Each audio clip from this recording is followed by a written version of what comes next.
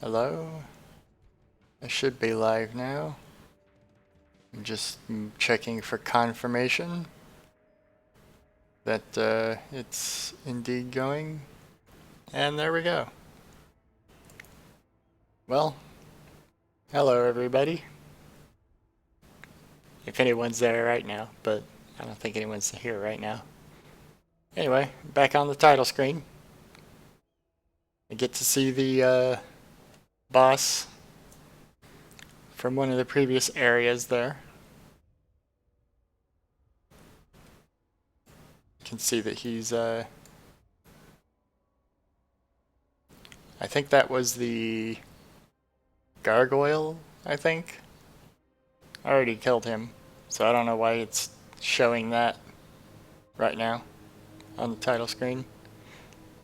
Must just be what they show for the general area. Well, I'm gonna move myself back in that corner.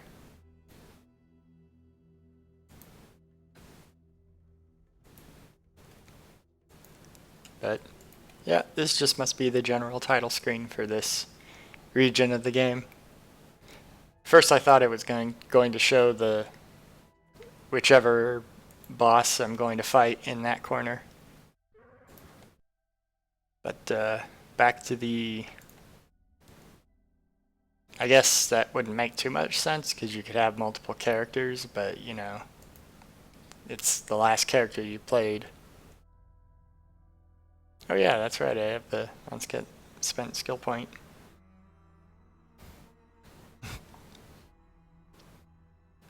I like that it shows that on this screen so that you can notice it right there. Gives you more of an opportunity to gives you more opportunities to not miss it. Let's see, what did I want to spend it on? My chain ability is maxed out, and so is the summon. And I guess maybe I'll spend it on what? I'll spend it on the health thing. That seems to have kept me alive pretty well so far, so may as well make it better.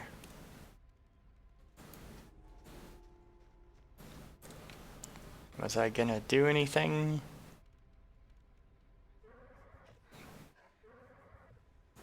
I guess I could identify the belt.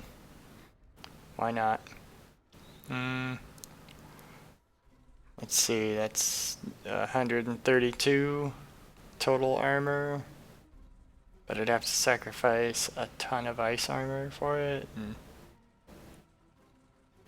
I guess I probably want to keep the belt I have.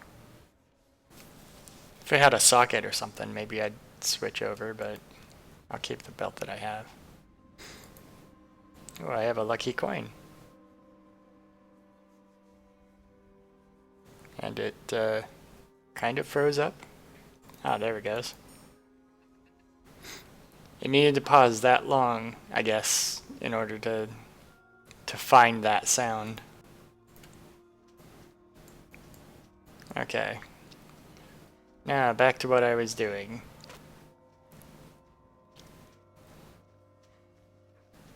I was running around here. Someone's up here. Oh, that's right. Zerfi and Ezra here were one people. Oh, he was their king.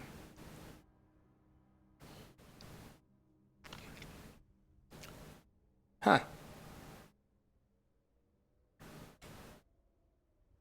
Oh wow, he's giving me a whole story about how they got split up. It just shows that I need to talk to these guys more than once so they actually give me the exposition that they should have. I mean, they cut straight to the point, you know. Go get me the thingy. And then they tell you only after, why they want the thingy, after they've told it to you. I think that's probably a really good I think that's probably a really good game design thing that they do that. Like, I've noticed all the NPCs They don't provide this to you up front. They just, yeah, they just tell you what to do instead of, do this. Like any other game, they would give you this long explanation first, and then after that they'd give you the thing to go get. Like, you're reading an actual book. Because, like, in an actual story or a movie, that's the order you do things. But this is a game, and the only thing your character does is run around murdering people, so, you don't really need extra motivation for that. You just need to know what you need to go murder people to get. But anyway, they were one people, and then they split apart, seeking different paths to immortality. And okay, he was petty, and when he lost control of the Vault of Souls, he made it unreachable for the people that rebelled against him. And so they... Okay, so he's kind of confirming that this was once a sea. That makes sense with all the boats wreckage that's out here. I mean, the boats are all made of like wood and stuff, so it doesn't make a whole lot of sense that they're still here, but he's implying this area was once a sea.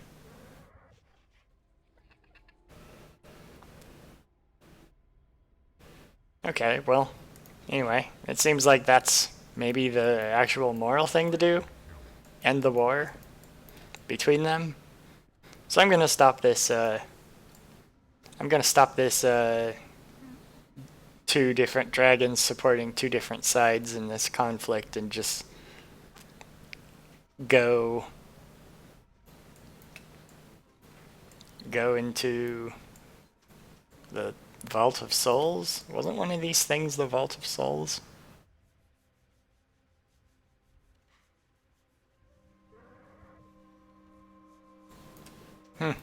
I guess the waypoints for it are in this area. I don't have to go to the Vault of Souls. Or he's saying he needs these to get to the Vault of Souls. I don't know what it is he's doing in particular. Oh. Okay, that's called Vaults of Chaos, not Vault of Souls. I don't think the Vaults of Chaos were a place anybody told me to go. That's kind of weird. Oh, these things. Okay.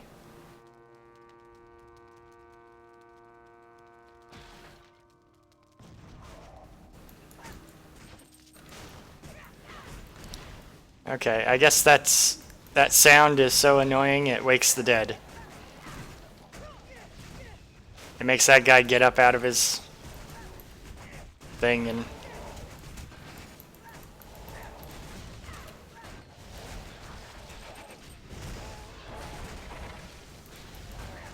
I should use my longer term enchantments and my summon. But I forgot about them.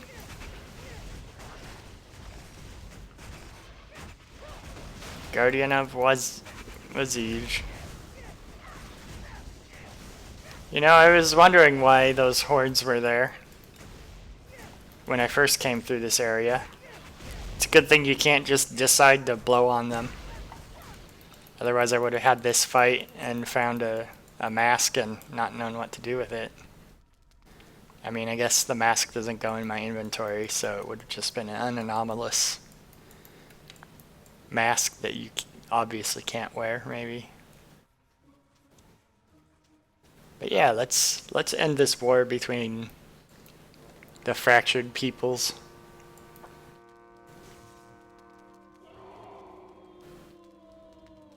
I guess I didn't need to summon him right then. Guardian of Kings.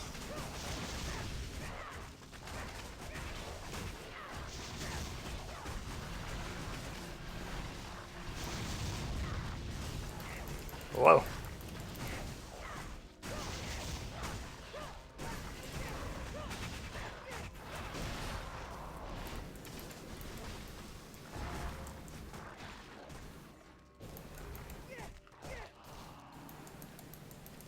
Okay, that one almost defeated me. And where's the third one?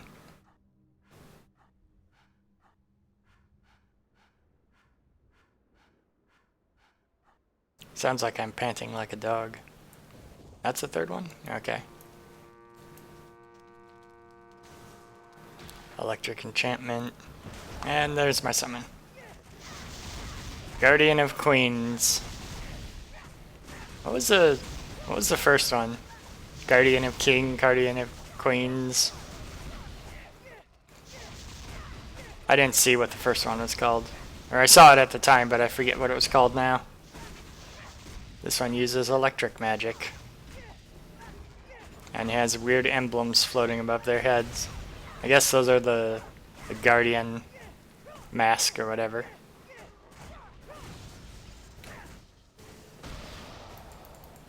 Oh. There we go.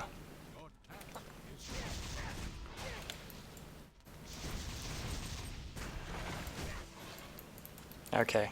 I meant to use that on the boss, but I forgot to. I'll figure this out eventually.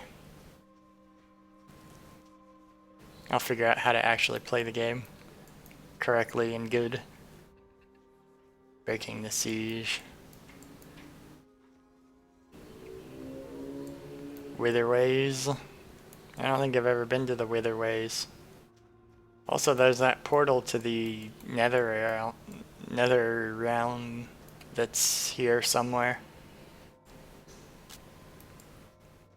That I thought the genie was going to send me through, but they never did. They just opened up other portals to places.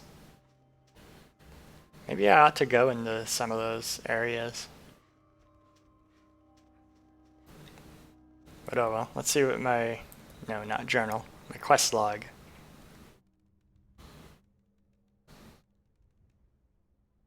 Mask of Queens.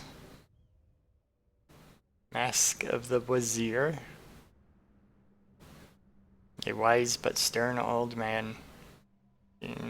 Well, they could use wizard. It's not like that's copywritten, but I guess that wouldn't be fantasy-ish enough if they just called it the normal thing. The normal thing that it is. But yes. I'll give you the masks. Why not?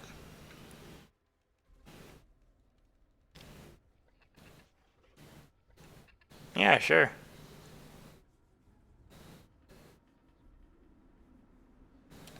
Yeah, sure. Why not?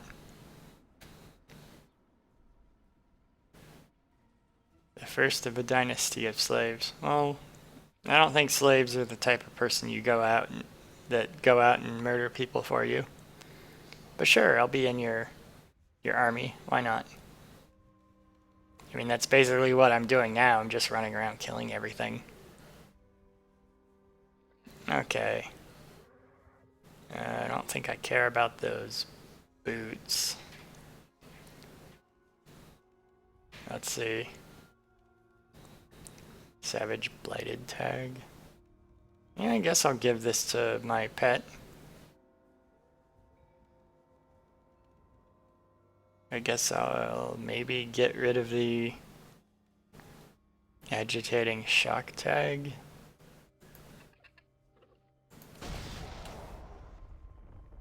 He exploded?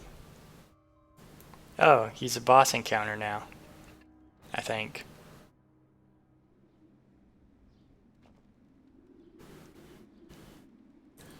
It is weird that he exploded, though. Kind of didn't expect that. I mean, you know. Maybe that's what that monologue's supposed to be. It's supposed to motivate me to go chase him and kill him. I mean, I guess I will, because it gives me the option to kill him, so I may as well. That's what Liali is all about. Murdering is just what she does. Although I guess some people kind of deserve it more than others. I mean, he kind of gave me a justification for why I should kill him.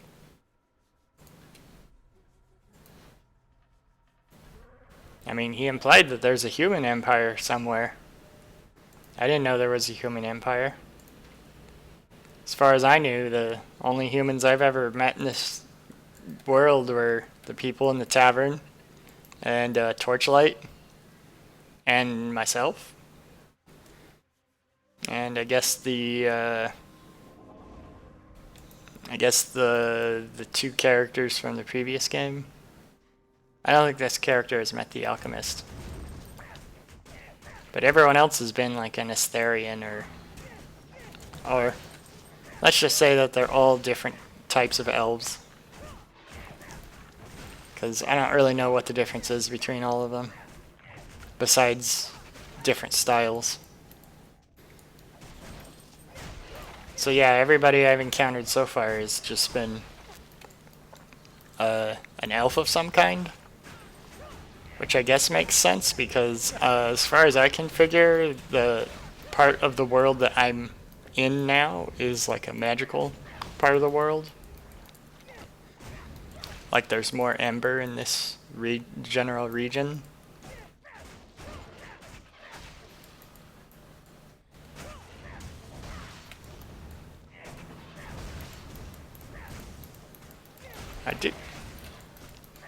I do wonder when I'll go back to Torchlight and, you know, wander around the ruins of it. Because that seems like it's something that would be inevitable, considering that the game is named Torchlight. And I guess the opening scene takes place there. But I know there's a third Torchlight game, so, you know, if the story kind of moves on from Torchlight, it'd be kind of funny that the game's still called Torchlight, but I kind of get the feeling that Torchlight might be the last area I go to. There might be a reason to go back there. Just a vague feeling. Maybe my character. Well, I don't think they'd have any way to know that. There'd be no hints at all that you would ever go back there, because the only thing that happened was it got destroyed, as far as the character knows. But, you know, that's what's going on. Anyway, I guess this Ezra here and whatever the other group was called, I guess they are an evil elf faction? Kind of?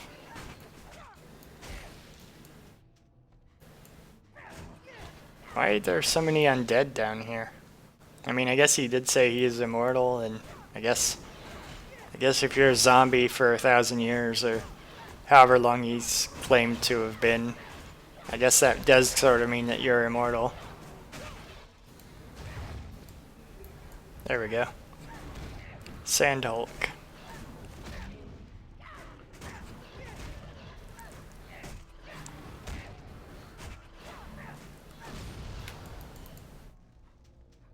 Okay.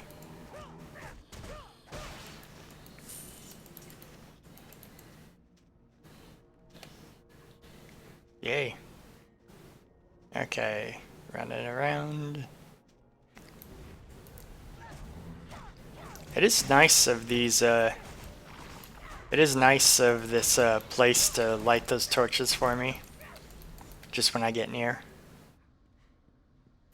Well, not those braziers, but like these magical light sources.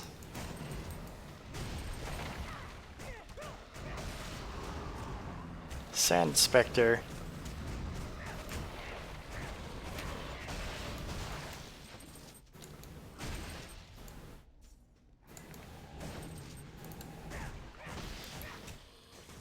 Okay. Yes, time to run around in here.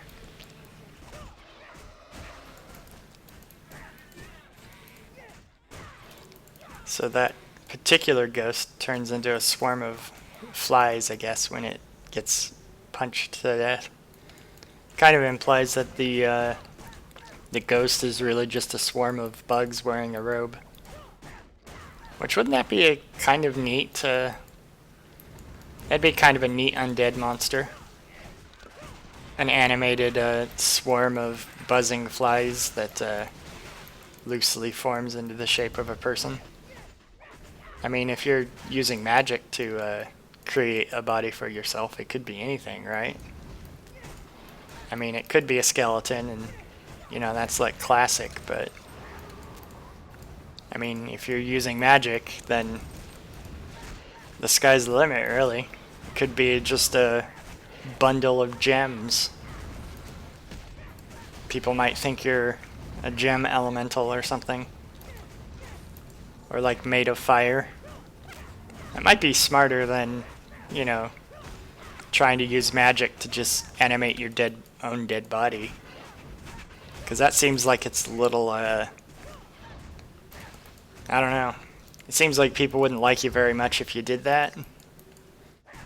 And I guess people probably wouldn't like you too much if you're made of fire, but they'd probably be a little more accepting if you were made of fire rather than made of, like, dead flesh that you've made move.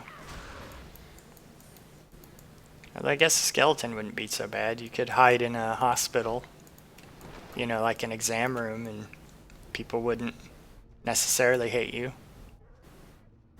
You just need to have, like, a hat rack next to you, and people just assume that you're a medical demonstration skeleton. That wouldn't be so bad. But I mean, those aren't your only choices, you know, fire, bugs, or skeleton. You could just have anything. You'd just be a bundle of fabrics. That would be fairly neutral, right? You just have a bundle of coats that are all wrapped up around each other and, you know, piled up together. That would be pretty inoffensive to people. They might think you're a little weird, but it'd be inoffensive. I don't know how you talk like that, though.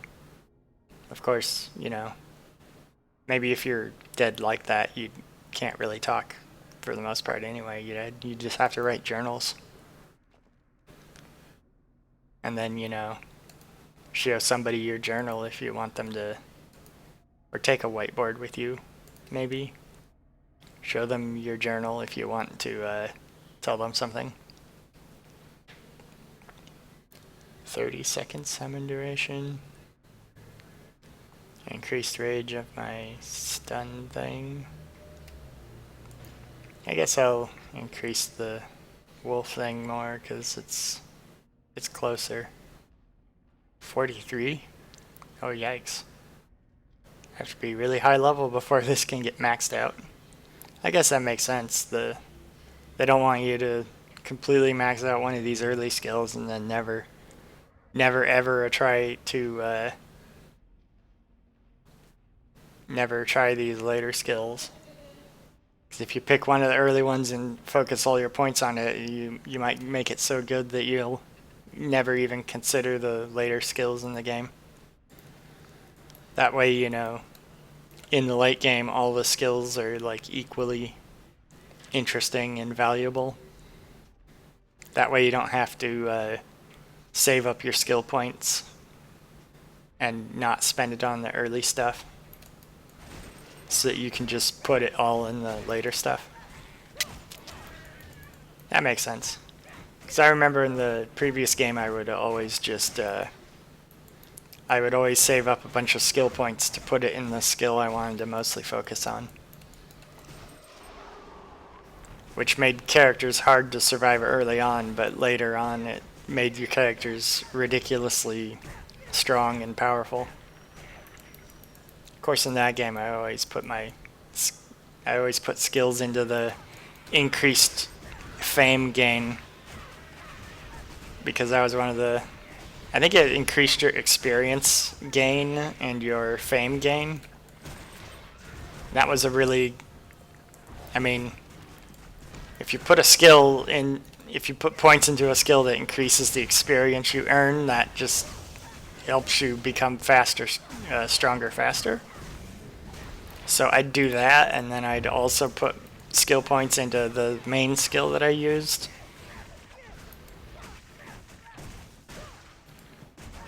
So I think this is a better way to go about it in general.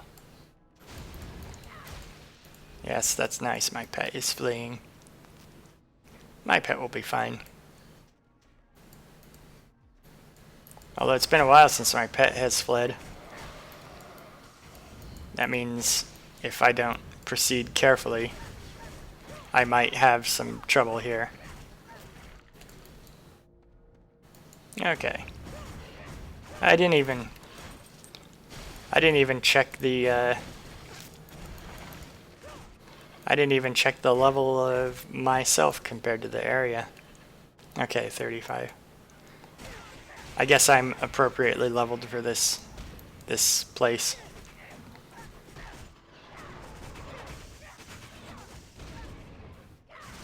Okay.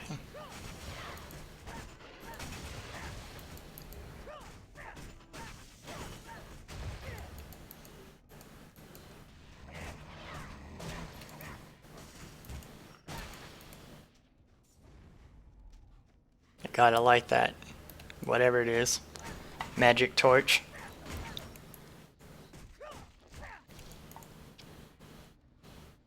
So are those things bursting to life when I come near, or am I like doing something to them?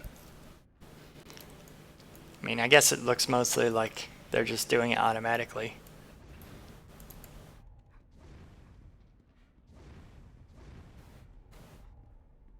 Okay. Well, this is the boss arena.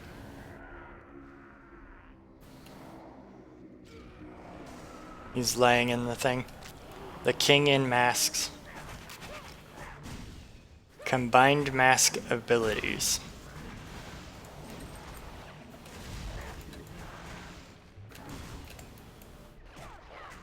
What is that? Fire, poison, and... Well, no, one of them was electricity. I was gonna say fire, poison, and ice. But I do remember one was electricity. I guess maybe that's electricity, ice, and fire. Even though that looks kind of greenish. It must be yellow.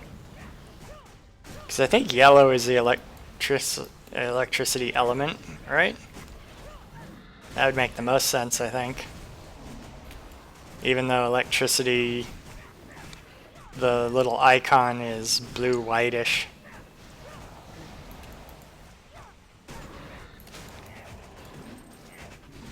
This guy's teleportation isn't helping him very much.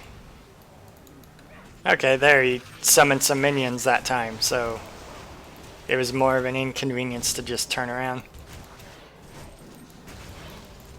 I was frozen for a little bit there.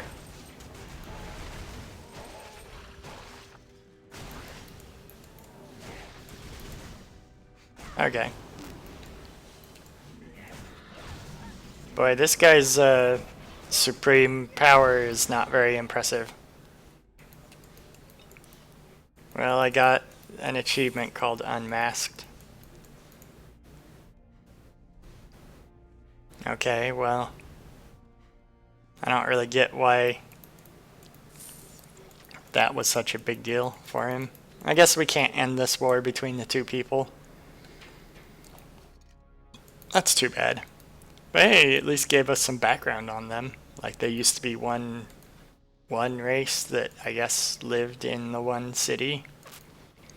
And I guess they took different routes to try to achieve immortality. And I guess it didn't work really well for either of them because I think they're all killable. So whatever attempt at immortality they made must have not worked. Anyway, I think there's extra places I can go that the game isn't telling me in particular to go, and no NPC is telling me to go there.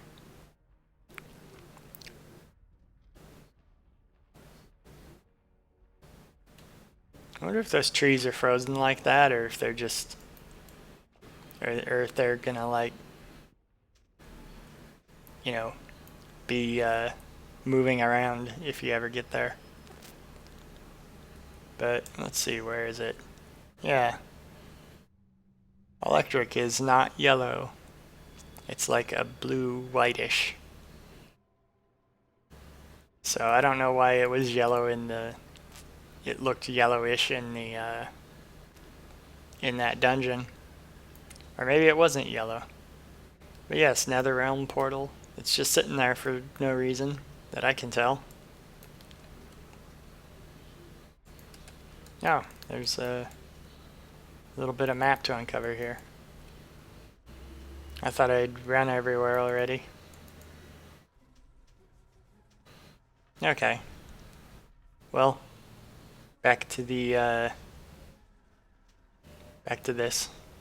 I guess I'll run through the Netherrealm portal. I can tell that it's going to be appropriately leveled for me. That's awfully nice of, I guess, hell. If it's supposed to be hell. I guess it's nice of it to label the level of danger that it has. Yeah, that's pretty neat. I like this environment background. It's got weird plants. One of them parasite pod things.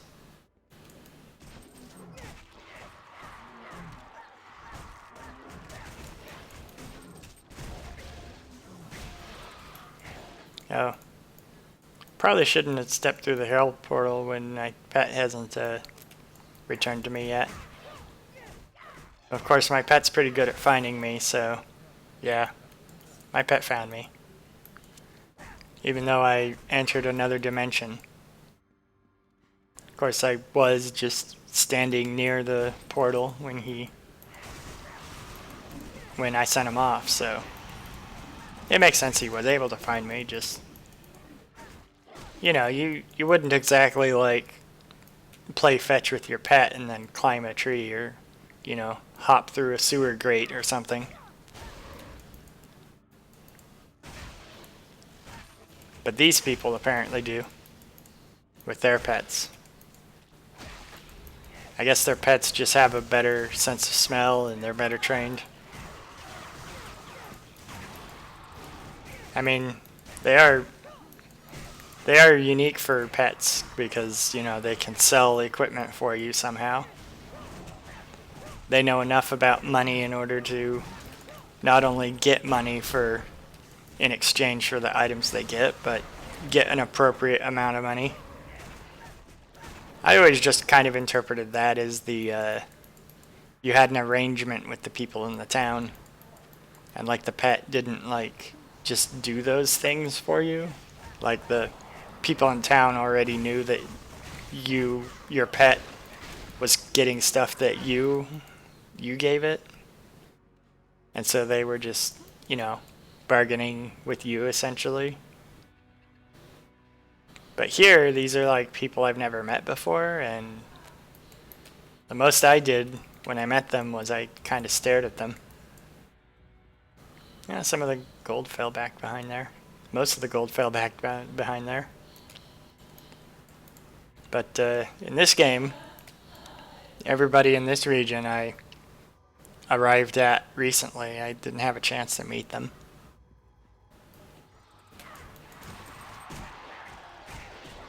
Netherrealm Widemaw. I like those manta rays. Okay.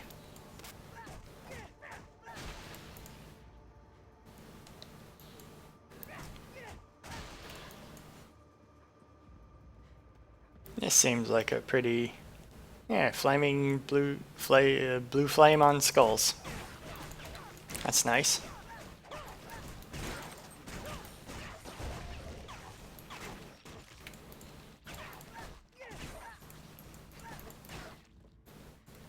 Oh, that guy's down below. I can't reach him.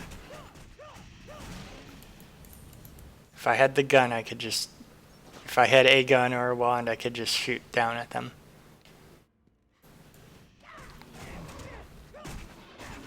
Okay. But luckily, my character is a up close and personal character that just likes to punch everything.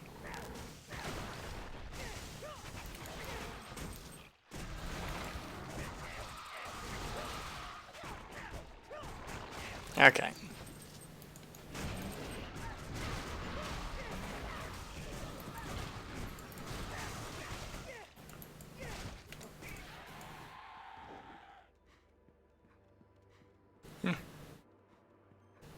This is a pretty neat connecting path.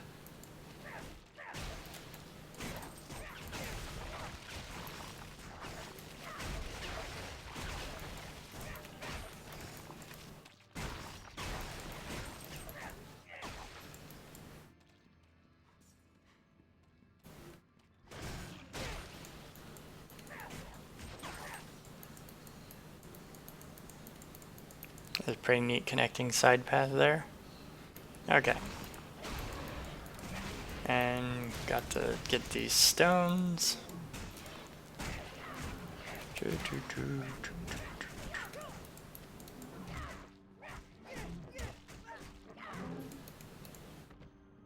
Okay. That's a very weird looking tree. I think that's appropriately otherworldly enough for a place like this. Kind of reminds me of deep sea life, like the ladyfingers that exist. They're just a bunch of tubes with little brushes at the end. That like algae gets caught in the brushes, and then the brush like retracts into the tube so that the critter inside can eat the algae. Kind of reminds me of that, but you know, because if there was a bunch of bacteria and, you know, stuff in the air, like stuff like that would exist in the world, not just, you know, deep underneath the ocean. But there's just not enough stuff in the air in order for life to exist like that. But in this other environment that could be toxic, like stuff like that could exist up here. Like, I don't know what this environment's supposed to be, but I mean, that would be a perfectly logical explanation for why something like that could exist. I lost all my mana.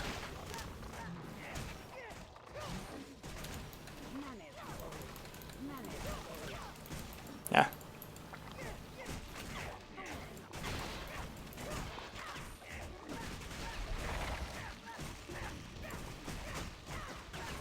I don't know what's draining my mana, but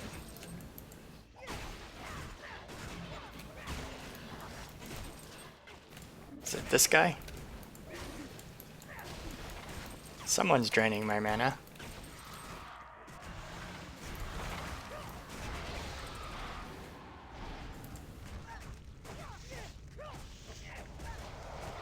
Oh, that guy's called a Spellbreaker, so I'm gonna assume it was him. So I think there was another guy that looked like that where I was. Oh, those Netherlings drain mana. That's it. I guess they were doing it and I didn't notice it before. Maybe I didn't fight so many all at once.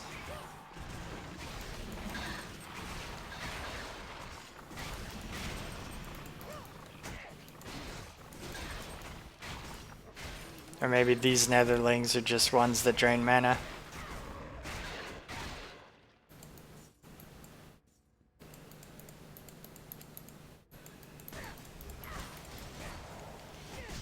Goblin Kicker. That's not a very intimidating name for a demon. I mean, these things are supposed to be demons, I think. You know, just not in complete name, just like Demon Light.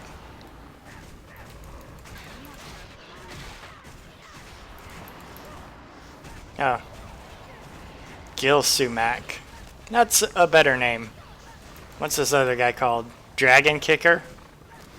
So, to get the fearsome might of a goblin kicker, you need to be a Gilsamac and a dragon kicker. That doesn't seem like a much of an upgrade. I mean, I guess if I was known as dragon kicker, I probably wouldn't necessarily think that's a great name to have, because it's not like that makes you sound smart. I mean, maybe it makes you sound intimidating, but that seems more like that makes you seem more like a nickname for idiot than, something that's intimidating. At least Goblin Kicker seems like it's maybe a name that you would earn because you've performed some feat of strength. You've fought a bunch of goblins. But Dragon Kicker seems more like that person's an idiot. They just go around kicking dragons to get them all annoyed at them. Even though fundamentally the actions are the same, it's just that the names make them sound different. Or, the thing that they're kicking makes them actually sound like you have different reactions to it. Which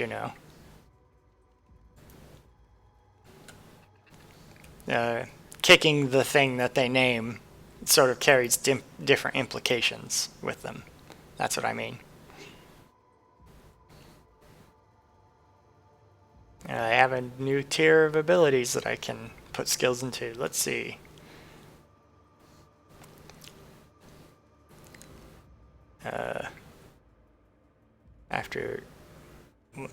Okay, so I punch them and then they explode after a brief delay and knock them back. That seems pretty neat.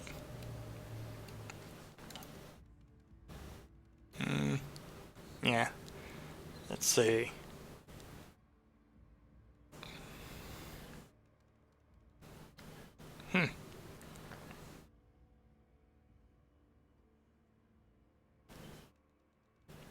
That seems like a pretty neat ability too.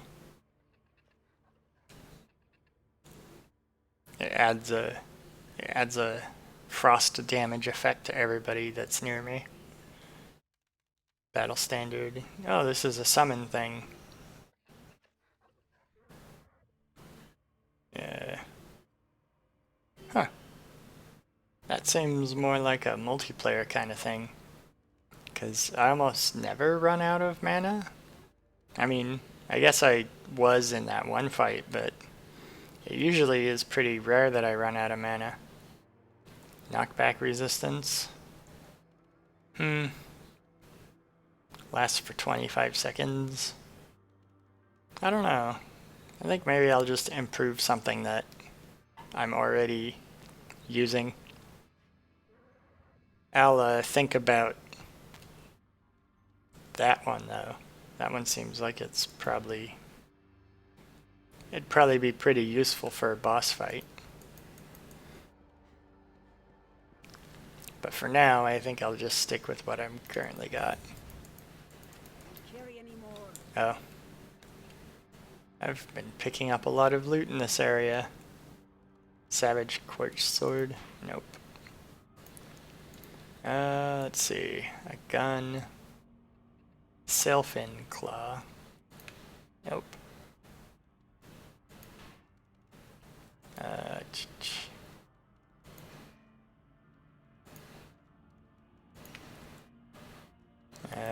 Kind of choosing which of these to look at randomly. Some of these are not enchanted, they're just regular pieces of gear. Well, in any game like this, it kind of helps to have a mix of loot that's just trash loot, that you don't care about at all. or that you have no possibility of caring about, and loot that's, you know, potentially worthwhile and then definitely worthwhile. Hey, a dog bone tag. Frozen pet marker. I think I'll keep the elemental ones. The elemental armor ones rather than the physical armor ones that does elemental damage.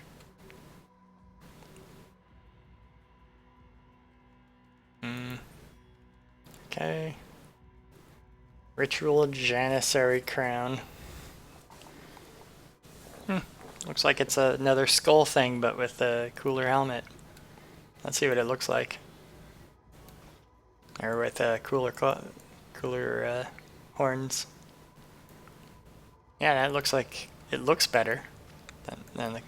Well, I don't know. The current one seems like it fits more with my overall appearance. But I like the horns of this one better. Even though it kind of doesn't really, it clashes with everything else I'm wearing. Not too bad, but a little. Okay, let's see what this is anyway. Okay, I'm not going to focus on the 12 vitality because I'll just swap it to the new one if I like it. But, increase poison damage and cast speed. I don't think I care about that. Too bad it... Oh, it looks like it's probably for somebody that's a caster to use.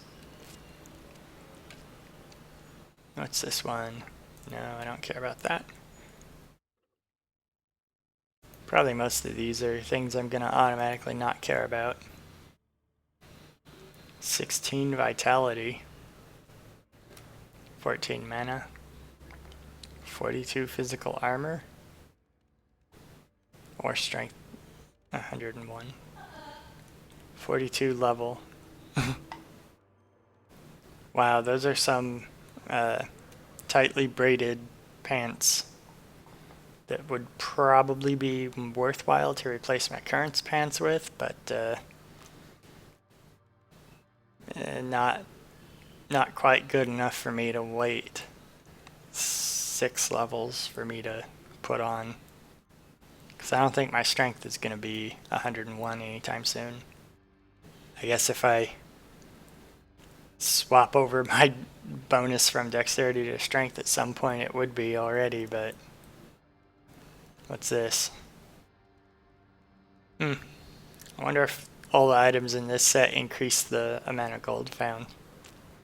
That would be funny if some set just has as its overall accumulated bonus something like 200% gold found.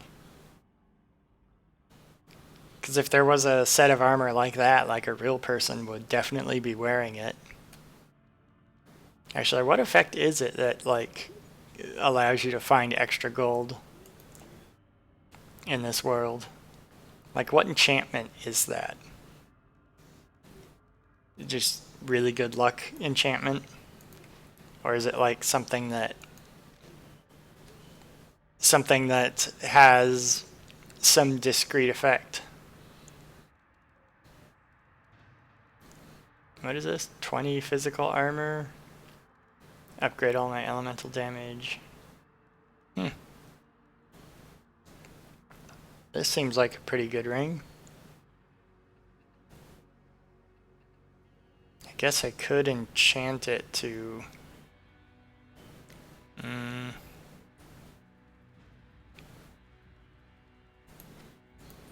think I'll keep that for now. I'll return to town soon and enchant it, and then figure out if I want to replace one of my current rings with it. I might just do that after this boss. But yeah, like, what is the enchantment that makes it so that you find more gold? Is it a luck enchantment, or like, it must be some kind of luck force that exists in this world. I don't know if that makes much sense, though. you know, there being a luck in this world. Yeah, it's a big carnivorous ground plant with a big old mouth.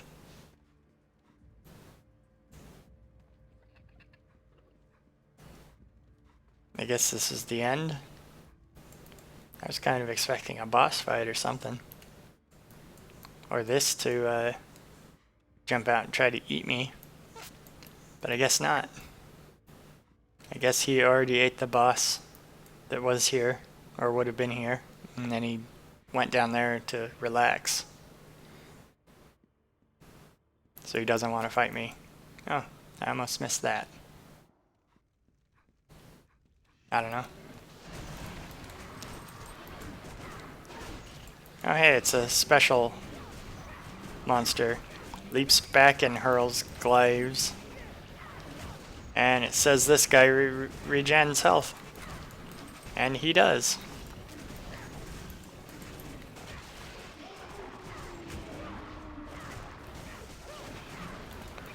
Okay.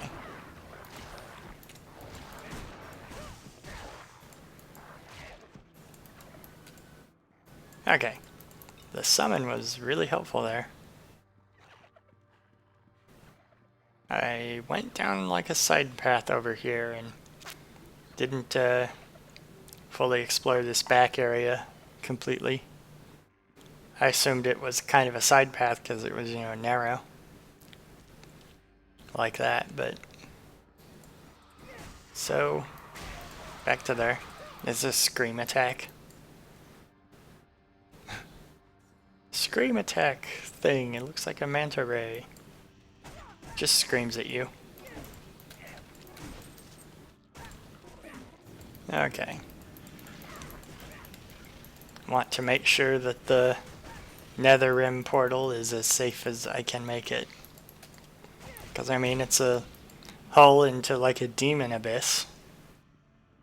You know, it seems like it's probably not a good thing to just leave randomly open. Plus, there's more people for Liali to kill. And, you know, she always wants to find more excuses or things to kill.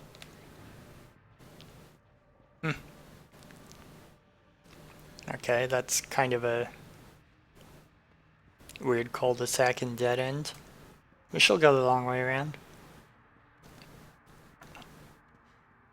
Cross this bridge. Oh. Oh, this place is a bit of a... This place has an interesting look to it.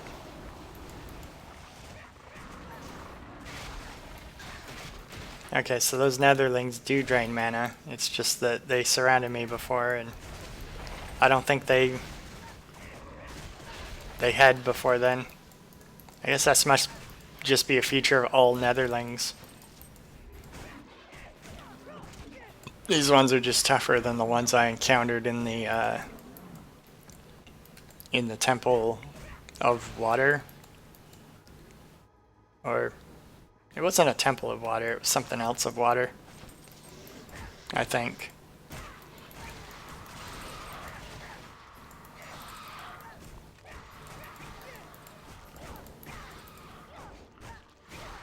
But yeah, it's an aquatic thing. That's something that's nice about like otherworldly things.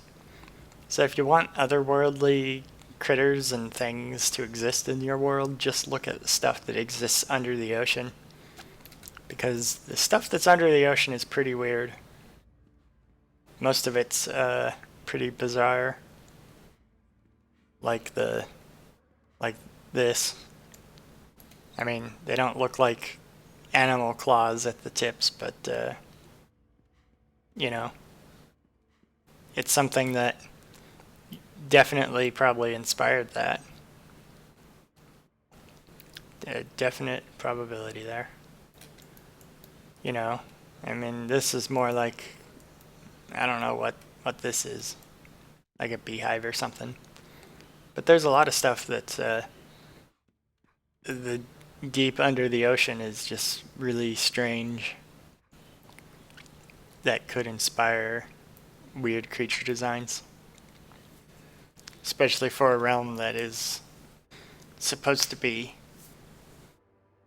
extremely bizarre. Anyway, I went into that portal for no reason. Maybe somebody later will tell me to go there, and I'll pretend that I did.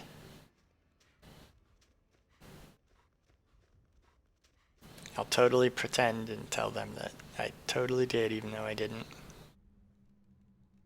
Shadow of the Scar returned to Zarifash. Oh, that's right. The person wanted me to do something for him. I'll just do that now. Wait.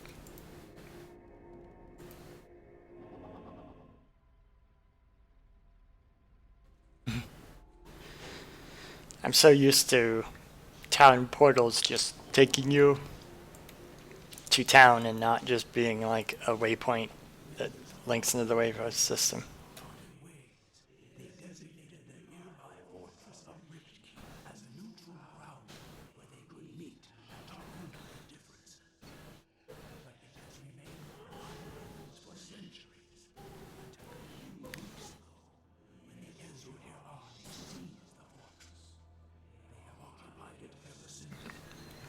Oh, okay.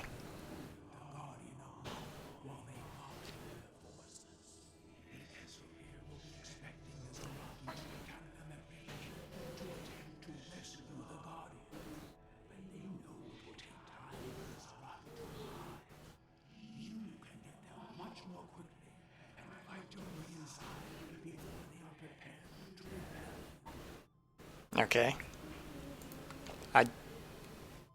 Is that something you told me before? I guess you did tell me that before and I wasn't paying attention. But yeah, that person implied they were once one people. Okay. There it is.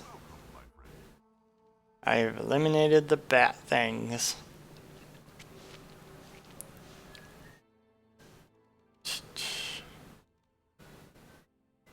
Purchase rare items.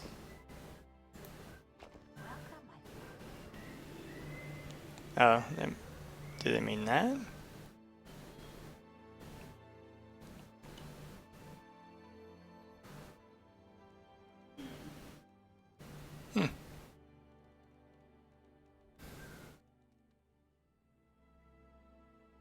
Yeah, I'll... Wait. I already have some spells. Heal self. Heals the caster. Well, I have 2 of them, so I'll give one to my pet. Okay. Dual wielding 2. Okay, I think I'm definitely using that.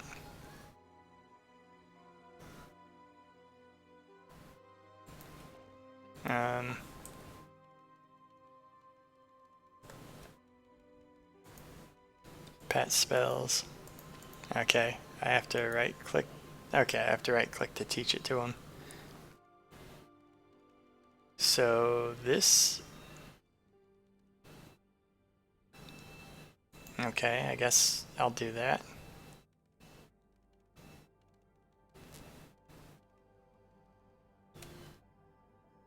Okay, this one is a duration and not an always thing. Oh, okay, that's nice. It tells me how much it is. 12% damage bonus. Seems like an obvious thing for me to use. Does this have a cooldown? Yeah, 30 seconds. I mean, I could teach him 2 versions of it. Doesn't say that I can't, I think. But I think I'll just teach him a different spell instead.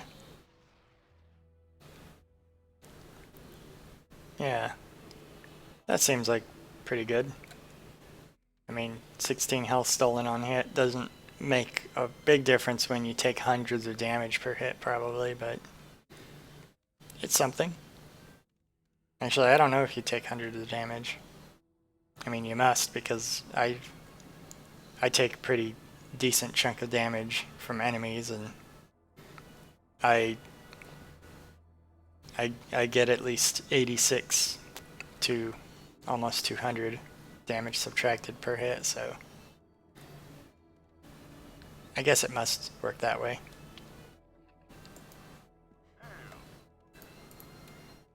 I don't know. I'll come back and get the mana spell if I have something left over. Actually, I should just sell stuff while I'm here. No, not hit the target dummy. Get rid of the wand. Wealthy linen skull cap. No. Poison ring. Okay. That seems like it's pretty good, but no.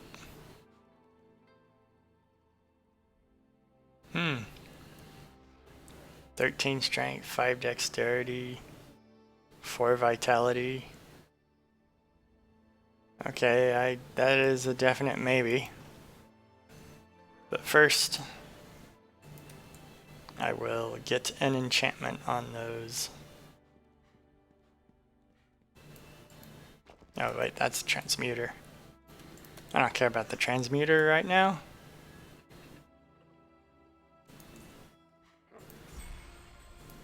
I'll enchant that twice. I think I have 2 enchantments on everything already.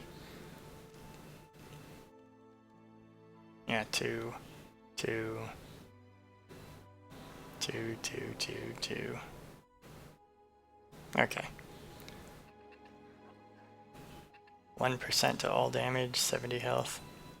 Yeah, I think I will replace something with this then. Mainly for that physical armor bonus. Although it is part of a set, so if I ever get the rest of that set, that will be nice. Well, here, I'll replace one, and then I'll look at how my elemental armors change as I equip one or the other. 186. Okay, so poison goes down by 5. Electric goes up by a bunch. Fire goes up by a pretty good amount, 20. Okay, and ice goes up. Okay, so if I have this one on, I only lose 5 poison, but everything else gets better. So I'm getting rid of the formal regent signet. That means that these ones no longer provide the slight attack speed boost. And yeah, that makes sense. Okay, now it's time to look at my helmet. 11 dexterity. Well, 15% to physical armor. This one increases my vitality. What is my physical armor? Oh wow. That's a 30-point difference, 35 points of difference.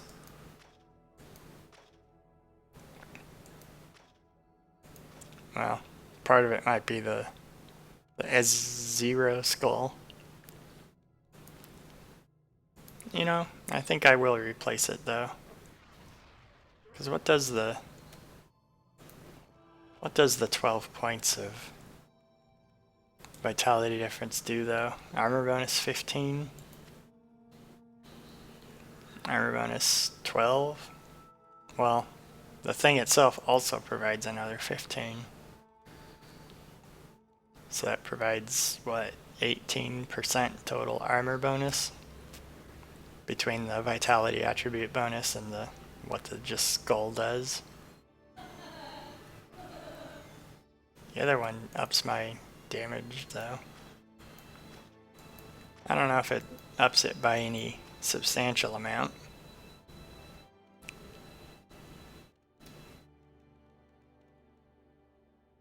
Crit and dodge.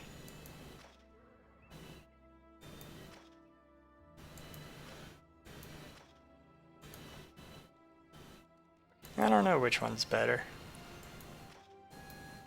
I kind of think that the new helm is better, but it's hard to say because well, I'll enchant it and see if it seems obviously more appealing. Because I got plenty of money at this point. 3% cast speed, more strength. Why are you healing yourself, Badger? Is it just because you can do it now, so you're just using it constantly? I guess you're happy that you have healing ability now. You just imagine giving spells to a dog or something.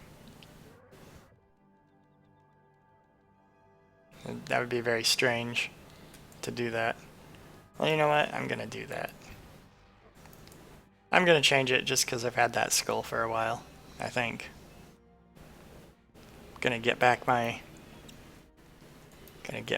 gem. Gem preservation. I got an achievement for that.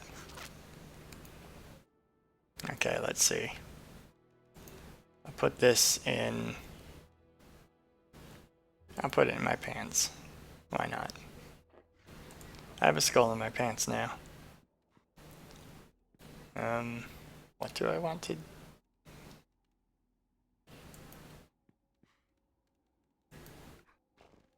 I'll put this in the shared stash. I'll just put all the coins in there.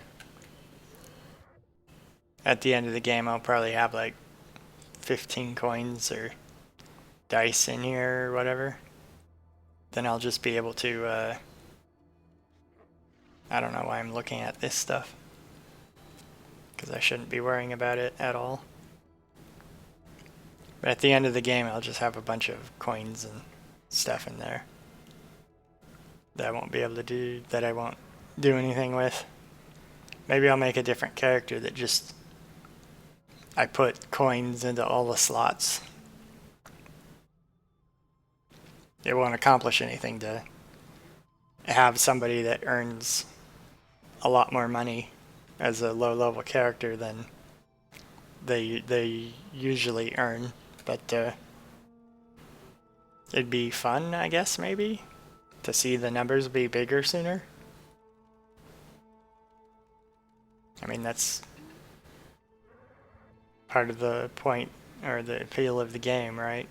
Is that you make the numbers get bigger, and that's the fun. Well, I'm gonna go buy that spell before I think of anything else. What else do you have? You have rings and stuff? A belt? Granite ring? Wait. That's a better granite ring than the one I've got. I guess that means I could replace the other thing too. Well, the other thing is generally better. Wait, if I have two of the same ring, does that count as two different pieces of the thing? I have to see if it is. What? Yeah, it does count as that. Well, I have two granite rings then, I guess. All my resistances go down if I do that. I mean, they're all still okay, but I regained some of the armor I lost from swapping out my helm.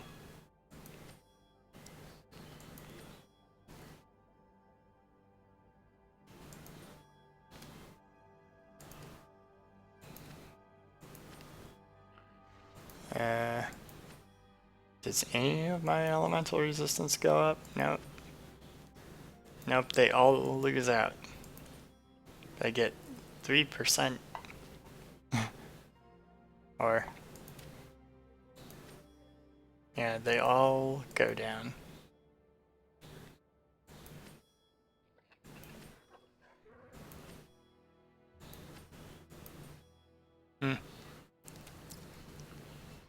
Wait, 190? Okay, poison goes up. I'm just clicking on this and losing track of which one's currently equipped. Fire, yeah, goes down. I guess electric goes, yeah, they all go down except physical armor is probably more important than elemental armor. Yeah, oh well. I'm gonna enchant this now. Enchant this granite ring. Why not? I don't know why I'm worrying about this to the extent that I am. 1% increase in gold. I don't care about that. Okay.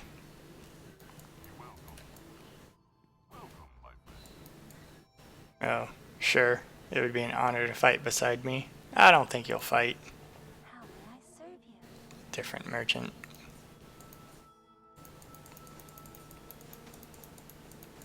Just so I'll have enough gold for whatever I end up doing.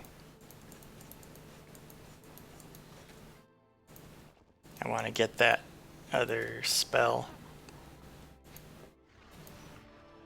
They have armor. Do they have weapons? Nope. They just have spells and whatever. Improve mana. Okay. No, it costs too much. Unless I can sell... Nope. Those aren't valuable. I guess I have tons of potions. But I don't have enough potions to sell like 3,000 worth of potions. 4,000. Okay, so I won't worry about that for now. I can't get that spell, but I did get better spells. Or a better spell. I don't really know if...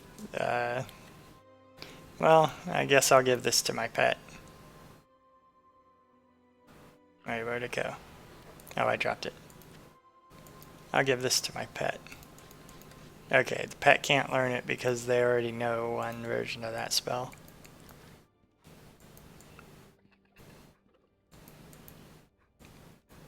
Okay, and now I'm done running around in here. Yeah, I turned in the quest.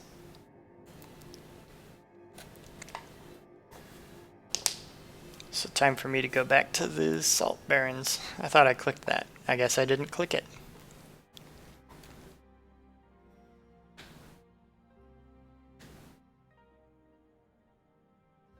Oh, that's interesting.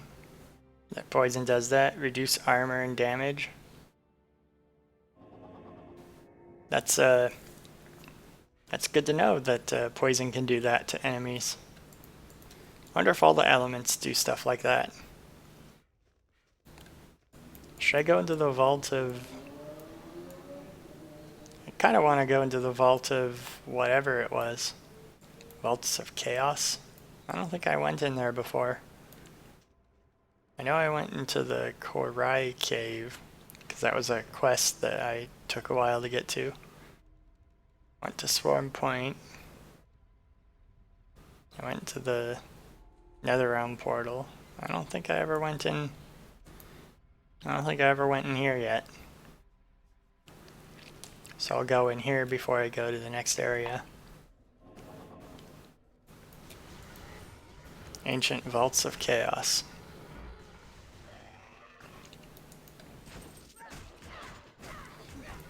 So what is this place? It looks like the fortress that the Ezrahir lived in. Or the Ezrahir's fortress, but there's a bunch of Tutara in here.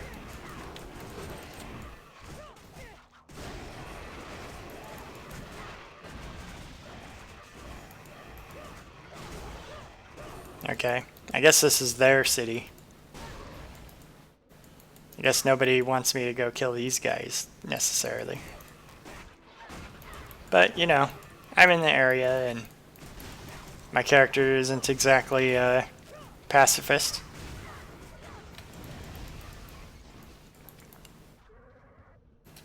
So, my character just wants to find random people to kill. So she'll run around and kill them all. Because they're just here. They've even got defensive cannons and guards.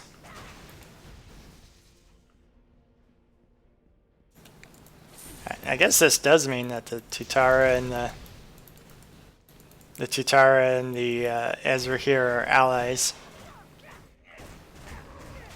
Seems more like those people are more the good guys, the Ezra here, because they have a more diverse coalition of allies.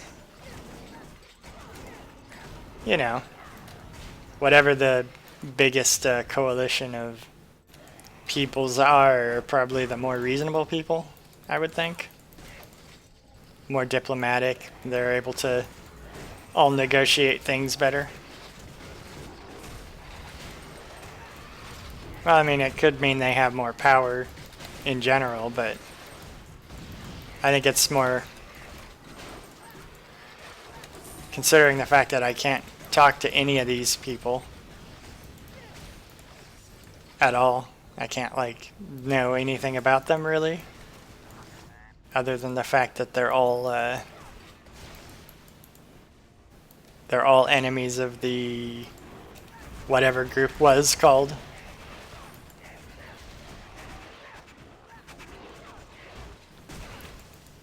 You know.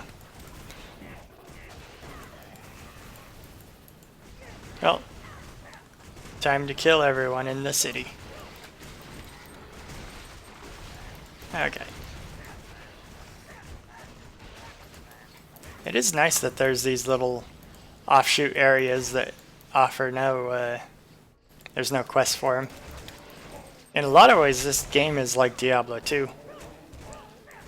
Like, in terms of what the story is. Because in Diablo 2, you spent the whole game going after the Wanderer, which was one of the characters from the first game. And the Wanderer was... It wasn't clear what they wanted. Like, I don't think it was ever... You never found, like, the Wanderer's journals, and they never got, like, any sort of... There was no description given to your character of, like, what's going on. The Wanderer was just running around, and there were monsters that were in the places that they were. And so you were trying to track them down because it seemed like they were up to no good, but it wasn't clear. They weren't trying to, like, cure magic cancer or anything. They were just wandering around, and goblins and other monsters just started to appear behind them. And then at the end of the game, you found out that the Diablo came back to life because they came from they took over the soul of the Wanderer and took over their body, and then they just became the new Diablo.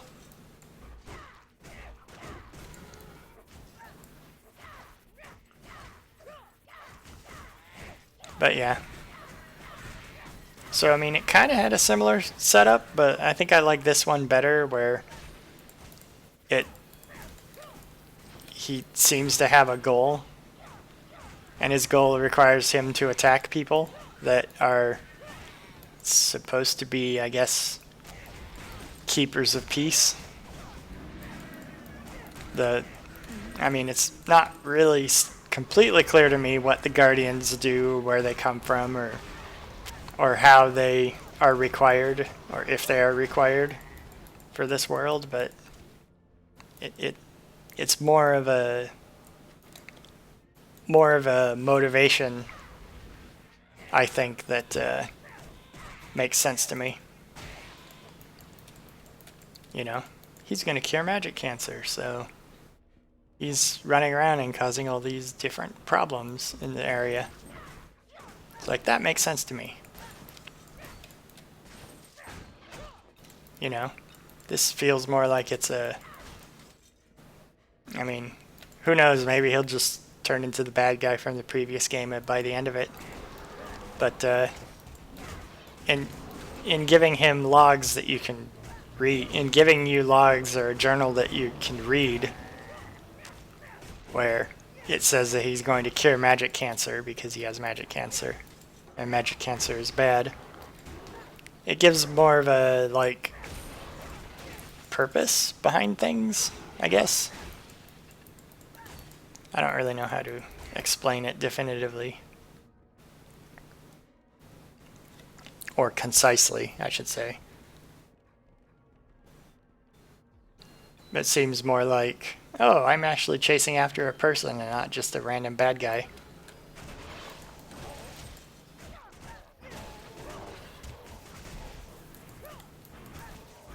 Of course, that's not too important because, at least not to Liali, because, I mean, she's here obliterating everybody that lives in this city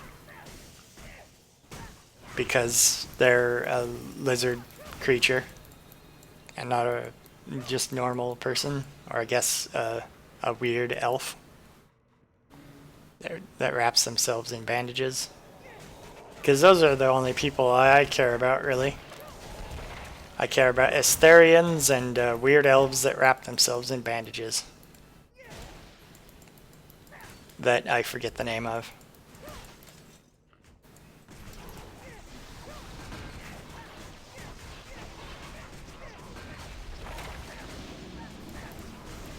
Okay.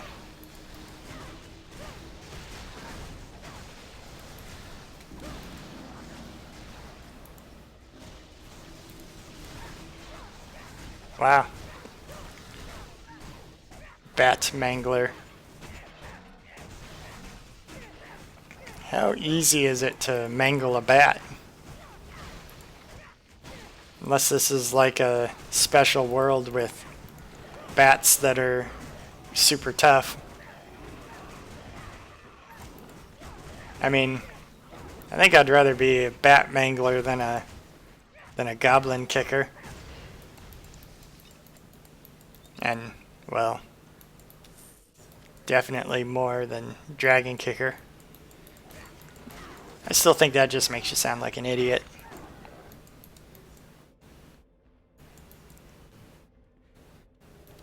Yeah, a chest. They're keeping all their gold in that chest. You know, and as much as this is a city, it doesn't seem like a very good one, because there's no living spaces. I mean, the previous place was the Air Temple or something. Or no, not Air Temple. It was the Mana Temple, or Mana thing. That's what it was called. So I don't really know if it was really a city or like some kind of shrine, or it was, I don't know, what would that be? What type of place would it be? You know, like some kind of semi-religious area. Semi-religious areas usually have like congregation spaces though, or like some kind of layout that serves a purpose. I don't really know what purpose any of this serves. It's some kind of fortification.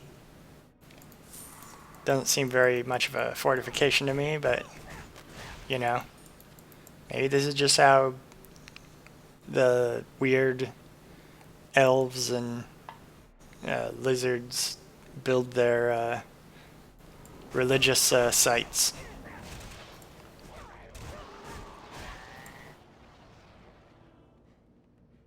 I guess that's probably it. I don't really know how this place... I mean, I guess this can sort of be like a congregation area, like a conference room, if there was a table set out for it. But there's like no tables or anything set out. It's just nothing really. Endless hallways that lead to cul-de-sacs and empty platforms that stare out over an endless abyss. I mean, that's what this whole chamber seems to be like. Those are some big chains.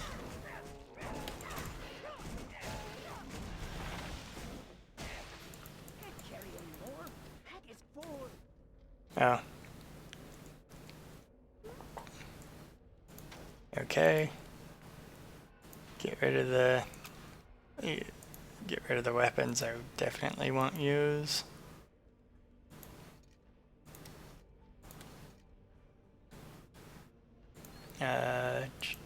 Axe.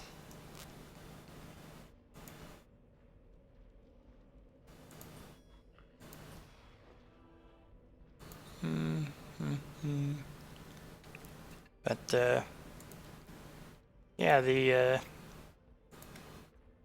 these chains on this bridge are just immense. They're pretty impressive looking, I think. I mean, I don't know what chains that size would serve, especially if they're, you know, hanging around like that. But you know, it looks kind of neat.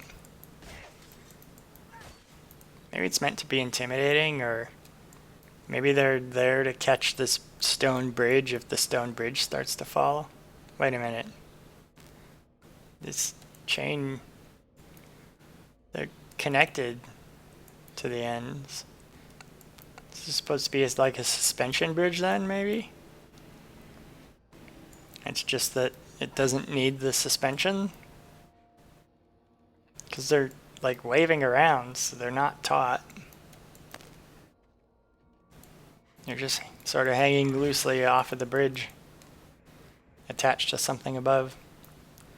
I guess it's just for structural integrity. But still, those chain links are just tremendous. They're not rusted over or anything either. They're just completely clean metal. They must be pretty well maintained then.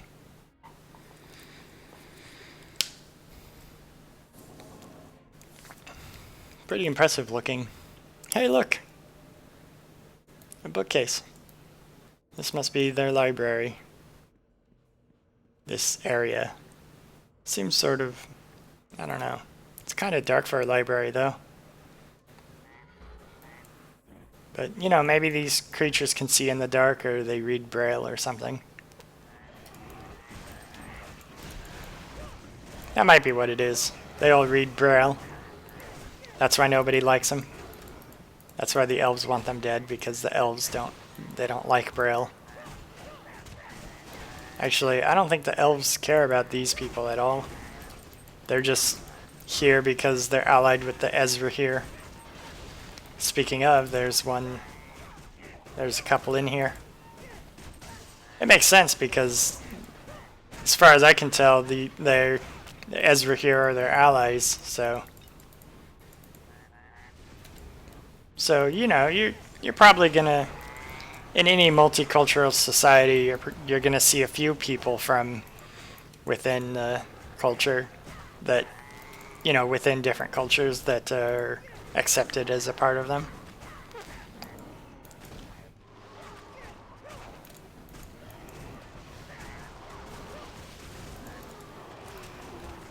Yeah. I did not mean to press that button, but it happens.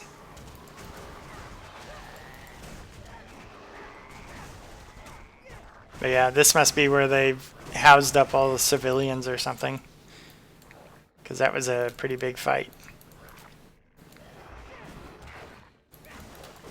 Okay.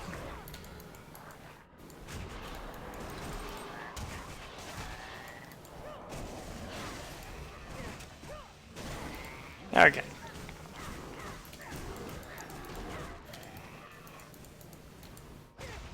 The alley is just here for all of the attacking.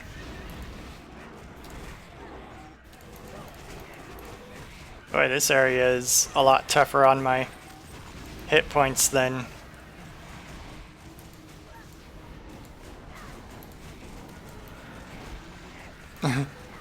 it's a lot tougher on my my armor and stuff than a lot of boss fights were. Like that last boss that I fought. The guy got all the masks and then he put them together and he was gonna gain ultimate power and conquer the world. Like that guy. I don't believe that, but this guy, that guy with all these defensive fortifications and tons of different critters trying to protect him, like this I can believe. There's even traps in the floor, bladed traps to protect him, mobile guns. Like this guy, I could see him conquering the world, even though he was just sort of minding his own business, and I came in here to fight him for no reason. This one seems more like it was more of a potential threat, I guess. I don't know. Seems kind of weird that the guy who threatened to conquer the world is easy compared to the people that were just minding their own business.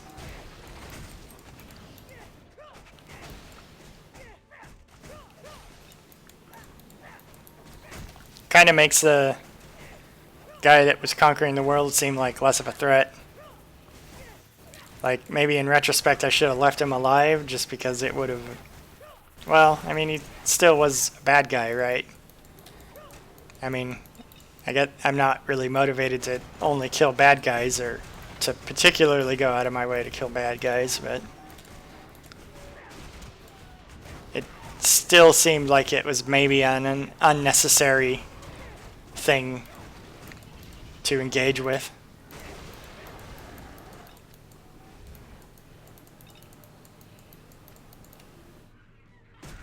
I should send my pet back to town.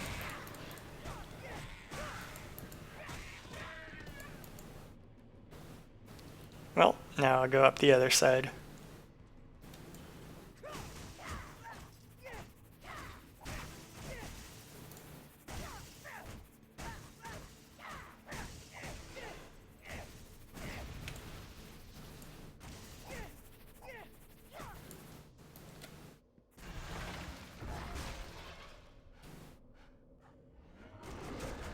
Oh, I leveled up and I haven't been doing anything about it. Oh well. I'll just finish this area here and then do my level up.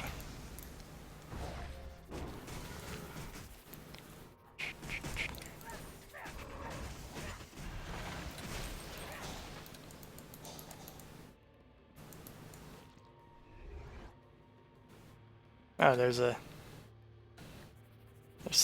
something down there.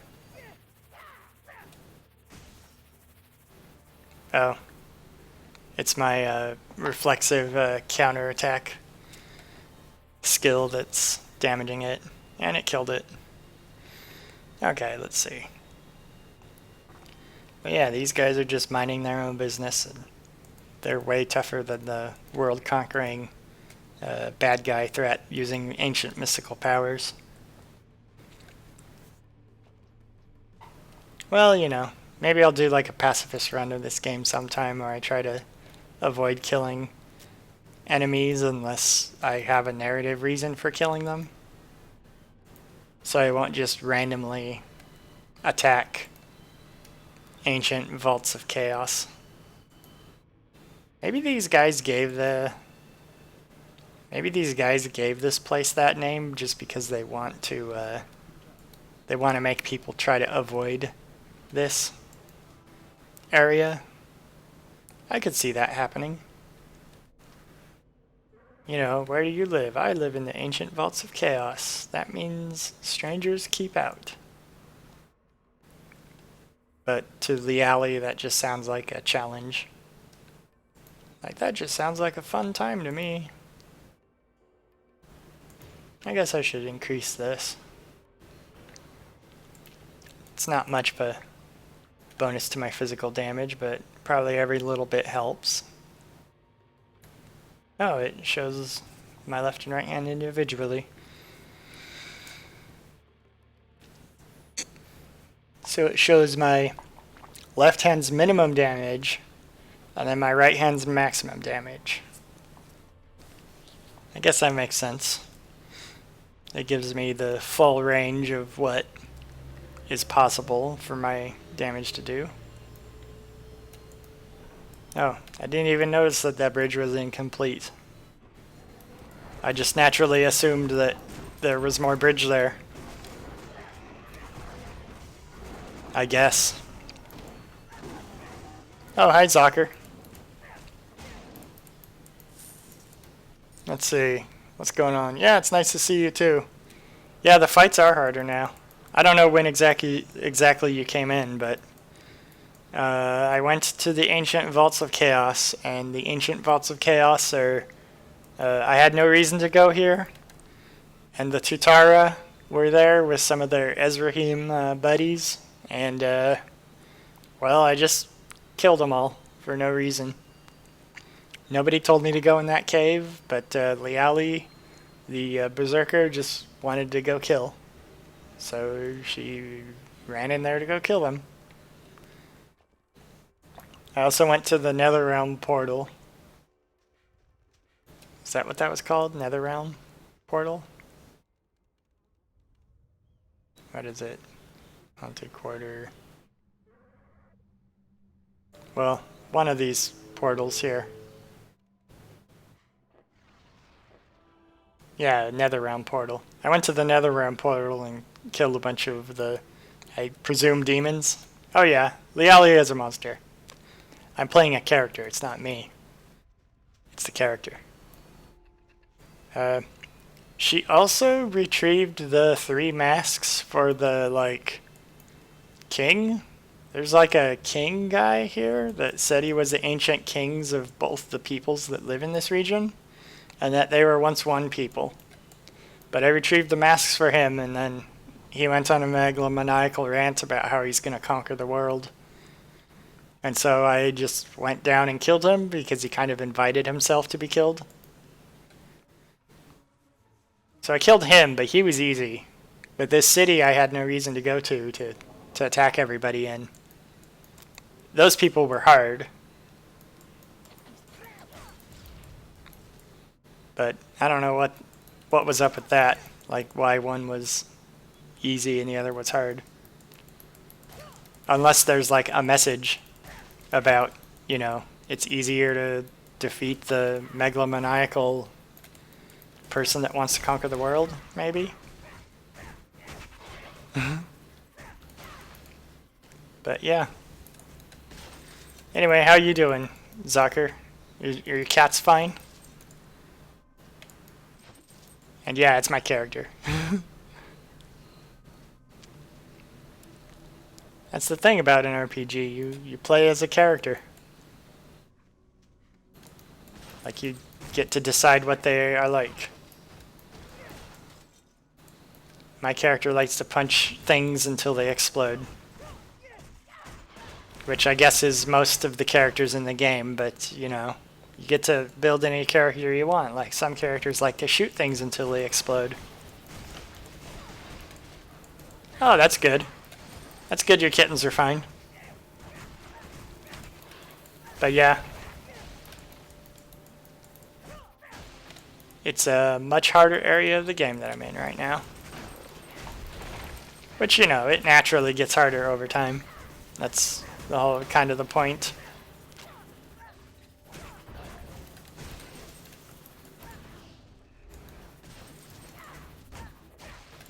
Ah, another skeleton hiding in an urn. That's just...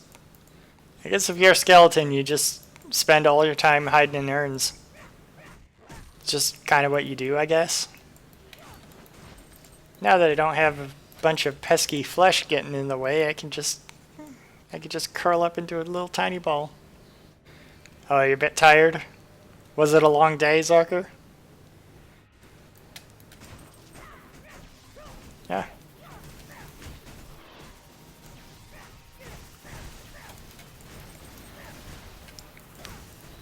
Do.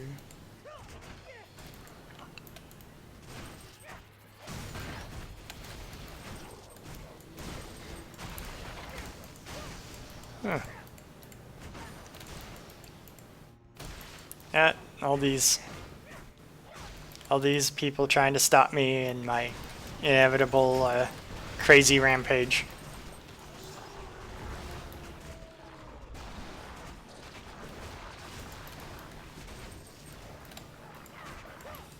Haha.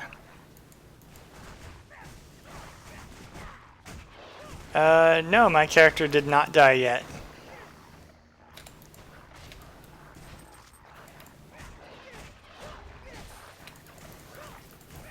I'm not playing on the hardcore, but I managed to survive so far. Still, without any death. But yeah, when I originally played hardcore,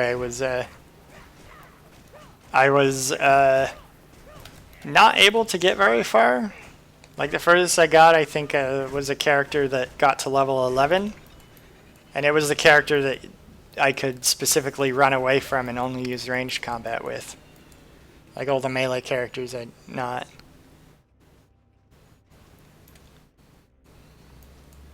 Yeah, I try to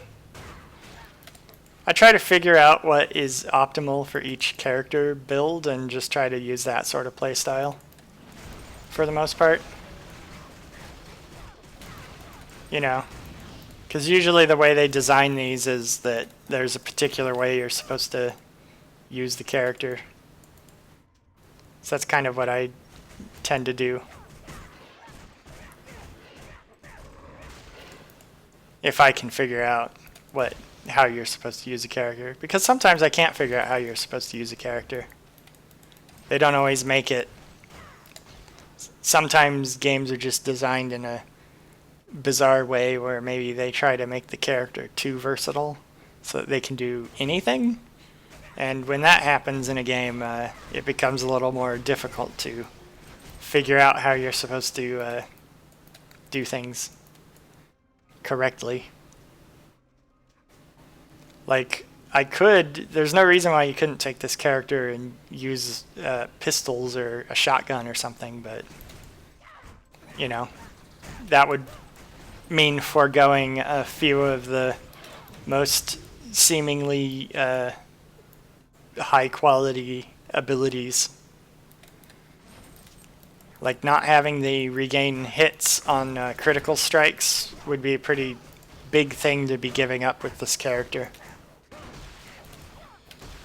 Because if you gave that up, then you'd have to like think about if you really want to be using dual wielding, or if you want to,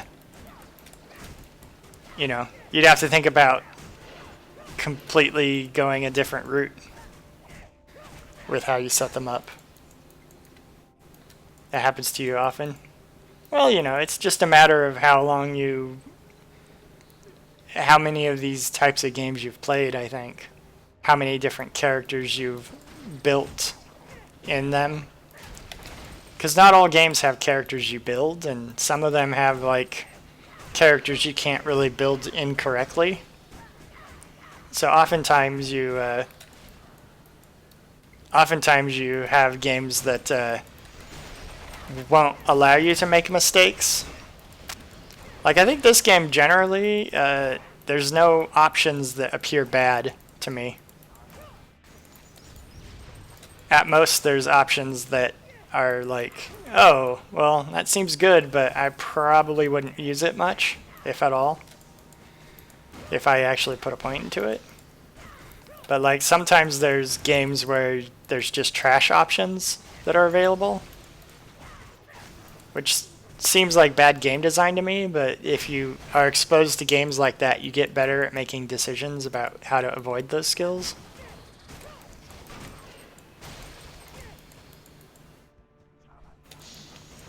But yeah, it's just something that takes a little bit of practice with. Sort of figuring out what the basic mechanics are. And I'm not very good at... I play a lot of roguelikes. Or not a lot, really, but I like playing roguelikes. And that sort of decision-making is most of what your character leveling is in roguelikes. Where you decide what you want to do, and you have to always decide, like, do I really want that skill? That sort of thing. Should this really be my focus, or should I just go a completely different route than what I was thinking? But I'm not really good at most roguelikes either. I like the simplified ones where you don't have to worry about food, primarily. Because that's the one thing about roguelikes that isn't very good, I think, is that the focus on food and survival, like where you have to manage food as a limited resource and you have to progress pretty deliberately. Yeah, I know the game Hades. I know of it, but I've never played it. I've heard from a lot of people that that's like a really good one. I'll probably play it eventually.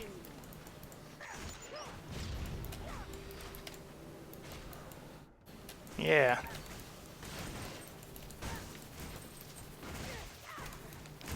Hades is also really good. Yeah, I've heard it's good. I might play it eventually, but it will probably be a little while before I get around to it. Okay. Gonna get rid of the weapons I know I won't use first. No, I'm not using a shield. Nope. Linen mitts. Wow, 26 vitality.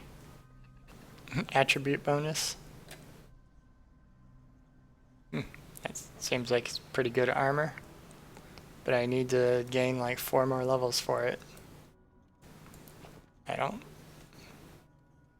Well, let's see. What's my current thing? Yeah, I might use it if I didn't have the... or if it had slots to use, but it doesn't, so... not gonna use that.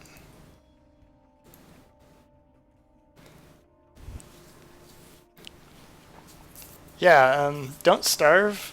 I've never played that, but I've seen it before, and it seems like it's pretty good, even though it has the food mechanic thing in it. It seems like maybe the food mechanic in Don't Starve is a little more forgiving than a lot of them I've seen. Even though you have to, cook the individual seeds at the fire in order to eat them to gain slightly more of your hunger meter.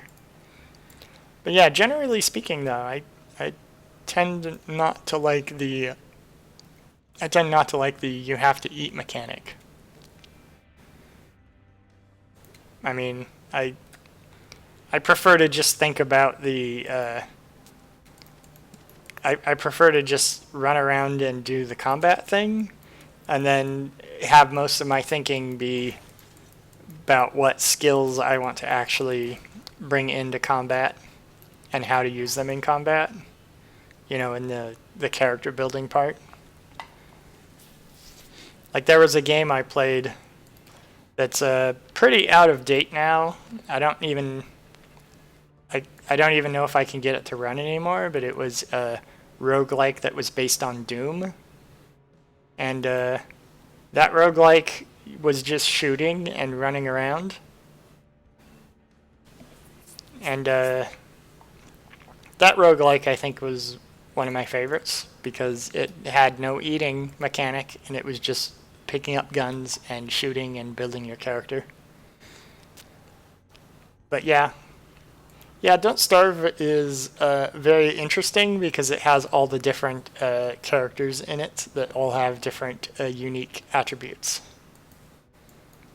I mean, I've not played it, but I have seen it being played a lot, so that's pretty good. Oh, it's a teleport thingy. So this will take me to the final boss of the area, I think. Or maybe not. Most of those teleporters take me just... Okay, I guess this is maybe a boss room? Yeah.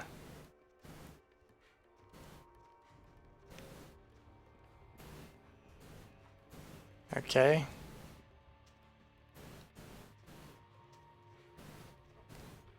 Huh.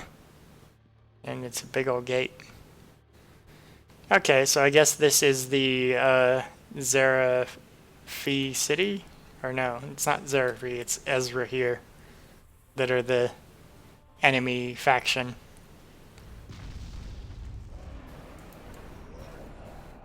Okay. Yeah, it's a big old robot centaur.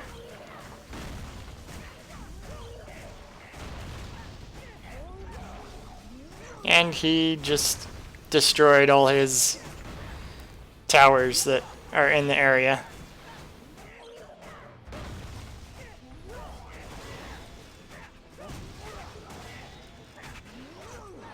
Okay. Well, he kind of destroyed his own things.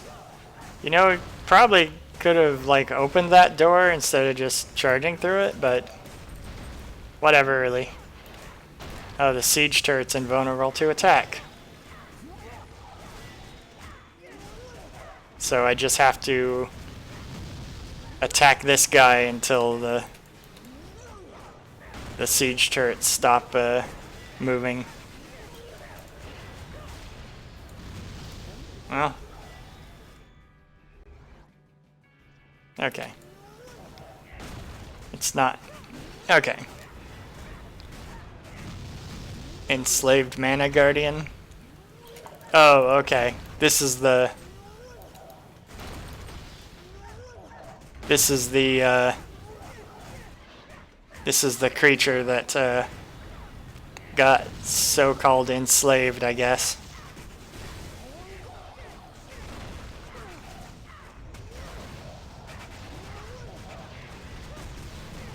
Wow, this is taking a while. But luckily I'm doing enough critical hits to keep getting my health back.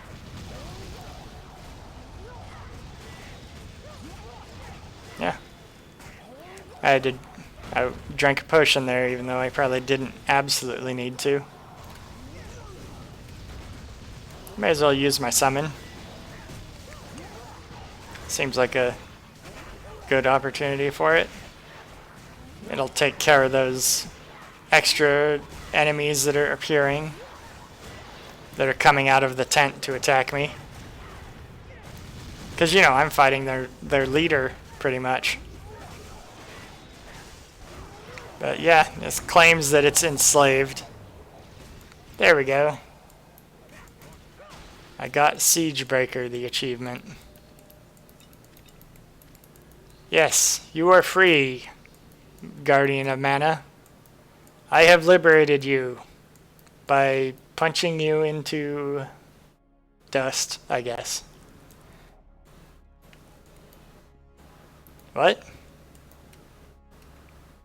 You're the Guardian of Mana? How come you're bigger than the other thing was? There's a treasure chest here. I can't grab it. Maybe it'll be openable in a moment here. Okay, you look like you're a little bit over-designed compared to the others. Like, I mean, I guess you look like you're magical.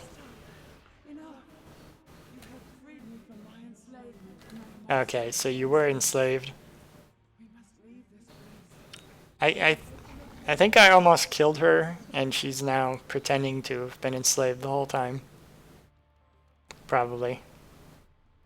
But what is that? That's like... kind of like this texture on the hair.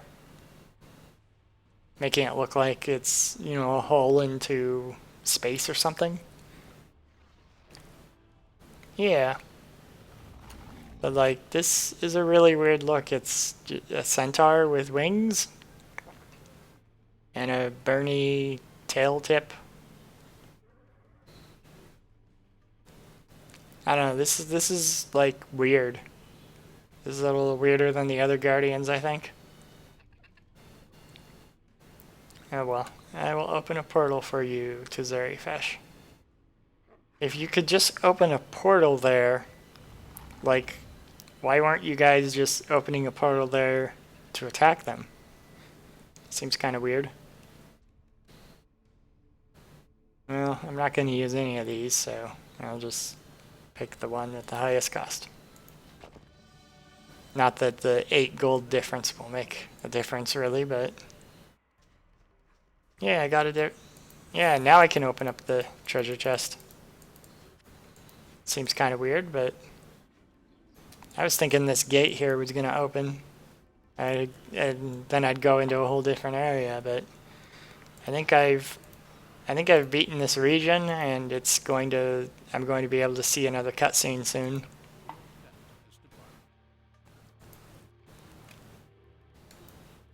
The siege is broken. I've got a level up to do, and I should have talked to her again, but I forgot. What's this guy say? Yeah, I did all the work.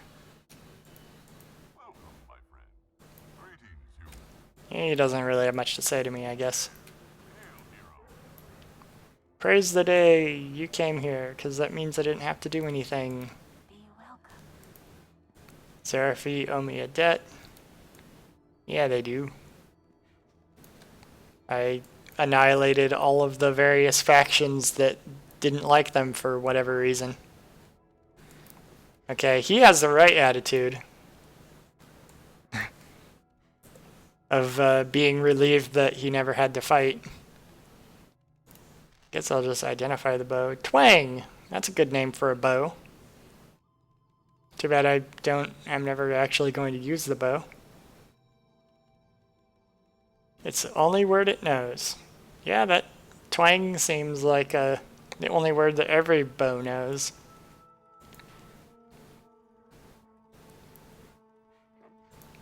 You know, I like that. I like that bow enough that I'm going to put it in the shared stash. Just because I like the name of it. Twang the bow.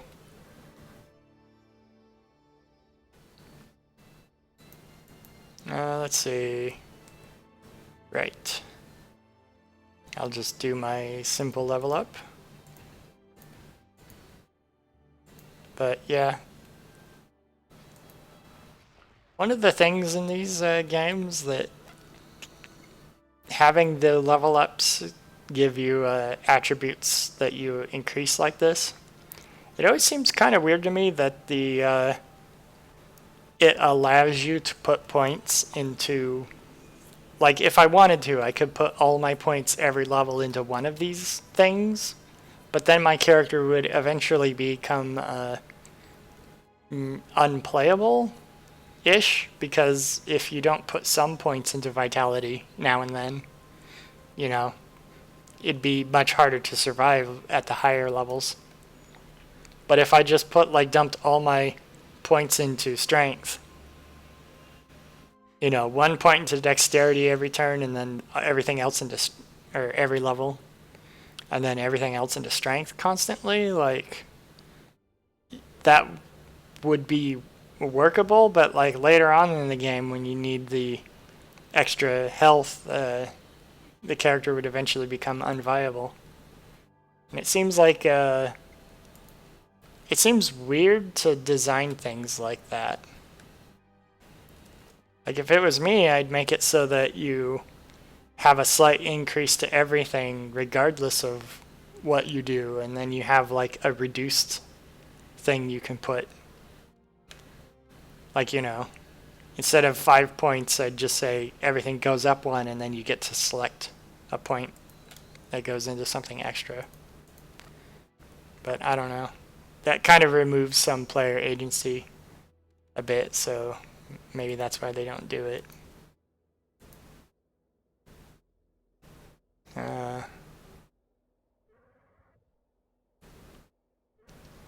Okay, that's right.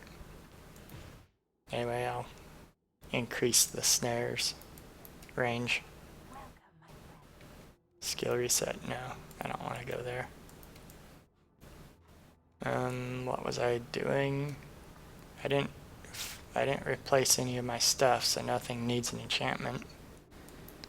I guess I'll go to the transmuter and figure out what I want to put into my helmet. 4% faster movement speed. That seems like it's pretty good. I guess I'll do that. And as for these, let's see, my best one is poison. My worst one is ice, so if I don't get something that's worthwhile, I'll put an ice in there. 8% poison effectiveness? No. Another 8% poison effectiveness? Nope. Well, I'm putting the ice in there. So at least my ice armor is better. Okay. I'm ready for the next area now.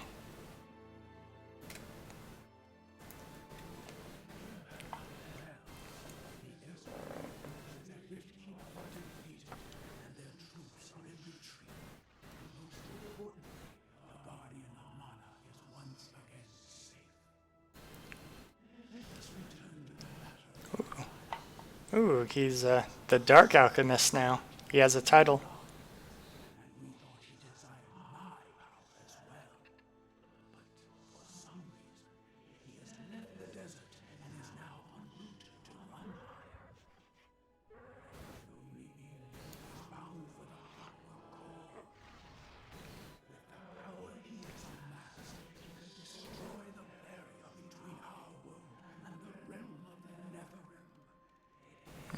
Okay.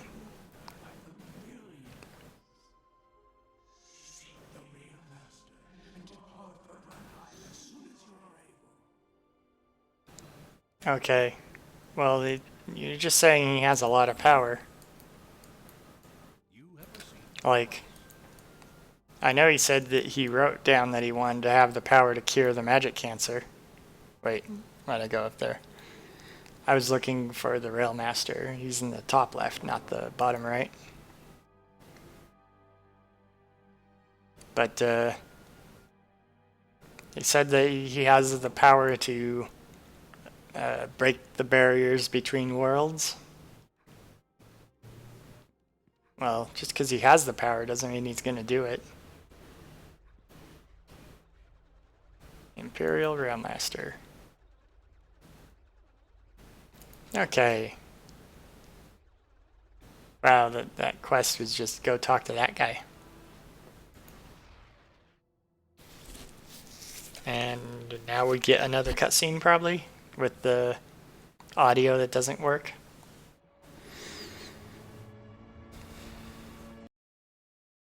Yep, it's still having the audio problem. To the clockwork core and carries with it Ordrock's heart. Blazes with the power of the Guardians, enough to destroy core itself. If he succeed, the devastation will be unimaginable. Okay, it's skipping parts of the audio now.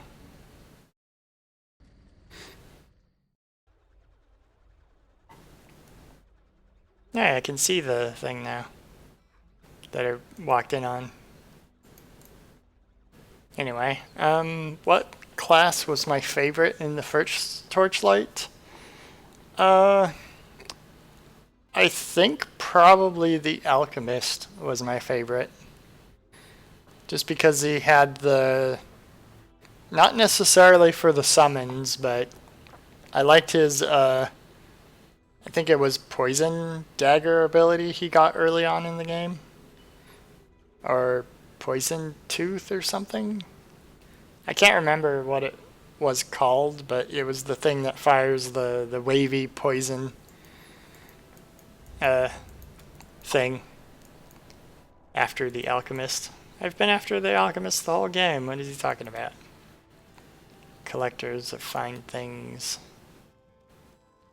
Target damage. Let's see what this guy says. Let Professor Stoker know. Hey, she's here. Everything okay? Oh, she's one of the people that does that service for you, I guess, now. Okay.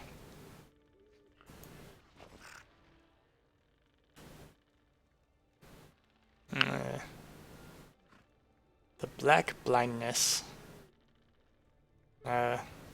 Okay.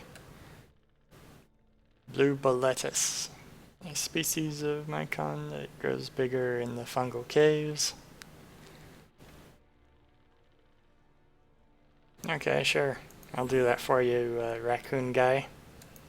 You have received a quest. Sprocket's cousin. Oh, I guess it makes them not able to talk. Or maybe they can't talk English. Maybe they can't talk to me. Are is the language that these creatures speak, like, canonically English? I mean, it's the language I speak, but is it like some fantasy world thing? I think in the first Torchlight, I didn't have a particular one that I favored a lot more over the others. All of them were fun, you know. I think using magic was generally more fun to me than using like ranged attacks, but I also liked the ranger. The Berserker was, or not Berserker, what was he called? The Destroyer, I think?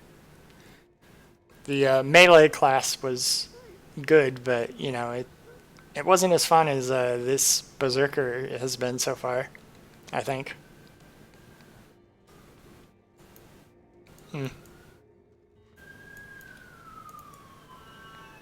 Okay, so it's random camp in the woods.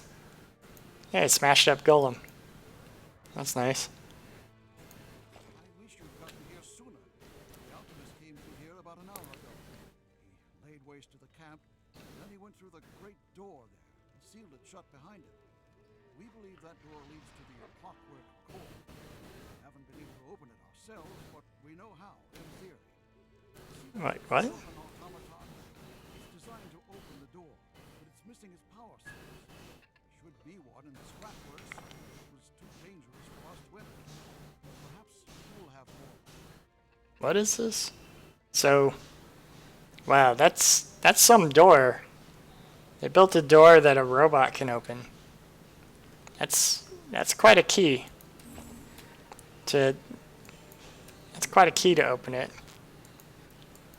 You know, you probably should have put something heavy in there so you couldn't just close the door. I mean, if it started open, then, well, I mean, I guess if it started open and they don't know how to operate the door, then I guess that makes sense. You wouldn't think to put something in front of it to block it, but let's see. Okay, he doesn't offer another enchantment that you can put on things. Not like the previous guy upgraded the enchantments that were available from 1 to 2.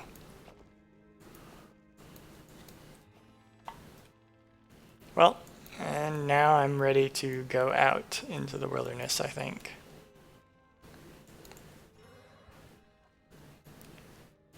You a new recruit? You just get here? What's your business here? Glad you made it. Well, those guys are nice, I guess. I guess I'm in this region with the trees. With the trees in a jungle area.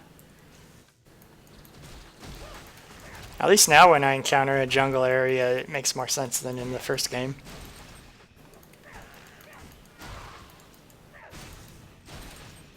Yeah, Maybe I'm gonna fight a bunch of fungus enemies. That makes sense. I'm gonna be fighting fungus monsters instead of undead. That'll be good for a change. Bats. At least now the people aren't trying to moralize about superiority. Those bad guys are attacking our city for no reason. You need to go out and teach them a lesson. And by that I mean kill them all so they can't learn anything.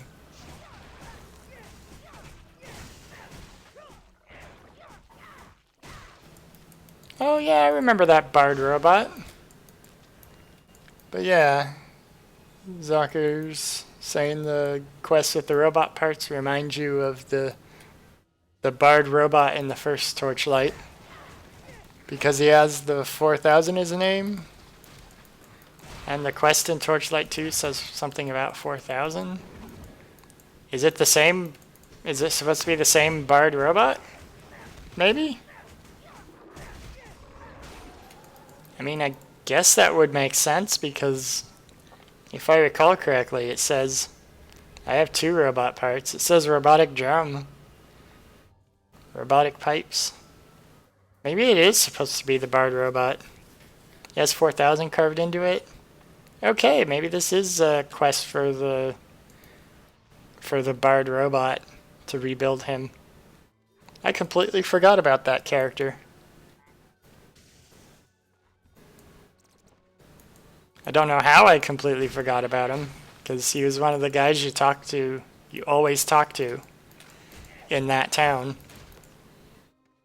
You'd go kill somebody like Puss Wrangler the Terrible, and then he'd write a song about how you defeated Puss Wrangler, and then a moment later he'd want you to defeat some other guy that he knows that lives in the dungeon.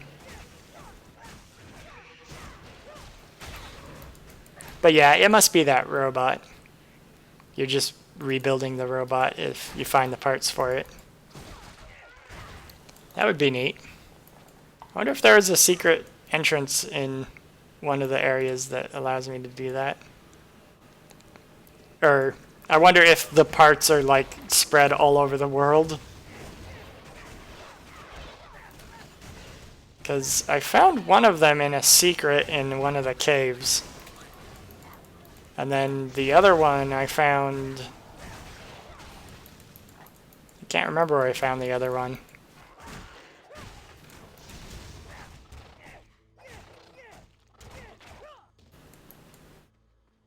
Yeah, they fight mushroom guys. I don't know if fighting these and killing these mushroom guys is a good thing exactly, but it's what I'm doing.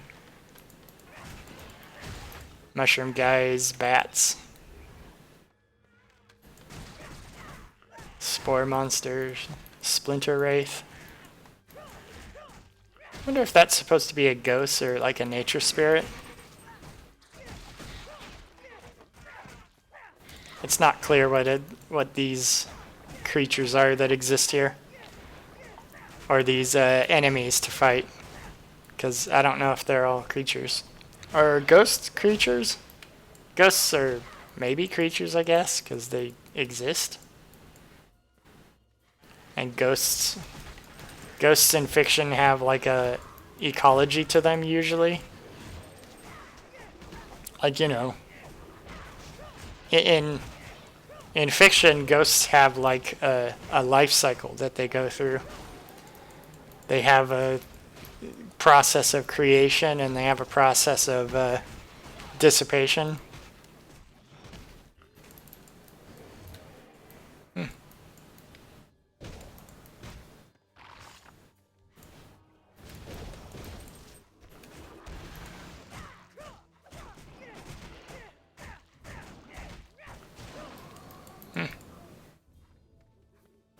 Well, that enemy is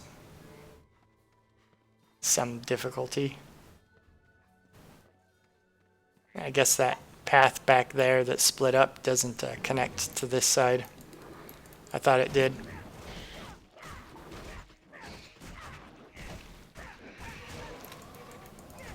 You know, these guys are probably more okay to kill because they don't seem like they're supposed to be intelligent creatures of some kind. They're just inhabitants of the forest. They're just things that live in the forest like bears.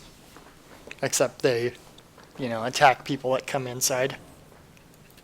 This seems more like a less morally questionable activity. Okay. Less so now because these roach creatures are still alive. I forgot about the roaches that I fought last time in the poison bog. I guess this is where the roaches come from. They live in swamps. That would be neat if the roaches, like, cultivate the mushroom critters as, like, guardians or something.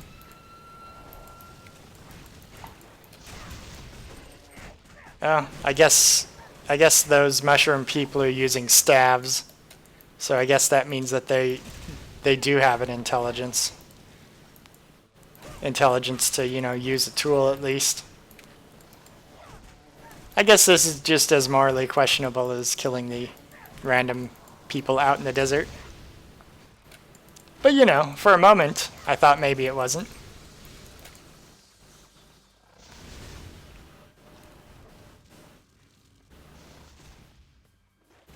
Ah. Okay. I'll head this way.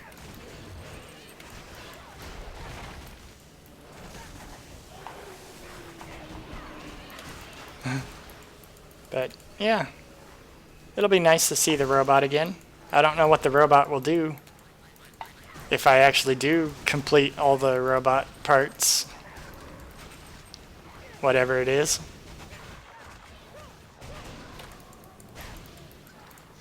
Hey, for all I know, I missed one of them. Because I have no idea where those robot parts are. Most of the rest of the quests give you, like, waypoints to go to. They, like, show something on your map. Like, before you've even seen anything, they just show you something on your map. And this one hasn't been showing anything on my map.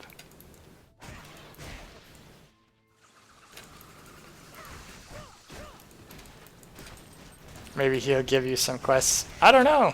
That would be neat if you complete him and then he gives you a secret quest. Or, I mean, that'd be neat from a gameplay perspective. If I found the pieces of some guy and, I managed to assemble them and put them back together, and then he starts talking to me about jobs I can go do for him, I don't know how much I'd like that as a person. I mean, Liali would probably like that because, it gives her an excuse to kill more people. But in terms of the real world, I don't think I would like that very much. That kind of thing. Because, putting somebody together again seems like kind of an end of the quest line sort of thing to happen.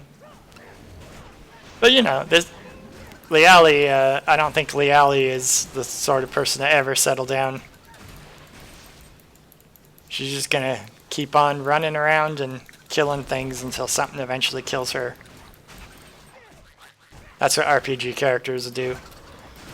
They don't really have a retirement. They just keep running around killing things until they just end up getting killed.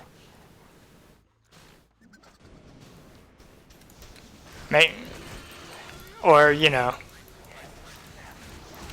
because the way you leave characters in RPG worlds is like that, usually.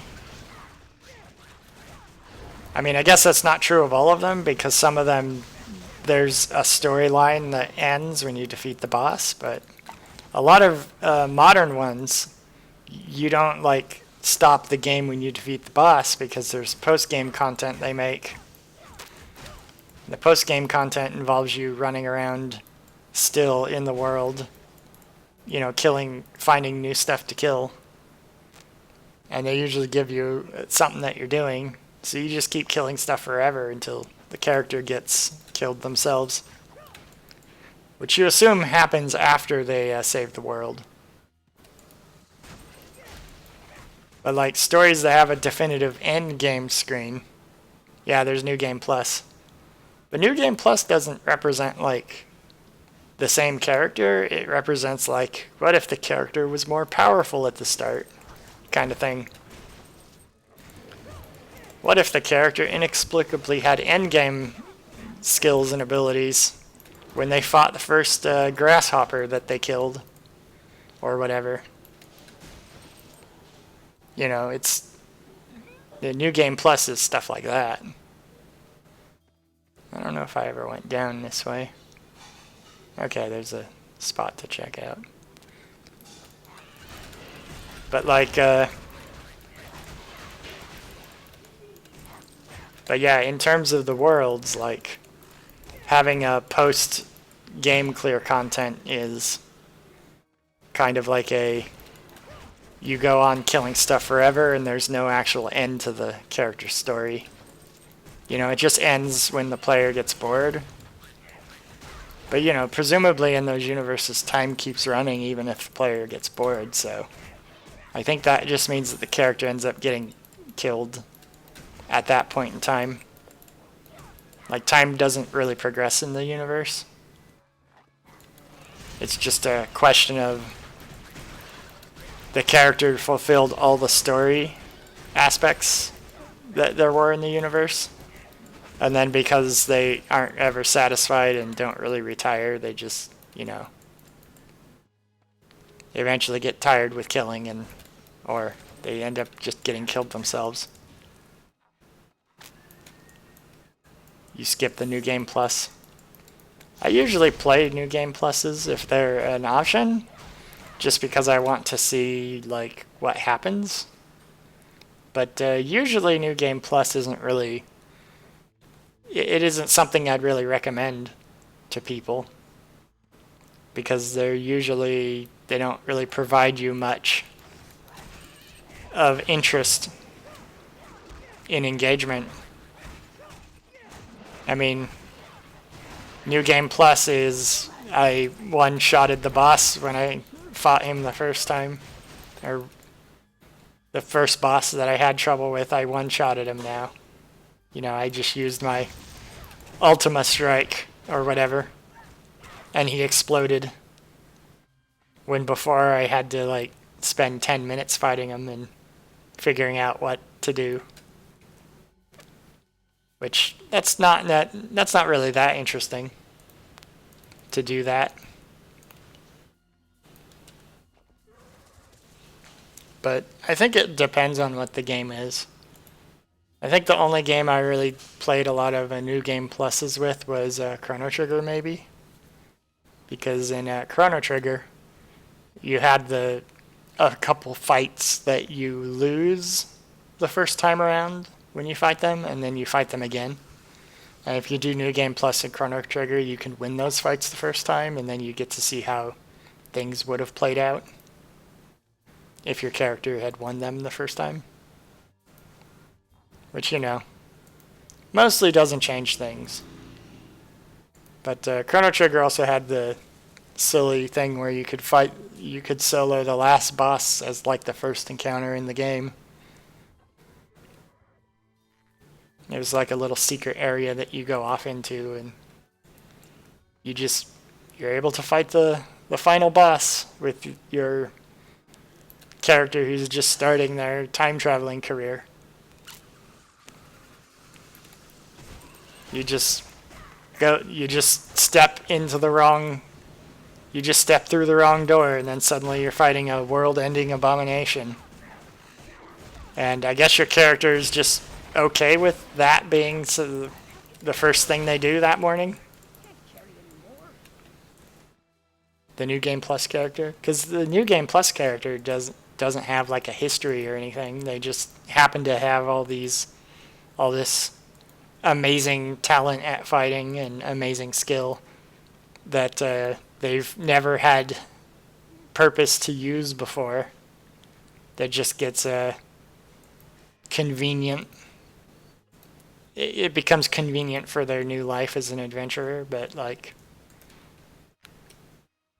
they don't know what's going on. To them, it's just like the start of their day. Yeah, Chrono Trigger's kind of an old game at this point. It's from the Super Nintendo era. So I'd be surprised if a lot of people have played it now, but that was I think one of the first experiences with the New Game Plus, and that game had like they put a bunch of different endings in it because they wanted it to like have a replayability value to it. So that was kind of the point of them doing that. And you know, back in the Super Nintendo era, that New Game Plus was also like unheard of. It wasn't a thing most games did because it's because most games just tried to make their first run through as yikes. Okay, I do have a potion. I thought I ran out of a potion or something. But yeah, in the Super Nintendo era, New Game Plus was it was not a thing that was ever done. And the idea of introducing like different endings into a game was also not really done. So it was like one of the first times that I ever saw it. Either of those attributes. So that's probably also why I did that, at least to some degree. Because the first time you ever see a certain mechanic in a game, you're likely to it's likely to impress you, and you know, a lot more than if you've seen it a dozen different times.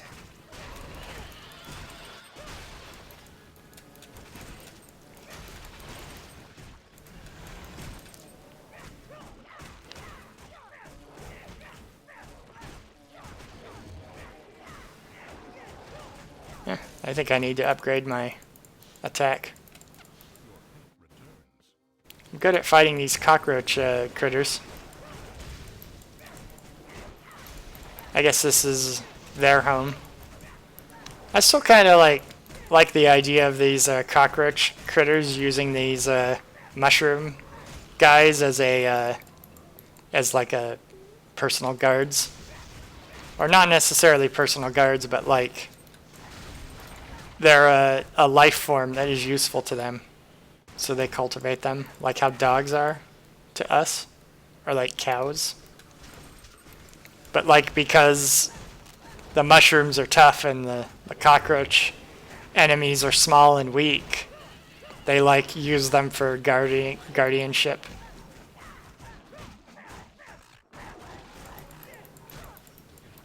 I like the idea of that. It seems fun to me.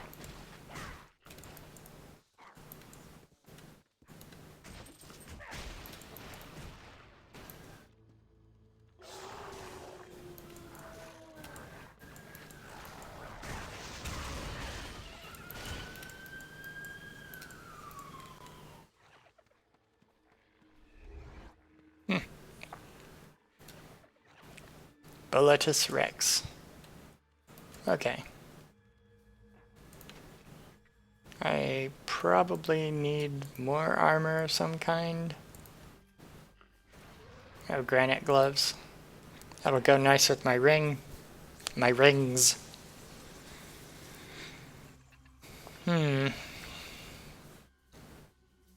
22 health recovery per second.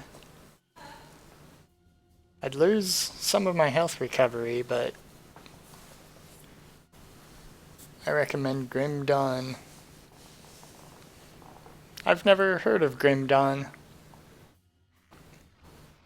Or I've probably heard of it because, you know, it's hard to not hear of a game existing at this point if it's good, but I don't know. I can't think of anything about it at the moment. At least. So, what is Grim Dawn? The style of game. I mean, I guess it's probably like an action RPG like this is. But, I wouldn't know. what sort of style it is, I guess.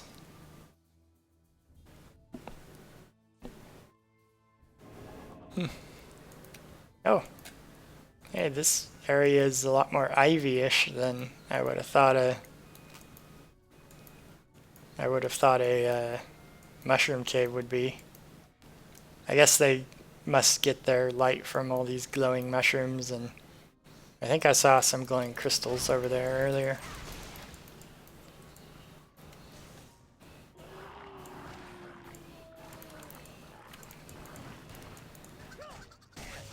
Luna Mycon.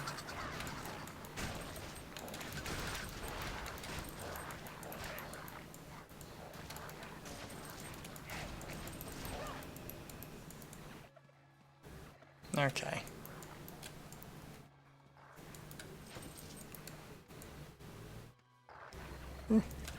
It's pretty good.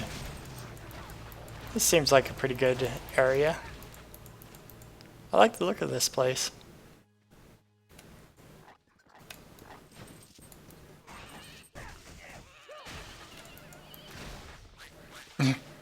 It explodes.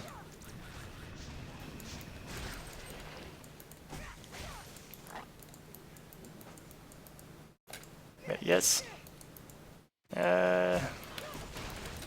Let's see. Haha.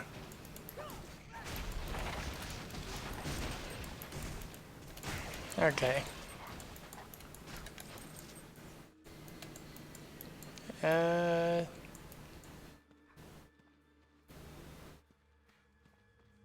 Okay, here's the teleportation thing that takes me to the boss chamber. Oh, okay, I guess I don't have anything. Well, I don't know if I want to use... Well, it has 10% health stolen. Still don't quite know what that means, but I would think it means 10% of 10% of the damage dealt is health that gets stolen, which, you know, would not be insignificant for me. I mean, that might cancel out the loss of the health recovery, generally, because of the better armor bonuses in general. Okay.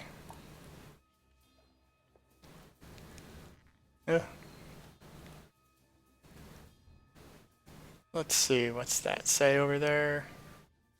A post-apocalyptic ARPG with a nice devotion system. So it's different. An additional layer of skill customization allows you to acquire bonuses and powerful secondary effects for the class. They're unlocked from a giant constellation map with points acquired by finding and restoring destroyed corruption shrines hidden throughout the world. Okay, so it has like a... Instead of just being a... So it's maybe similar to the fame thing in this, but you have to unlock more of the skills by accomplishing things in the world. Kind of thing. So it'd be like different things. Yeah. It seems like it would be neat. It's always neat to see different interpretations of skill systems and such.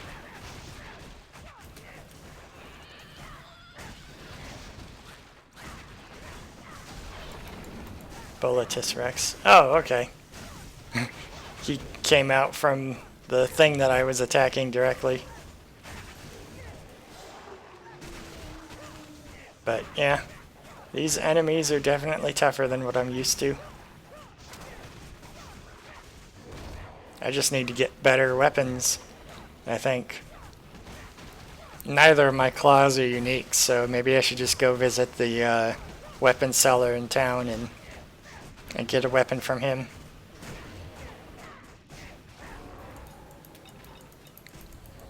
I've achieved the rank of local hero, despite the fact that I am not local to this area. Well, I don't know. All of these places I've gone to could still be in like the same small nation or something. I don't know exactly how big this world is or how expansive these places are apart from each other. There's a faction system too. Okay. That seems like it might be an interesting thing to go back and check up on. You know, check out to see if it's worth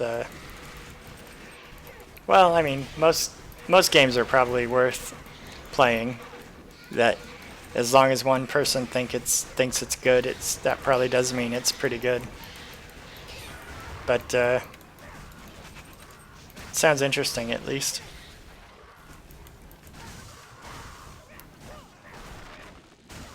Grows wood wraiths. I think a lot of games, it kind of depends on whether they'd be interesting to have commentary about. Because I think a lot of games the things you do don't vary enough from place to place for you to say much about.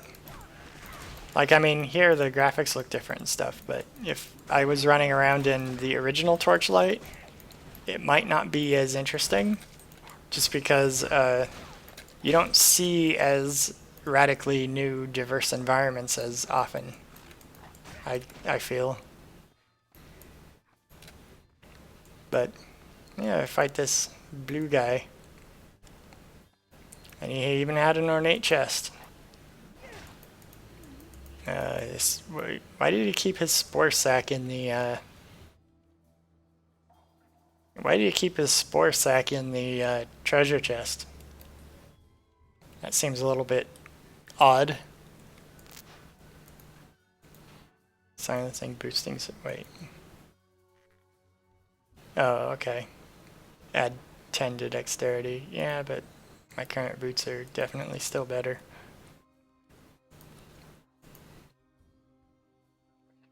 I do have to figure out shield splitter hog hammer. Is it made out of a hog jawbone or something? I don't know what a hog hammer is. It seems like that would be made out of like a hog bone or something, but those have like sharp teeth on it. Whatever that is. 10% chance to cast Shed Poison Spore when you get hit. Conveys 5% chance to poison. And yeah. I think my current thing provides 3 different types of elemental armor. I'd ought to keep that, I think. Let's see what the quest log says. Harvested blue boletus flesh from the boletus rex. It's a mushroom. Okay. Oh, that's right, I leveled.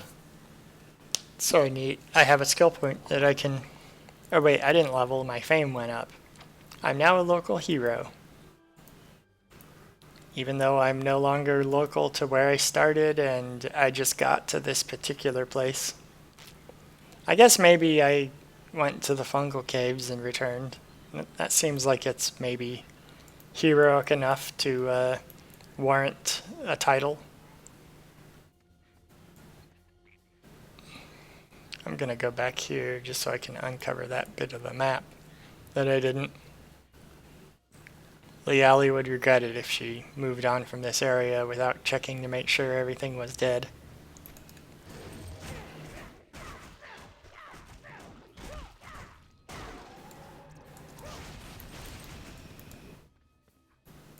Okay.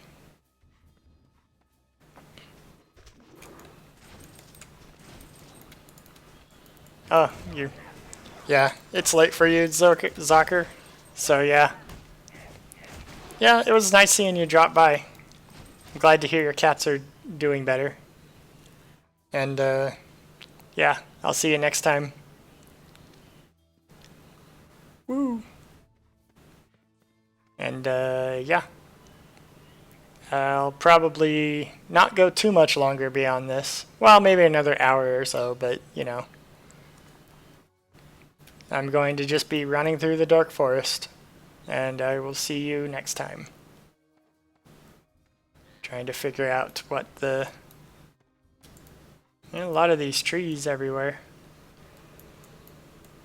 A good mix of coniferous and deciduous trees.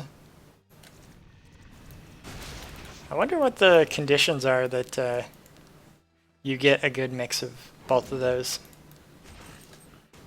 I mean, I guess it's fall, so like all the... it must be fall, as most of the trees that I've seen are just, you know, barren at the moment. That one has some leaves, but they all look a little... not sickly, but like the chlorophyll has been shed. And so they're likely to lose the leaves pretty soon. This place is very shady. Like, is there like dense tree cover somewhere above, or is this greenish fog just everywhere in this world? I mean, I guess the greenish fog could just be blanketing the whole region. Kind of looks like it is. But still, that's a little bit unexpected. Or that still seems a little bit weird. But if there were like trees that were, you know, gigantic redwoods 200 feet tall that were providing some shade through the whole region, then like I don't know how you would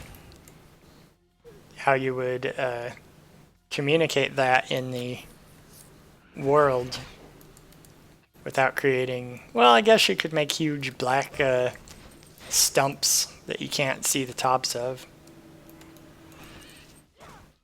You know, you could spread huge black stumps around that are like big rocks that, you know, you can't... you obviously can only see the first 20 feet of their height, implying that they, you know, exist beyond the 20 feet.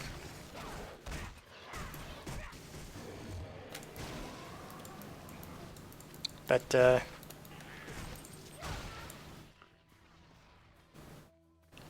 yeah,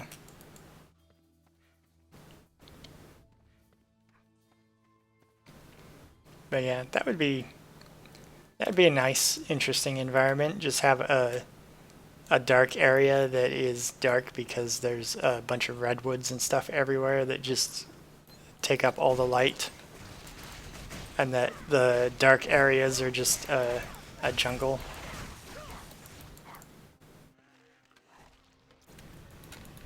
I think that would be fun.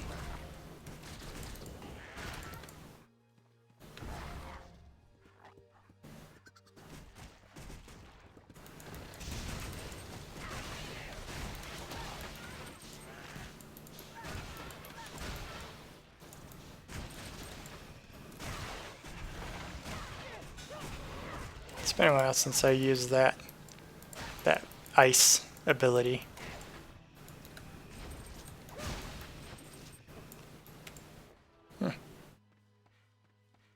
Okay, go back up here. Over here. Hey, look, it's like an ocean. Or a lake or something. I guess having a jungle like this right next to a big ocean would not make too much sense, I guess. I know, aesthetically, it'd be a lake, would be the body of water you'd encounter. I don't know why that is. Maybe because forests or jungles like this seem kind of more natural to be swamps. Swampland area. That's and that's more aesthetically similar to a big forest than than a than an ocean would be.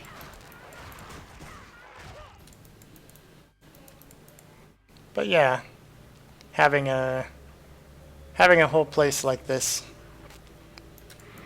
laid out seems like it'd be pretty nice.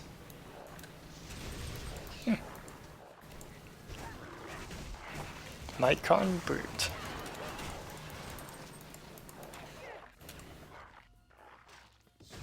Okay.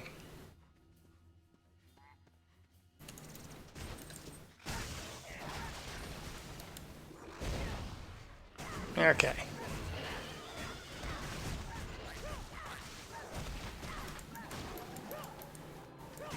I don't see any more of those cockroach guys. I think I'll just always think of those cockroach guys as being mushroom growers. Kind of like the idea of a race that has that kind of factional thing going on. Yeah, I just like seeing weird creatures in worlds like this. That's most of the reason why I'll think that. Ah.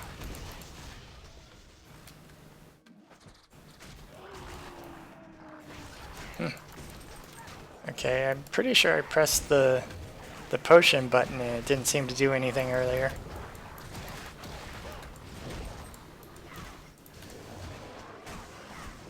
But these guys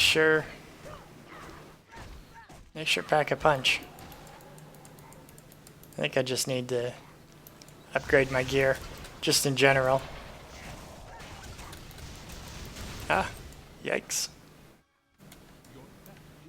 Okay, so the potion I think did work earlier. It's just that the damage I was receiving was so high the potion wasn't having as much of an effect.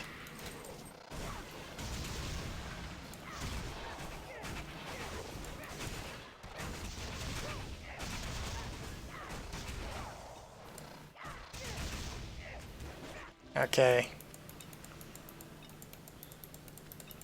Okay, well, when I go to town next, I think I will definitely be considering different armor.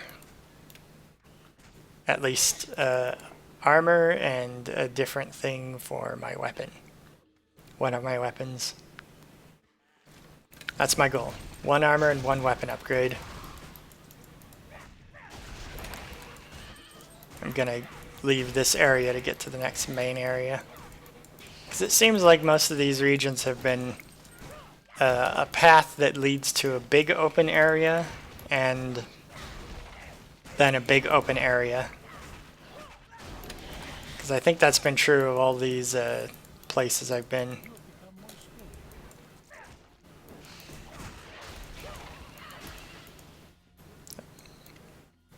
Okay.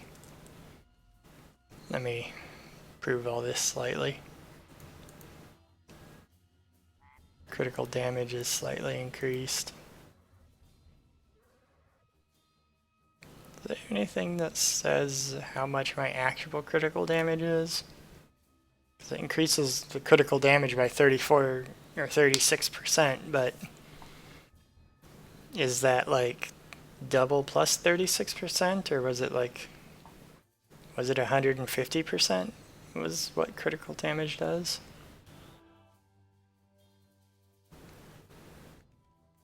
I think something said what it was earlier, but I didn't know. Maybe it says here in here somewhere. Critical damage bonus. Oh, okay. So it is 97%. Okay, so I think it is 50% is where the baseline is. But now I've increased it to like it's almost double what critical hits do. Okay, that makes sense. That seems pretty good. 50 plus plus the 37 plus the 10% that one of my equipments do. It's been harder to survive lately.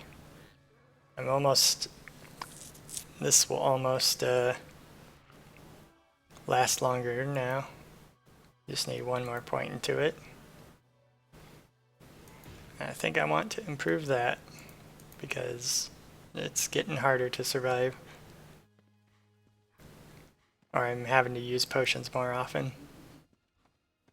Still haven't died yet, but I'm kind of figure that the way things are going, I'll finally get a character death pretty soon.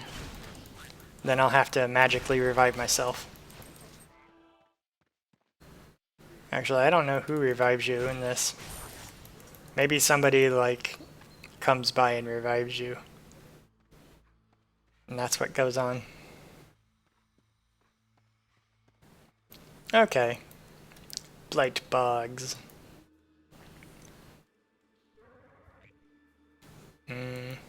Okay.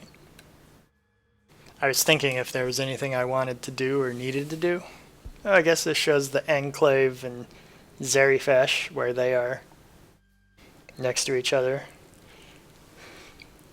I guess they are pretty close to each other. I mean, it took me, the tavern to the Enclave took me like 4 minutes to run that distance. So I guess it can't be that far away from each other, but still. There we go. More dynamite fishing. I guess I'll kill the people that are near the, I'll kill the enemies that are near this portal.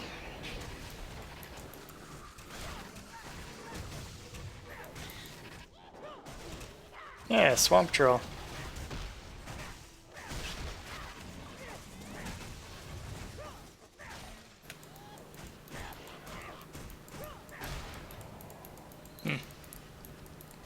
Just run around killing.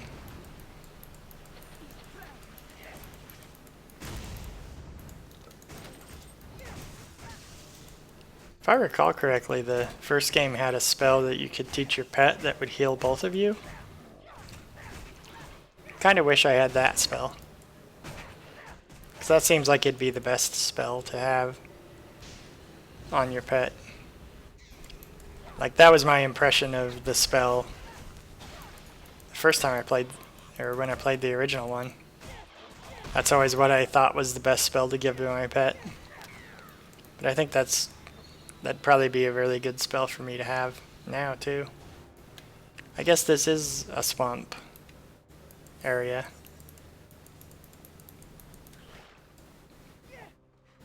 Light Slug Lasher.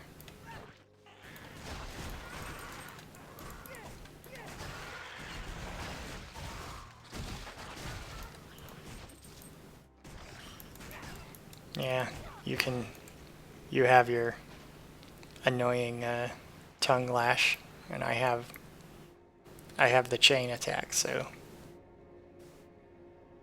Imperial Camp. Assault? Oh, because I have a portal there open still. Well, I'm going back to the Imperial Camp. I don't care about that guy firing at me.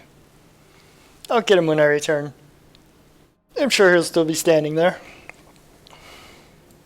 I don't think those enemies move, like, at all when I'm not around.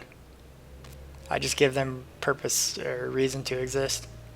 Just like they give me a reason to exist. With my reason to existing being to run around and kill everybody. But still. Yep, saved your cousins. I don't want to use the axe. That seems like it might be good. Just because my pet's armor hasn't been upgraded in a while. But, I'd lose a bunch of my elemental armor, but I'd get a lot more physical armor. I don't think I want that either. Well, I'm gonna take that and then just sell it, I think. Howdah Pistol of Skill.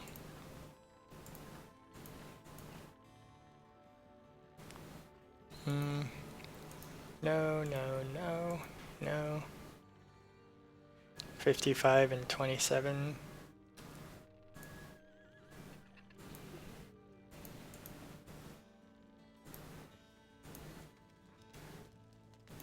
Oh, I can't send the pet back to town?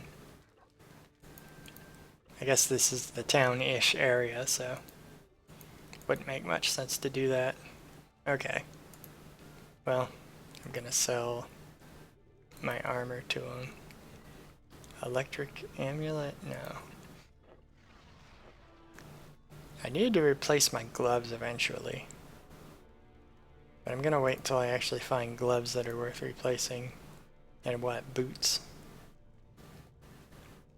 I don't know, that 15 dexterity is hard to want to pass up on to replace the boots for it with. Oh, that's right, the granite gloves. They give me 10 health stolen.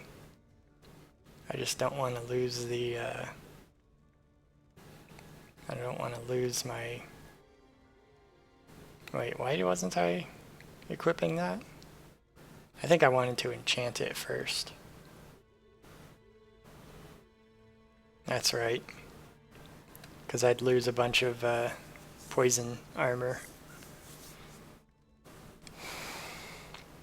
Yeah, I'll enchant that and then wear it. Recover the 2 shards that are useful to me. Mace. Hammerhead of Violence. It's a gilded Hammerhead of Violence. I don't know why you'd put gilding on a hammer, especially if you just intend to hit people with it. But, you know, rich people need to hit stuff with hammers too, I guess. I guess I'm rich, so that makes sense. Okay, so let's see. My gloves are going to be replaced as an upgrade, and How may I help you? I need better boots. Or I want better boots. I don't really need them exactly. Okay. Those might be the boots I want.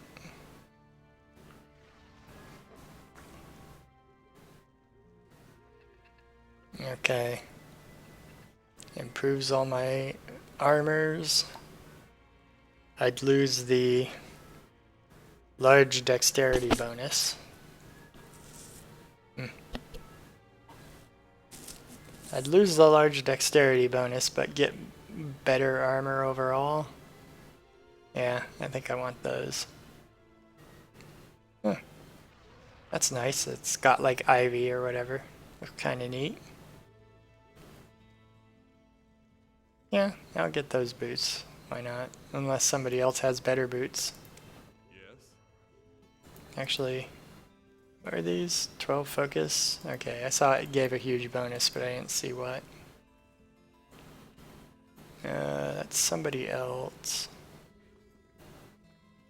Collector of fine things. Dwarf King boots. No, I don't think I care about that. Grand pants. I don't care about the Wazir set. That's similar to the granite ring.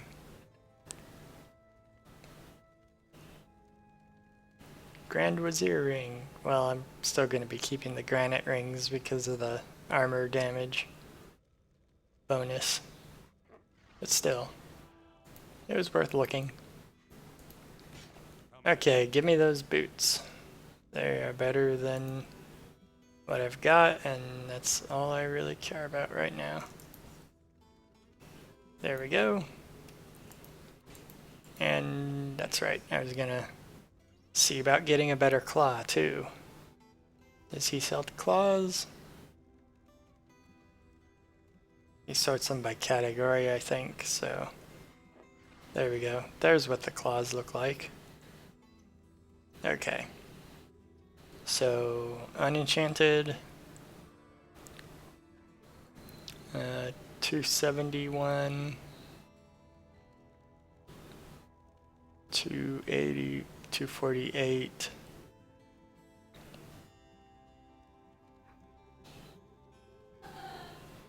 Yeah, maybe I'll pick this one.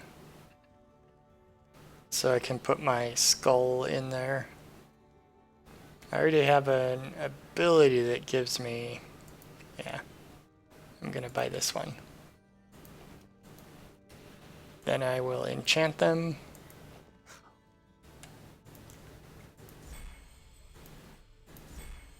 Fortune favors you. More armor. Okay, that's good.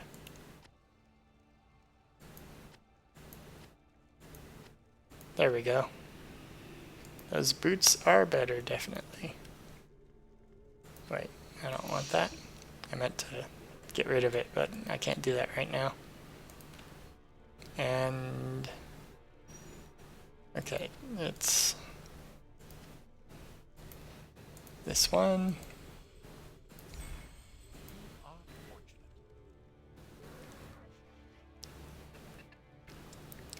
Oh, okay, so it conveys more physical damage over 5 seconds, so 220.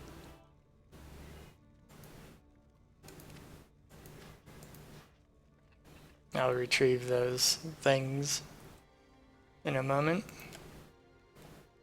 First I want to look at my... well, that ups my floor definitely. And I'll put the Bodron skull in there, or Bondron skull in there in a moment. And I want to enchant the gloves next. You are fortunate. Yeah, I've used up most of my money. Well,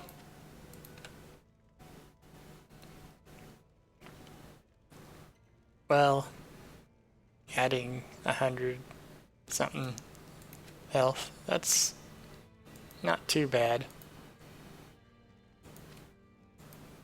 I was hoping for a better enchantment than that, but...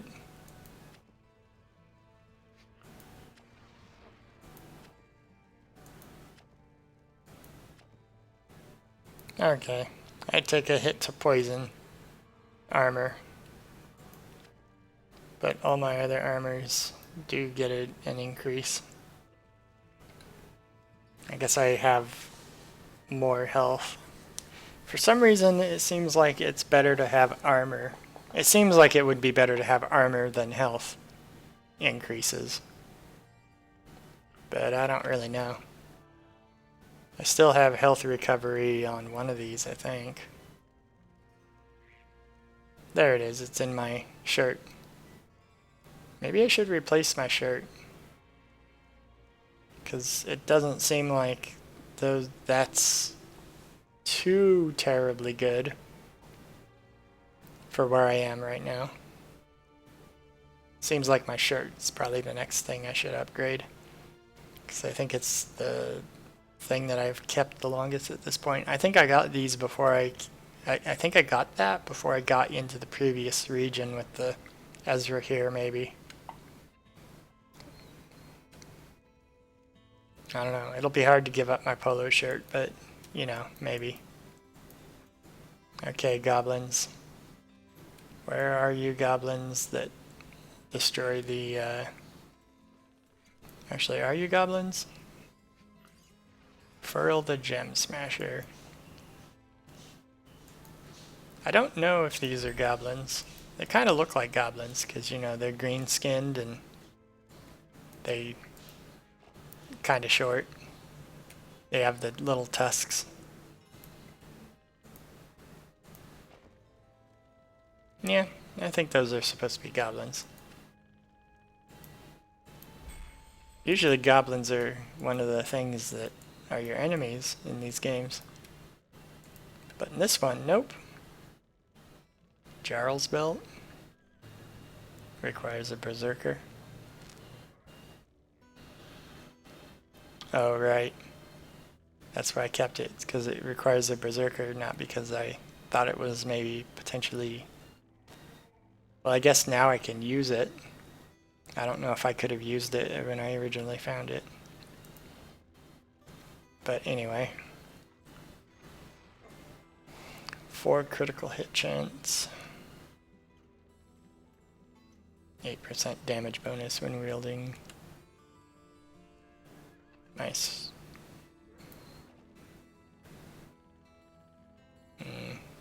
Nah, I'll just get rid of the armor. Should I get rid of the armor chip? I'll just... I don't know why it clicked away there just then. I didn't mean to. I'll get rid of the spec and put the chip in there. Why not? Formal Regent boots. Okay. Yeah, weapon. There we go. I want the critical hit chance. It makes me more survivable the more crits I get. Yep. 20% critical rate. That seems like it's the best thing to add to. Okay. Skull of Grimdor. 22 health recovery per second. Should I really put that there, or should I put the poison armor there?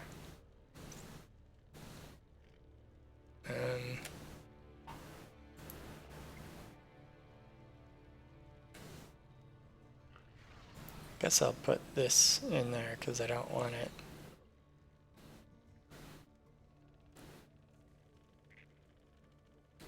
Well, I already have some poison recovery, or some health recovery from that.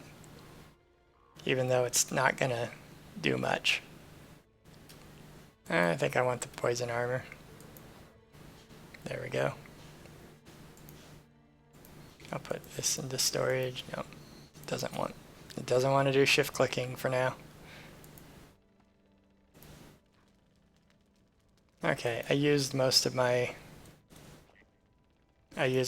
money. Let's see what heal self 3. Increased chance to block with a shield. I don't think I'll be using that. Maybe I'll have my pet learn that. There, now my pet they can heal more. I forgot to actually look at what the spells were that this character had. Blocking, yeah, I don't like blocking. Rumble.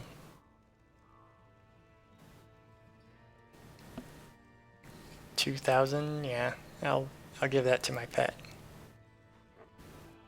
Let's sell that. Why not? I'll make my pet create rumbles in the ground. Wait, I didn't mean to do that. There we go. Pet Savant. Yay, achievement unlocked. Pet Savant. You can heal, drain, and create rumbles. Huh. 0 mana cost. That must just be something for quickly destroying pots and stuff in the area. I may as well give that to him. Or I may as well give that to my pet. It makes it maybe a little more interesting. Or makes it a little more, give a little more contribution to my endeavor to search for treasure and people to kill.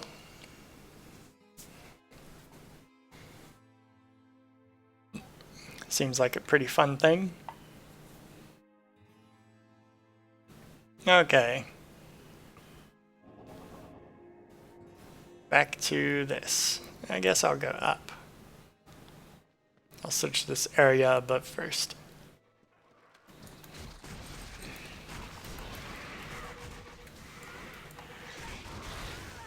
I'm gonna see how much of a difference the armor and the new weapon makes.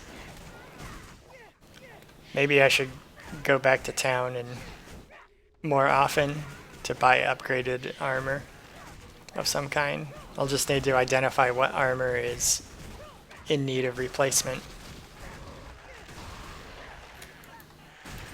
Yeah, stop running away.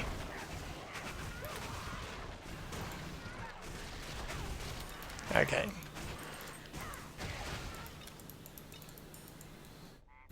Okay. Shrine of Healing. Let's run around in the forest.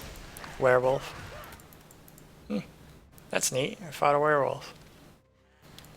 I kind of just punched him until he exploded, but you know. Maybe there's a bit of silver or something in my thing. Or maybe you can just kill werewolves, but they'll just regenerate and come back to life later if you don't kill them with silver.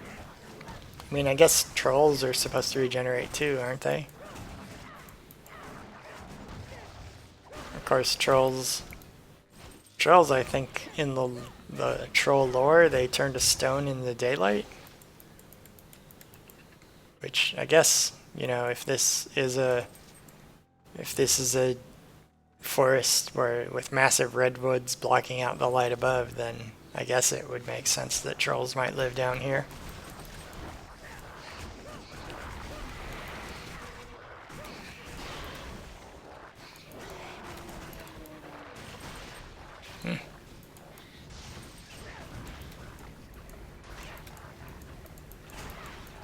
Oh man. Mucus mound.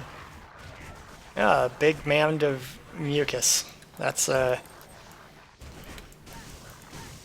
seems not very good. I don't know how punching it caused it to explode, but, you know, everything that this character punches eventually explodes. So, paralyzing screech and dividing.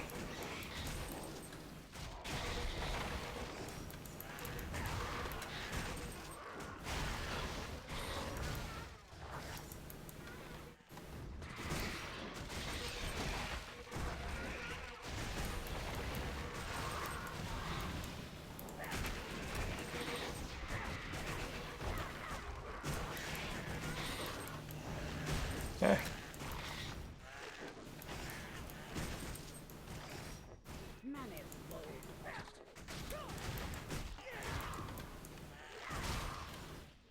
Wow.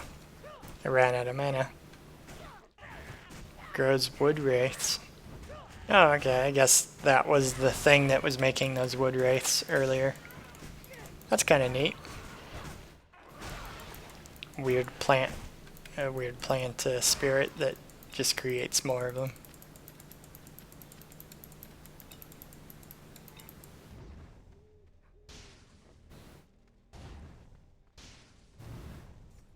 Okay. Well, I know I'm supposed to be... Whatever the clockwork core is in that temple. Or that door that they can't open. Which, I don't know what the clockwork core is. It's something. Is it related to magic? Because it doesn't seem like it'd be a very magical thing. Of course, the Guardian of Mana was put into the huge robot armor. So maybe magic is tied to mechanical things in this world. I mean, I guess it could be. Because its mechanical things are coexisting alongside magic. And I think the engineer character was using mana just like everybody else uses mana. I think that was the name of the character. I played all those other character classes so briefly that I can't remember what they were called mostly. Outlander. No, it was Outlander, Ember Mage, Engineer, and Berserker. Yeah. Those were it, but like that's a neat little thing. Widowmaker Woods. Looks like I discovered a shrine to the moon, not Widowmaker Woods. but I'll go with whatever. Hey, look, a gate. It must be like a graveyard. Hey, look, a big dwarf statue, I guess. Lots of interesting things. Werewolf. I guess there's like a werewolf tribe out here. What was he standing on top of? Did he really drop down from the ruined hut there?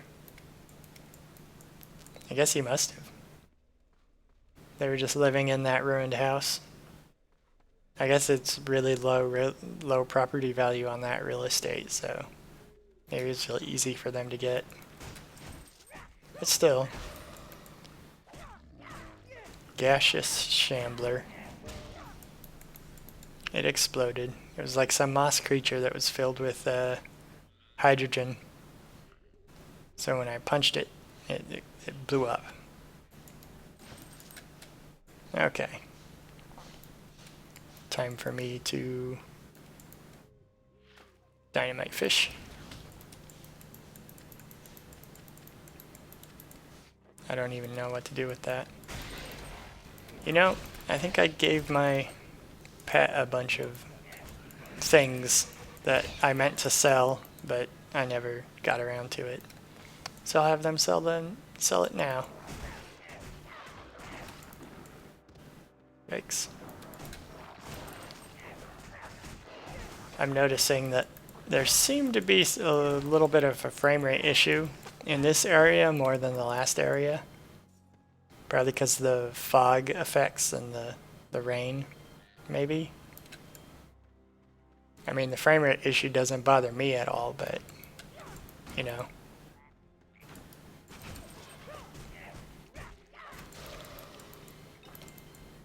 That still is a little odd to see. Reeking cellar. Okay. So I see some stairs down and I just... Oh man, that smells terrible. I gotta see what that is. I mean, it's kind of inviting me to go down there. Oh, it's all woodied up. And the frame rate's better. Is that because the perspective is... It seems like the camera is a little closer than outside. I think that is what is... It's partly that, I think, and partly that there's fewer, like, environmental effects down here. Or there's none. There's just what the enemies produce. The enemies and me.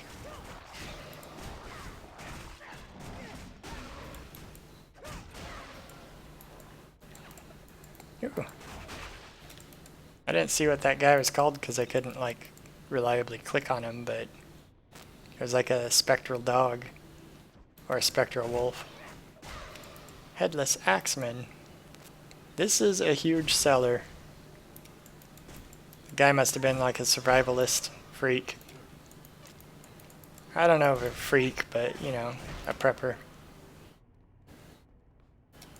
I guess preppers aren't really... They're only stereotypical weirdos. They're not actually weirdos necessarily.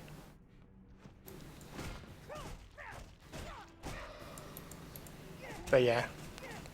Swamp Troll. So why does this basement reek anyway? Oh, I guess there's a bunch of blood everywhere. Swamp Troll. Is that a... It's a big werewolf, I guess.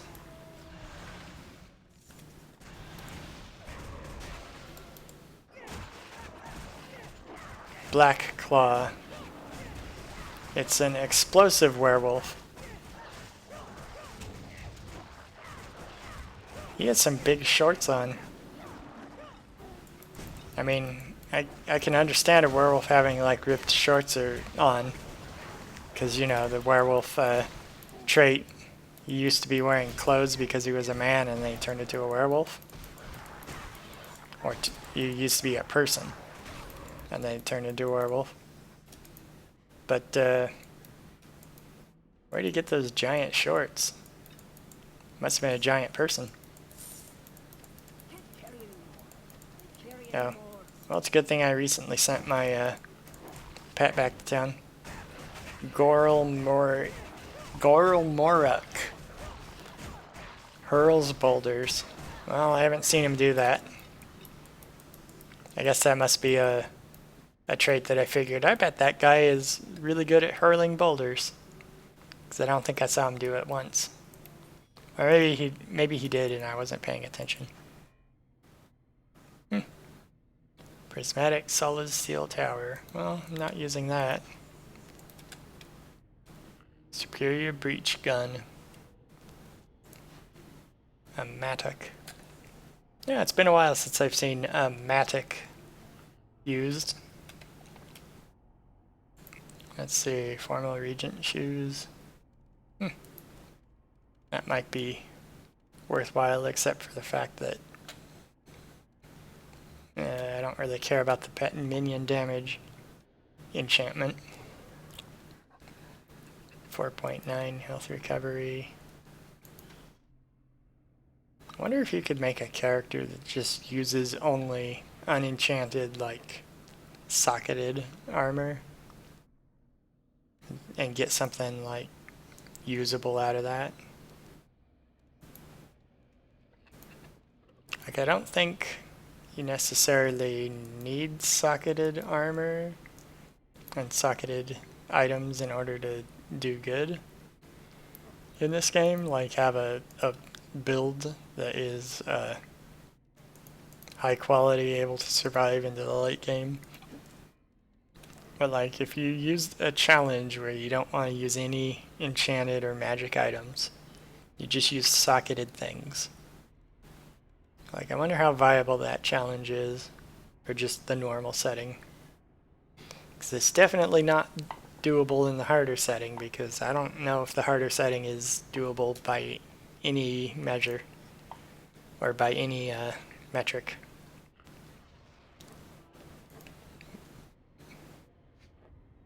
That's stone? I guess maybe the whatever it is looks like stone, but I don't know if I'd agree that's stone. Maybe. Forest cap of resistance. It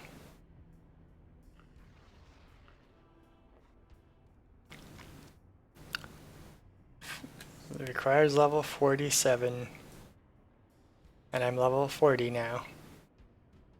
I can tell because I think the pet's the same level as you are. But I don't know. I might consider that if it didn't get rid of a bunch of my bonuses and if I didn't have to wait 7 levels to equip it. Okay. Now it's time to send my pet back to town and finish exploring the rest of the basement. Oh. Corpse Fire Direwolf. Okay.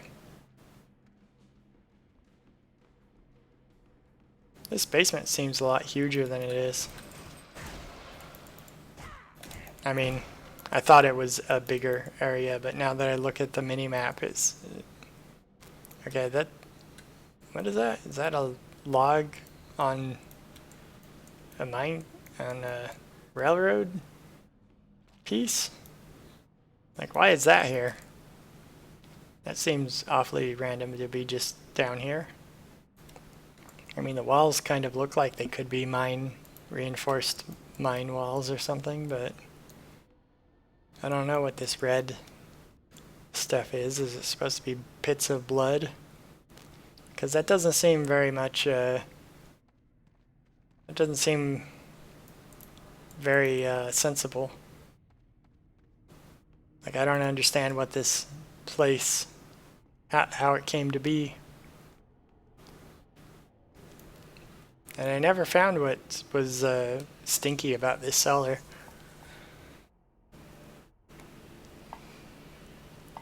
I guess it was super stenchy because it was the pools of blood, maybe, or maybe the werewolf made it stinky. But anyway, I killed some werewolves. Reeking cellar. Maybe my character just smells suitable targets for killing. Like my character can just smell these creatures around and decides to kill them. That's what led her to the cellar. Because how much sense would it make if there were cellars like that everywhere? You know? Like there's gotta be more than one, right? The ruins of a city and there's... or a town or a village even. There's like 5 houses around. There's gotta be more than... there's gotta be more than one cellar, right? Like all the other ones caved in, but that one is in pretty long-lasting, decent condition. That seems unlikely.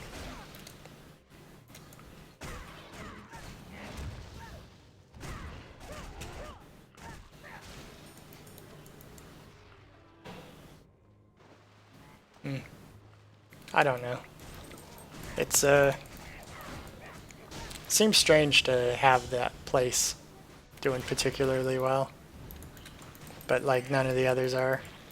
I guess it could be the only one that was upkept, or maybe somebody came by and deliberately collapsed all the cellars.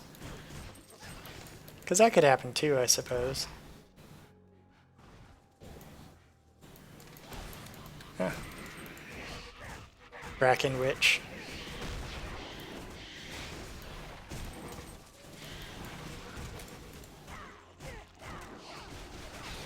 Boulder Smack.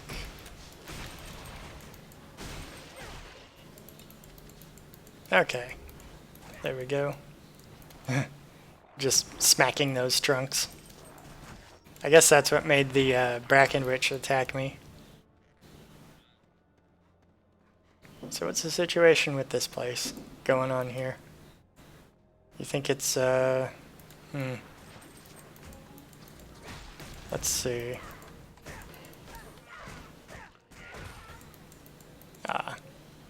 Okay. It's just I guess this is just a normal swamp area. It's just all the native life forms that exist here. There's no war, there's no oppression that's going on of random peoples. There's just... this is just what's normally here. Unlike the previous area where there was some elf gathering hub that a bunch of elves lived at that were near Torchlight, and then a bunch of like monsters just moved into the area. But here, this is just like what this place is normally like. And it's not normal for people to be running around in this spot. So I guess I still am, you know, the intruder, but the moral agency here is all my doing, not anything that some outsider was telling me to interfere with their local political situation. Not some outsider that I, you know, go to for help. Or to, yeah. Because before it was, I showed up there to warn them about the alchemist running around. And then they said, oh, well, since you're here, here's the current dynamic that's going on. Why don't you solve all our political problems with this war that we promise Israel? That is totally happening. All our enemies are amassing their forces outside the city, and you gotta go kill them all. You know, so them, it seems more like they took advantage of a good fortuitous situation on their part. But these guys are just, you know, they just have a camp near an archaeological site, and their camp was attacked. And I guess the wilderness, the wildlife around them is too difficult for them to get past, so they asked me to go get the archaeological item of significance for them. Which that I think is a lot more excusable. Even though ultimately I am still just killing people that have nothing to do with my goal.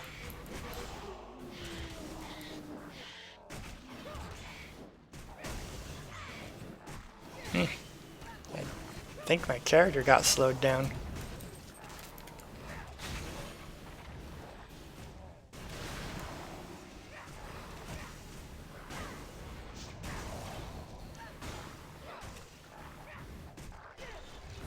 I think all the effects were also slowing down my frame rate a bit.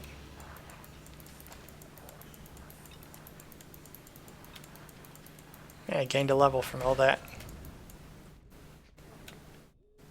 Okay, let's see. I am a local hero. Let's see, 73, 74.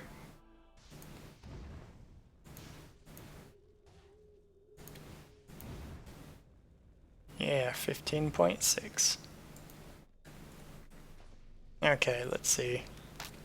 I can't get more of that. 9.5% my health each critical hit. Can't increase that. 43 to all armor per hit. That seems like it's pretty good where it's at.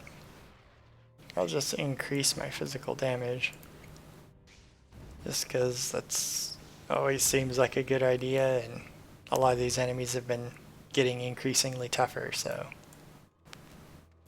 any little bit will help. Oh hey, it's one of these guys. Well, he can take me up to 3, so yes, I will do that. I'll start with the items I'm likely to... Okay, I guess the enchantments require more than I have money for. Which means I hope he doesn't go anywhere, but I'm gonna have to send my pet back to town. Grand Wizard Drape, no. Magic Finding Lock, no.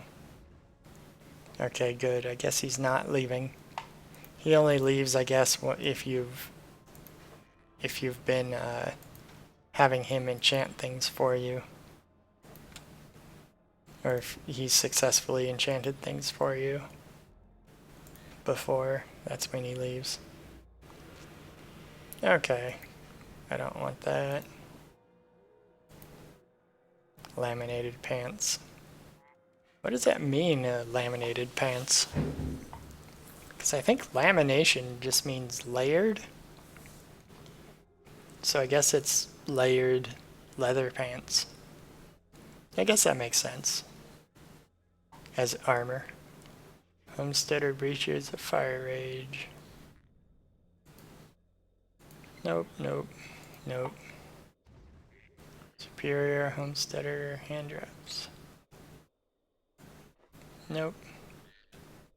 Okay. My pet will go back to town, and I will be able to enchant one of my items. Up to 3.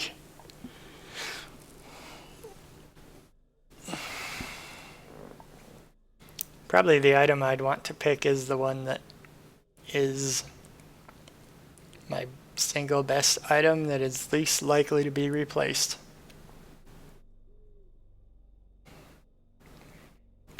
I guess probably this ring. Or one of these rings. Because I think everything else, except maybe the gauntlets. Or the boots. Because I got all of those pretty recently. Everything else I've had for a while and could maybe do with getting replaced. I mean, I just got this, but, you know. apart from the attribute bonuses, it doesn't seem like this is very good overall.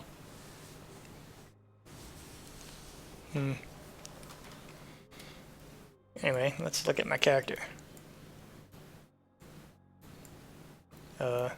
Still got that polo shirt underneath everything. Kinda works. Got a purple and white thing going on.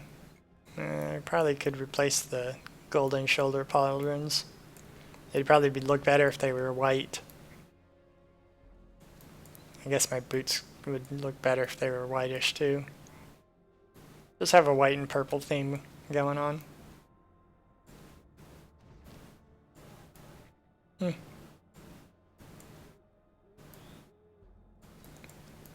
Those are really weird looking weapons.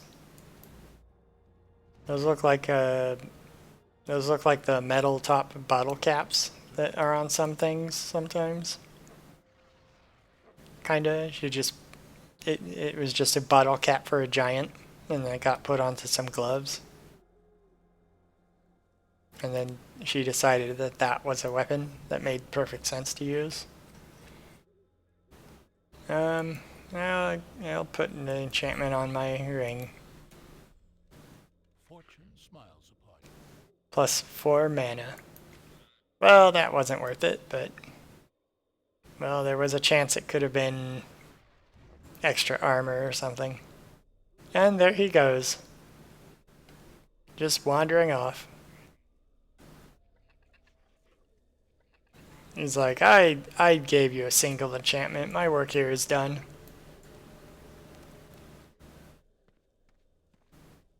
Although, where does he go? Because the first one was that I figured was a necromancer, so it makes sense that he'd run away, but why was this guy hanging out in the desert? Hey look, it's a cellar that isn't stinky. I guess that's because the doors aren't open. But you'd think that they'd have the cellar look like it's locked or secure or latched or something, if I can't go in there. I guess the only reason why Liali doesn't go in there is because it's the doors are just closed. She doesn't want to bother because the doors are closed.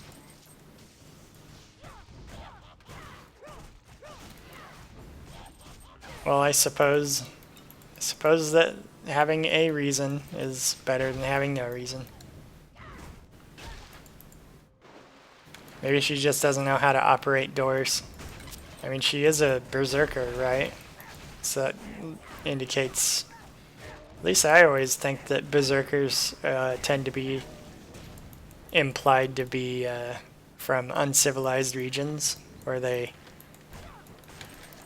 don't have a formal education in a city or anything. I don't think there's any such thing as like a berserker that's been highly educated and trained in a city. I think they're all supposed to be kind of like a, well, you lived out in the wilderness and you're kind of an asocial person. So maybe the character just doesn't understand doors, and so they can only go through doors that are already open. That seems like it would be kind of a thing. I don't really know though, because it doesn't make a whole lot of sense. Okay. Corpse fire skeleton. There's just a lot of undead in this world in general. You think maybe that everybody that dies comes back to life?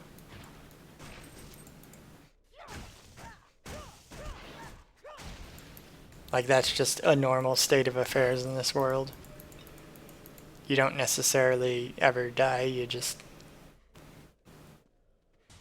Corpses come back to life just as a rule. Only this is like a fantasy world where they're like, well, I got bitten by a zombie. It's just kind of annoying. You know, that was my Tuesday. And, you know, some maniac came through that didn't speak to me, but they came through and they punched all the zombies that were nearby, and then they ran on. And I stared at them in thanks. I made sure not to move, because if I moved, they would have started to attack me probably. So I didn't move, and then I saw them about 10 minutes later, and I still was in my same spot standing, thanking them for their assistance. And then after a few hours, when they didn't come back, I decided I should probably get out of here because it's not safe. And so I left. I mean, evidently these people just stand around for hours after they've been rescued from certain doom. That just seems to be the normal state of affairs in this world of how people decide makes sense to behave.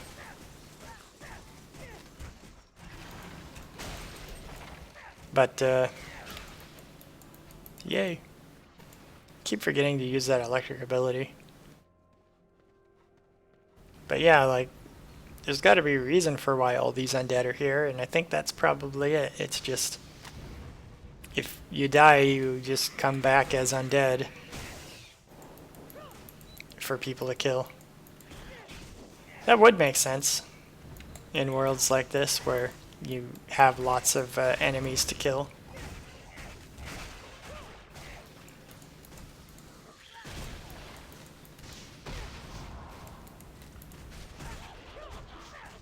Goran. Could have sworn I fought a Goran already recently, but maybe I didn't.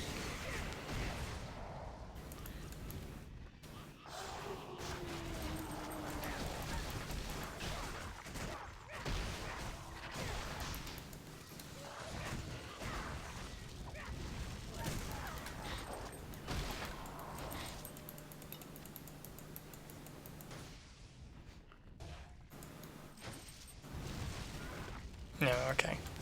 That was a trap I was looking at.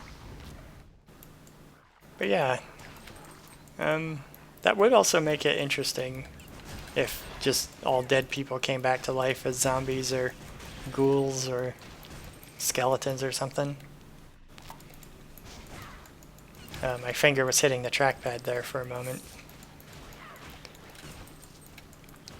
But if that was the case with the world, then if you have like a battlefield, then once a war has happened, you go back over the land and there's just a bunch of undead wandering around. Then that would also make sense about how people don't want to go out to fight wars, or like they'd be a lot more cautious about war.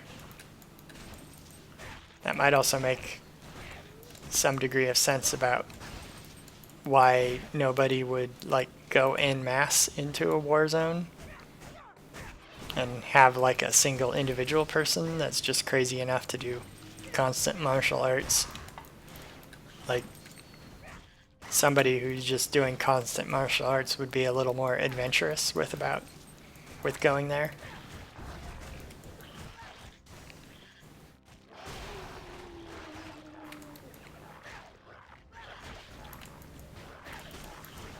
Okay.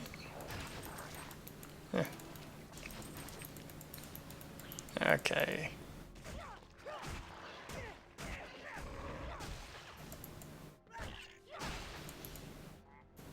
Yikes. Yikes. But in terms of this world, yeah, I think that must be what's going on with the undead, because it's way too common for it to just be necromancers doing it. Especially considering that I only think I've ever fought necromancer-ish enemies in the first area of the game. Like, I can't remember who the enemies were called, but I think there was an enemy that was a necromancer-ish type character. Either in name or in, like, thematic appearance. But everywhere else doesn't have those. They just have people, or, you know, they just have, like, monsters or whatever that live alongside the skeletons that the skeletons don't care about. Skeletons are, you know, shambling corpses or whatever they are. Some of them, they just kind of can, maybe they disguise themselves so that the skeletons can't recognize them. Or I don't know, maybe the skeletons hunt by, like, smell, maybe? I don't know how much sense that would necessarily make.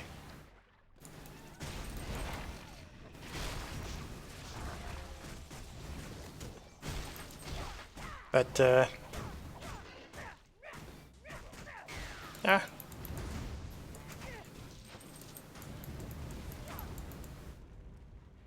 Okay.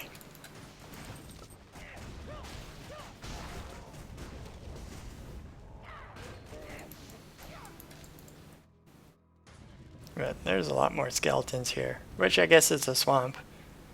All sorts of people that get drowned in the swamp are just popping out when I come by. Because, you know, they... Maybe skeletons don't recognize the mushroom creatures that live here as being a viable target. Because it's not like mushrooms have skeletons, I think. Or like these nature spirits, bracken witches. At least I think they're... I don't know what bracken witches are.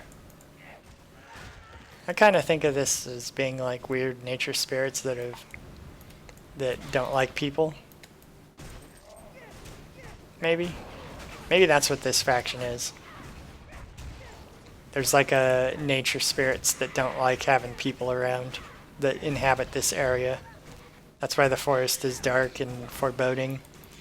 Why it has swamps in it with slugs and splinter wraiths and bracken witches. That must be what it is. It's probably okay to attack these people then-ish. I still don't think it's okay to attack the cockroach guys though. Hey look, it's a... I was gonna say snake statue, but it has little legs there. I guess it's supposed to be like a naga. Some snake monster.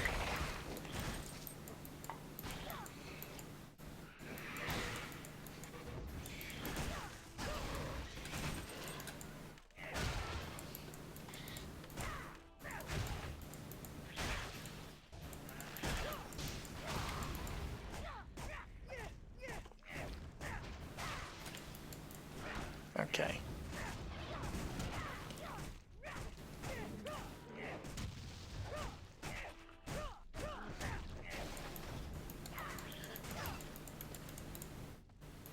Okay. Let's see. I think I'm going to mostly clear out this area, and then end after I've gone into most of the first places that are around here. I'll leave all the side areas to clear for next time.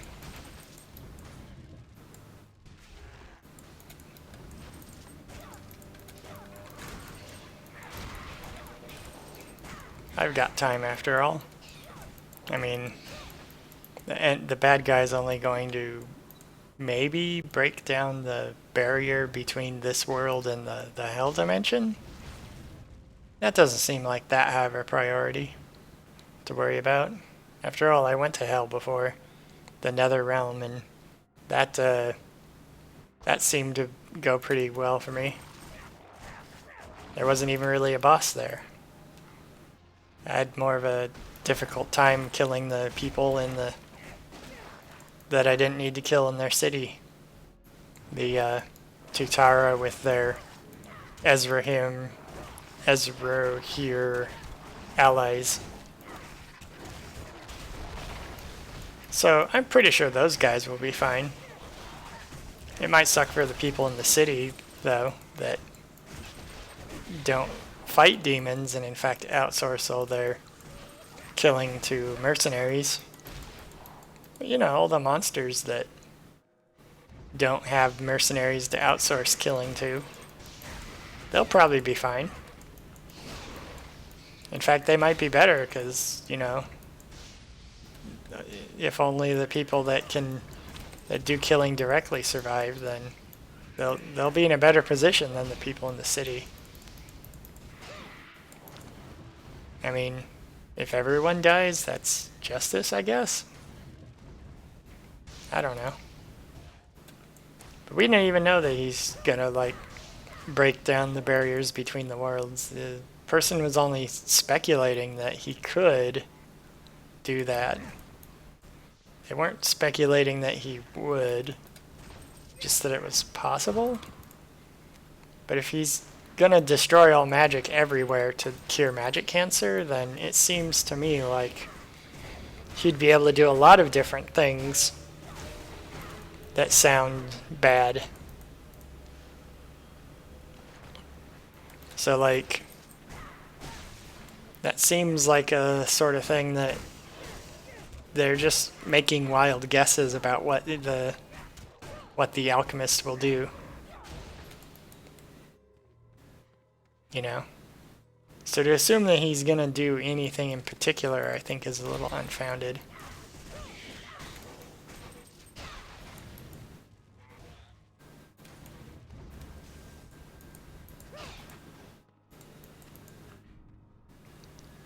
But I don't really know.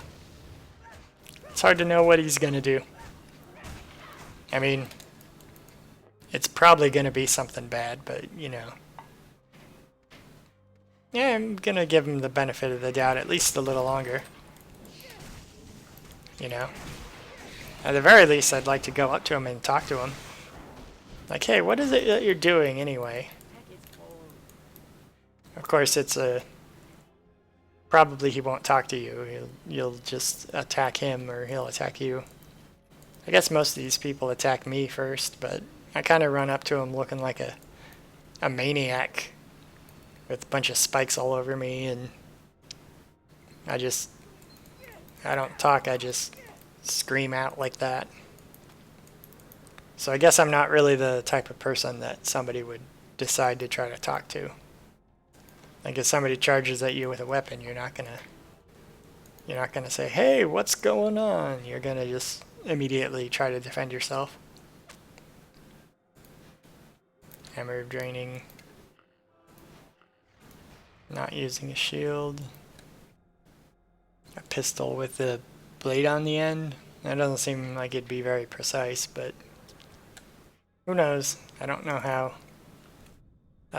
pistols or guns work, really. Seems like a weight on the bottom would make it not very good. Okay, what's this one say? Yeah, I don't know about that. Okay. Get rid of the stuff that I'm not going to use, for sure. That's a pretty neat gargoyle out here in the middle of this forest. Did the nature spirits build it? I mean, they must have, because I don't see anyone else here. Hello, gargoyle. The rock gardens. Bale stand. I hear a bunch of hags laughing. Hey, a movie reference. That's neat, I guess.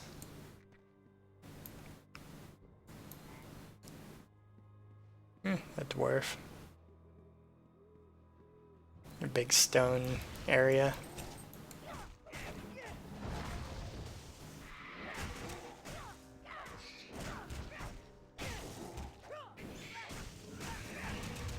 Okay.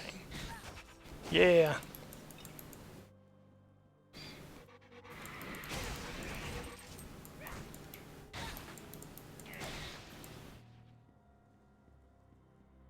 Okay.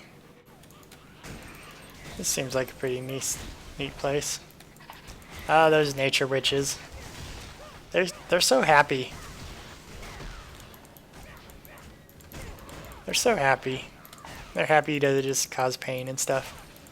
I think I have more in common with them than I do with any of the other creatures that exist in this world.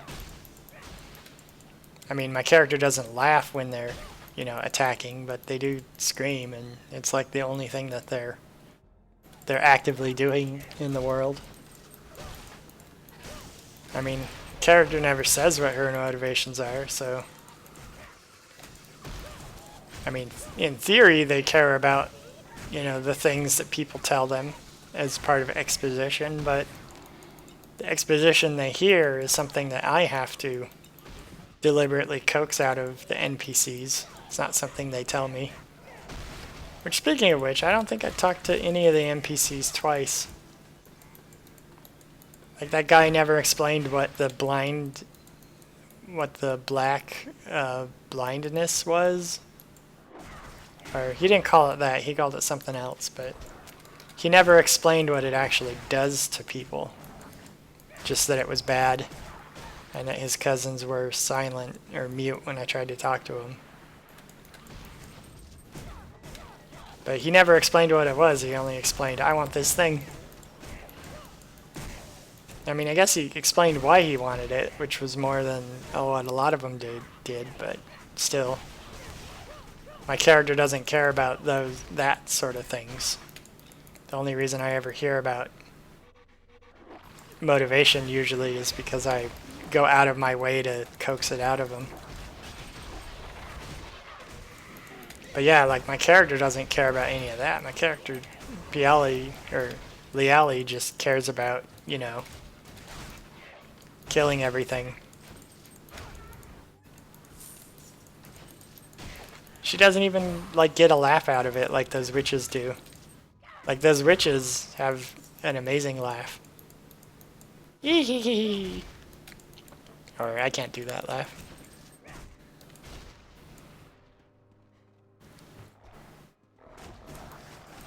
But those witches are just having a good time. That's how I imagine Liali would die. She'd just be killing and having a good time and then end up getting killed herself, and she'd be surprised by it, but, you know, it'd be fine with her because, you know, that's kind of what life is to her. Life is just a series of murders that you keep committing until someone murders you. Which, you know, as far as life fulfillment is kind of bad, but, you know, she knows what she wants out of life and she's getting it.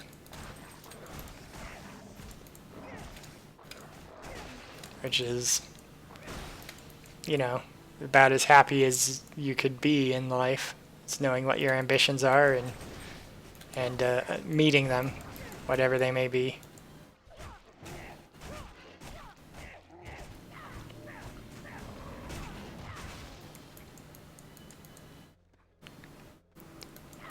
Yeah.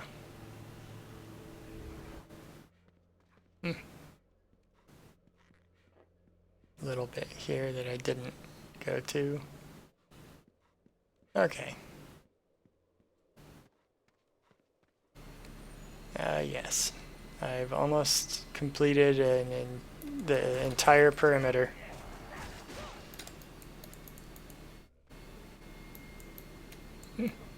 Those some heavy-duty vines.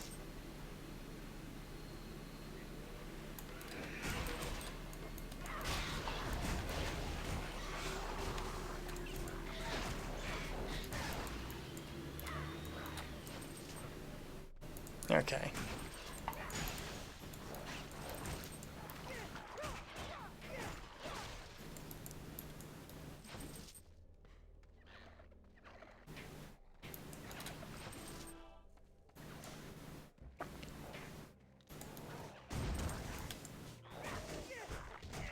Okay. Okay, this is the first area. Pretty nice. I've still got a little bit more to explore though.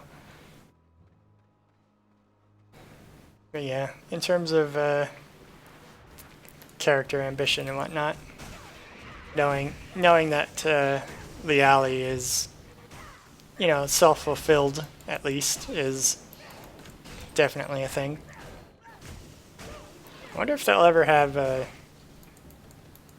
wonder if there'll ever be RPGs like this where you could take like a pacifist sort of route. It would be interesting to figure out how to restructure these types of games in order to allow that sort of interactivity to happen. It would be very different.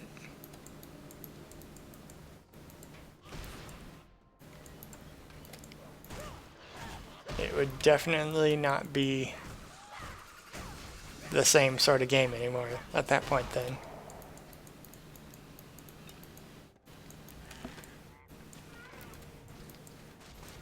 Okay.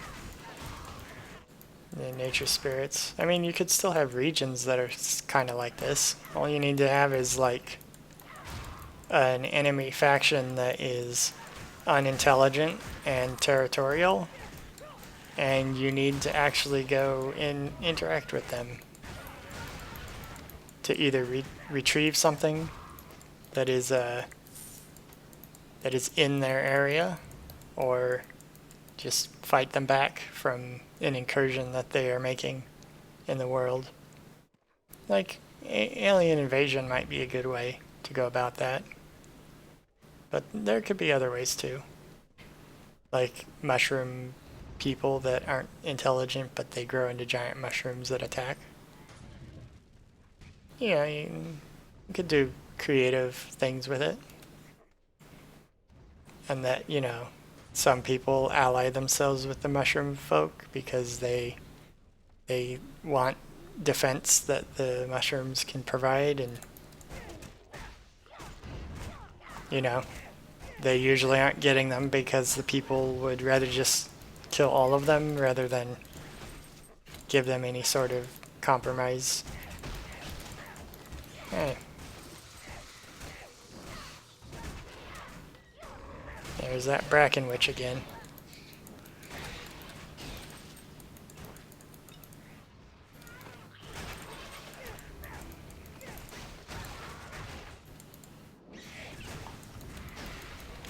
Okay.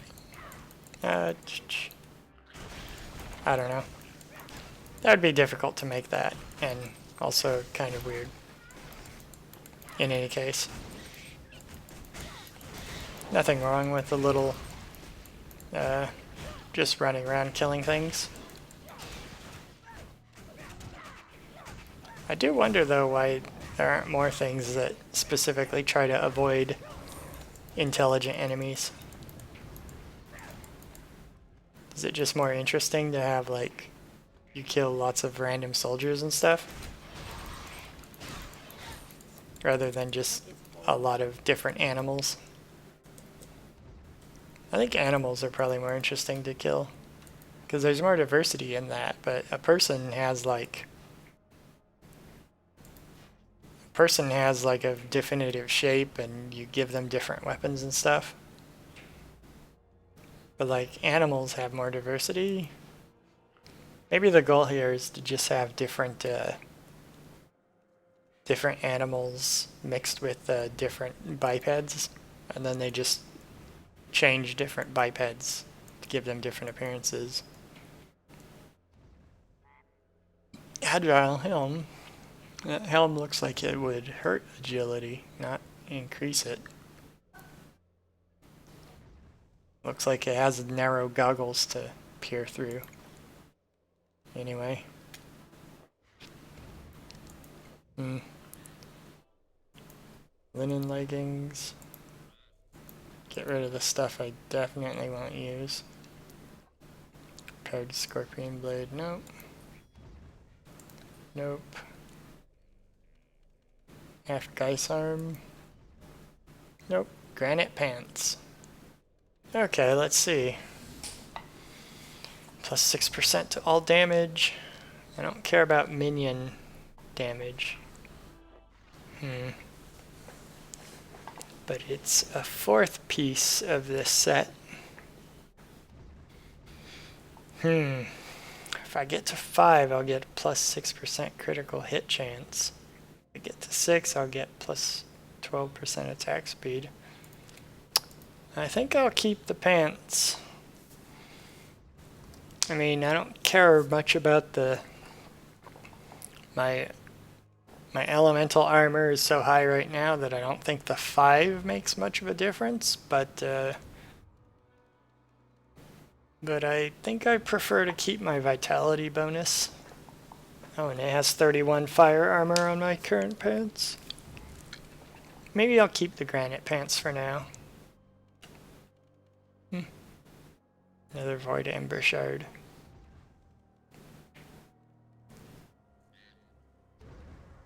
Let's see, what are these? 11 focus, 53 physical damage reflected. Yeah, I think I'd prefer to keep the elemental armor. Fortified laminated pants. Oh, whoops. I did not mean to do that. I don't want to do that.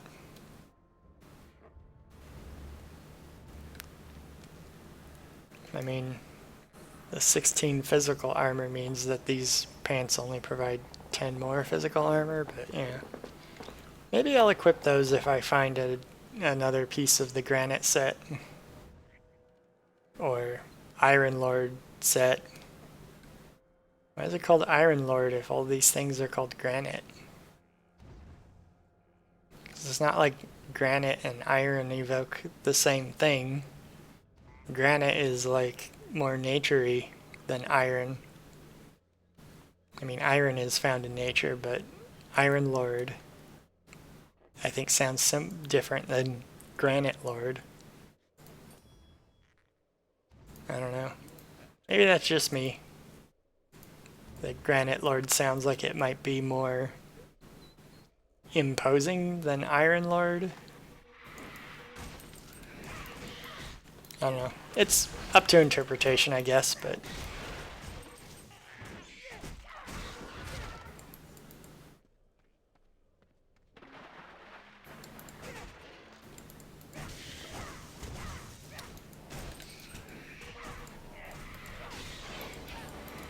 yeah.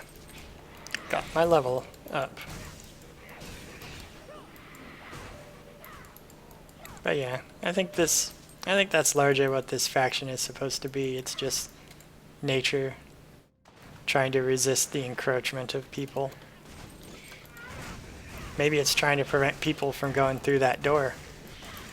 Except the door was a techno door that's openable by a robot key. So I don't know if that door makes much sense to have in this nature region if they want to keep you out. Like, it wouldn't make much sense if that was true. So I think it has to be that there was a group that built that door and then they abandoned it for some reason, rather than it's something that's keyed to something that has to do with nature, because it also has the clockwork core in it, which I have no idea what that could be. I once read a book that had a clockwork world in it, in that the world was made out of clockwork. Like, the Earth had a giant gear around the equator, and it orbited in a physical track that, or it moved along a physical track that went along the orbit of the entire Earth's orbit around the sun. Like, there was a big ring there, and the physical gear of the Earth, like, meshed with that orbital ring as it went around the world. It's kind of a neat image, kind of weird, but you know. Yeah, Phase Beast. I guess I'll go to the Phase Beast. I'll go through the Phase Portal. I don't know if those last forever. They might, like, disappear after a little while. But as for now... Oh, it's gonna make the encounter start right away, I guess. Maybe. Yeah. Okay. I'll do this encounter and then level up. Agarod, the Unearthly.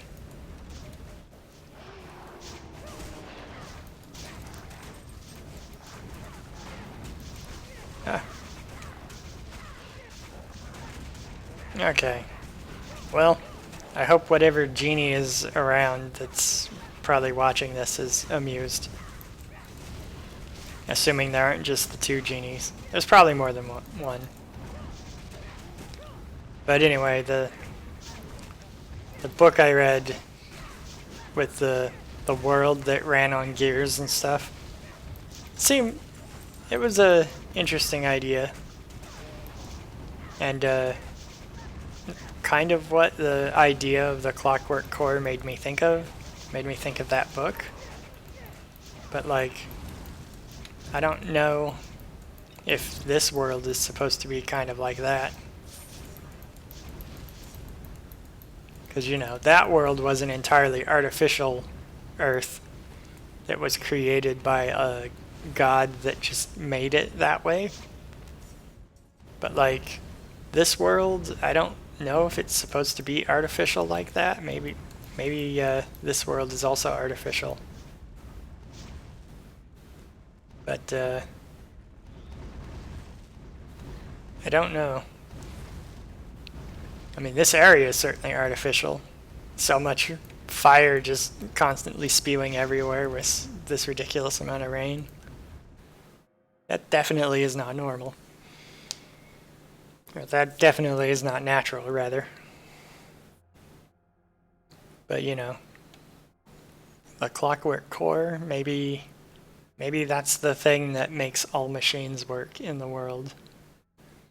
Maybe it's like magic machines. You know? So there could be a Clockwork Core that is the reason why machines can work. I mean, it could be anything, really. I mean, maybe it's just the thing that makes zombies exist. Maybe it's just the source of all magic. I mean, it didn't really explain. Of course, they never really told me what guardians were. Oh, I'm high enough level to get the last skill. Let's see what they all are then. Brutal series, 3 strikes on all foes within 4 meters. Wow. All armor reduced. Okay, that seems like it would be very good, but wow, that is super costly. 40 mana. 3 strikes on all 4s within 4 meters.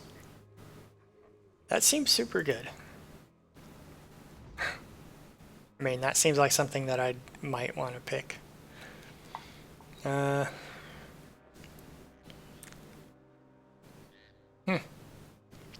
That also seems good. Is there like a ranged ability? Because most of my things are like melee or the area immediately around me. But this one can be used at range, and I think a lot of these are not things. Yeah, this one was... Yeah, this one allows me to throw a weapon. Or...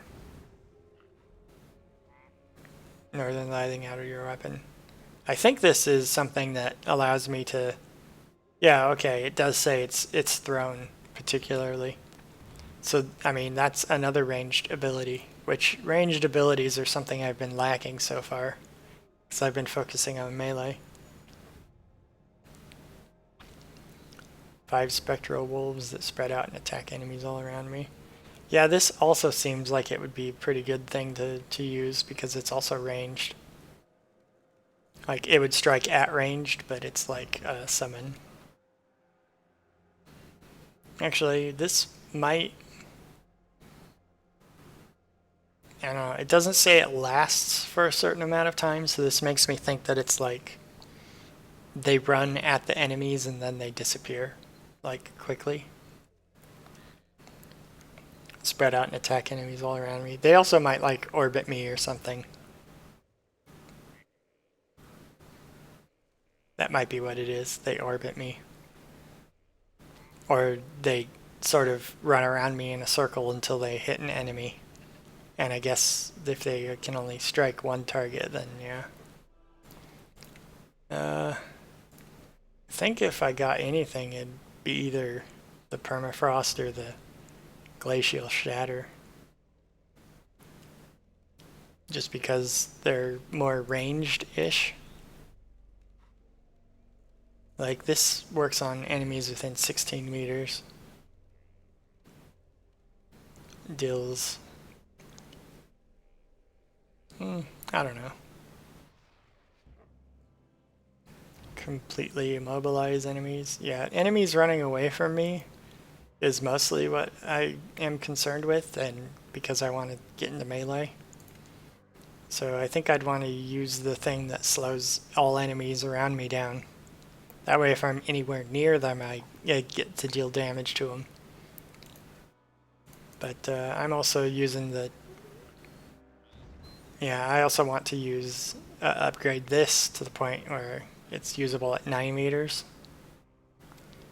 instead of 6. That seems like this goes out to 16, but this always pulls them closer and stuns them, so probably want to stick with that for now.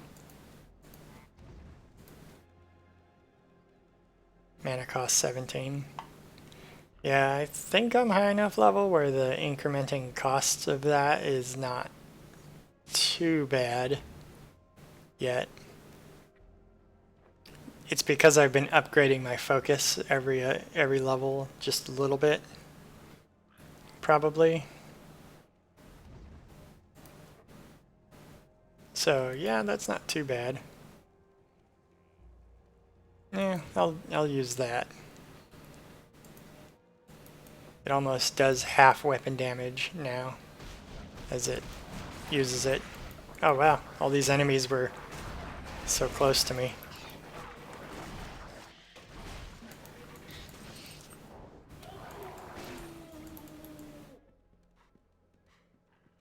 Okay.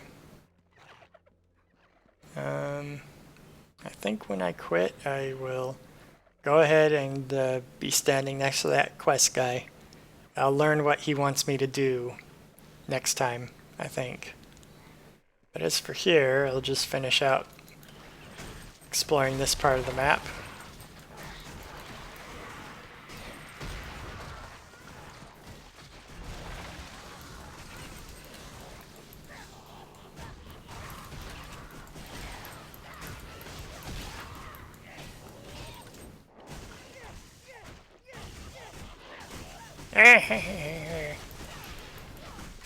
Well, you know, do what you love. That's what that witch learned. Or that's what that witch was doing. If only everyone could be so happy.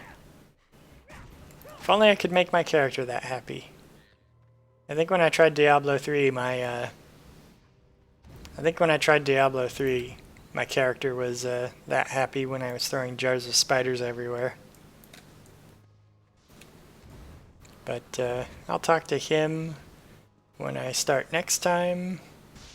I'll figure out the dealie with the Netherrealm portal next time too. Because I don't want to enter any different maps. I'm just clearing out the rest of this one still.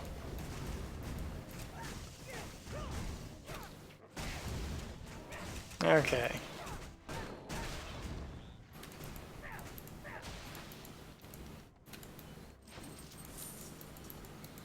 Okay.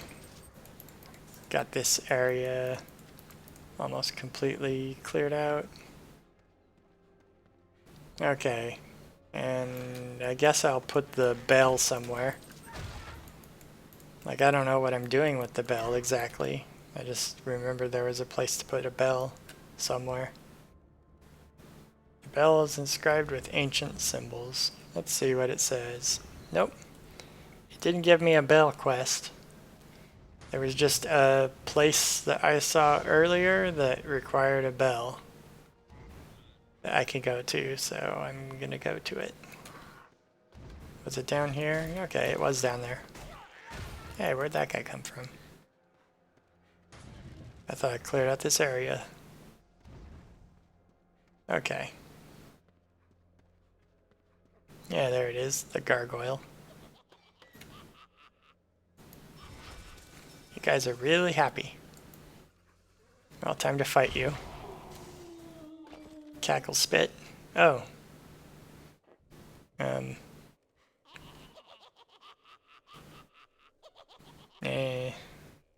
Okay.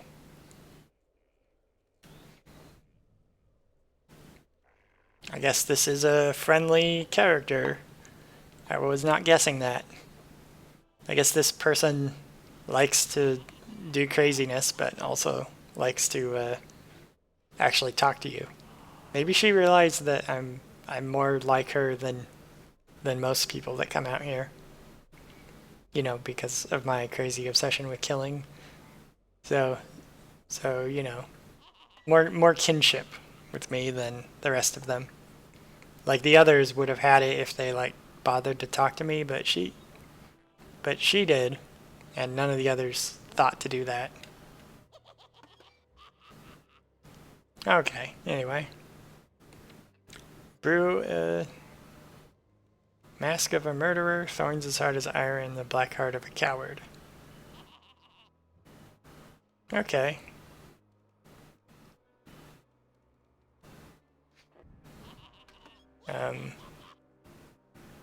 What? Why would I want that potion?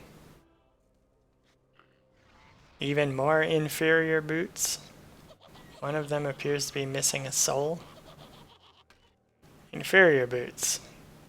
A pair of shoes that appears to have been chewed by rats.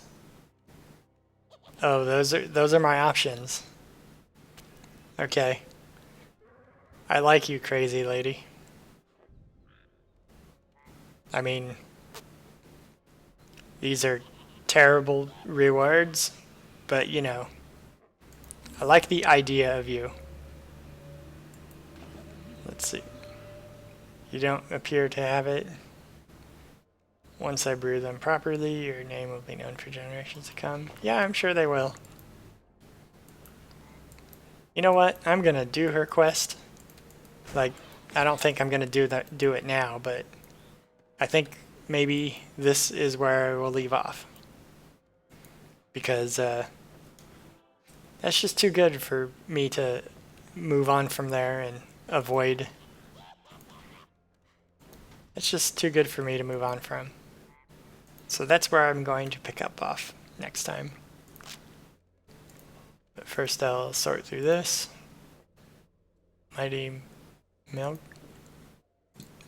Get rid of the bow. Keeping the granite pants for now still. Punt gun. Okay. Maybe it fires footballs or something. Or soccer balls or whatever balls. Something that you'd punt. I have 9 identify scrolls. Okay. Black Knight's breeches. Requires an Outlander. Maybe I'll put it in my chest of gear that I'll never use. Increases dodge chance. Yeah, I guess that's probably good for an Outlander. They seem to be more of a dodgy type character. Now look at this too. The Thunder Hammer, unique pistol. Cast lightning, cast thunder. I wonder what the difference between those is. Are they actually the different things? Like, is one of them actually maybe blind you and deal electric damage, and the other deafens you and deals electric damage? So what does deafening do in this game? Maybe it's just stunning or something. Oh, okay. That's what it must be. thunder maybe silences you. Silence is like maybe to use magic you need to be able to hear yourself talk, and if you're deafened it's too distracting, so you can't really cast magic for a moment. I could see that. Because it's pretty easy to distract people from what they're thinking of. All you need to do is like have something play in their ear that they can listen to. At least that seems to be the experience for me. Like when I had the music too loud earlier, I was having a little hard time focusing on what I was saying, so I slowed down a bit. And that still happens somewhat now, but you know, it happened a lot more when the volume was louder. I think I'm getting a little better though at talking through it and getting distracted a little less. Although I think it is definitely a skill that I will be practicing more in the future with further streams. Well, but anyway. Next to the really happy nature rich. I'm going to end it here and pick it up next time, where we continue going after the Dark Alchemist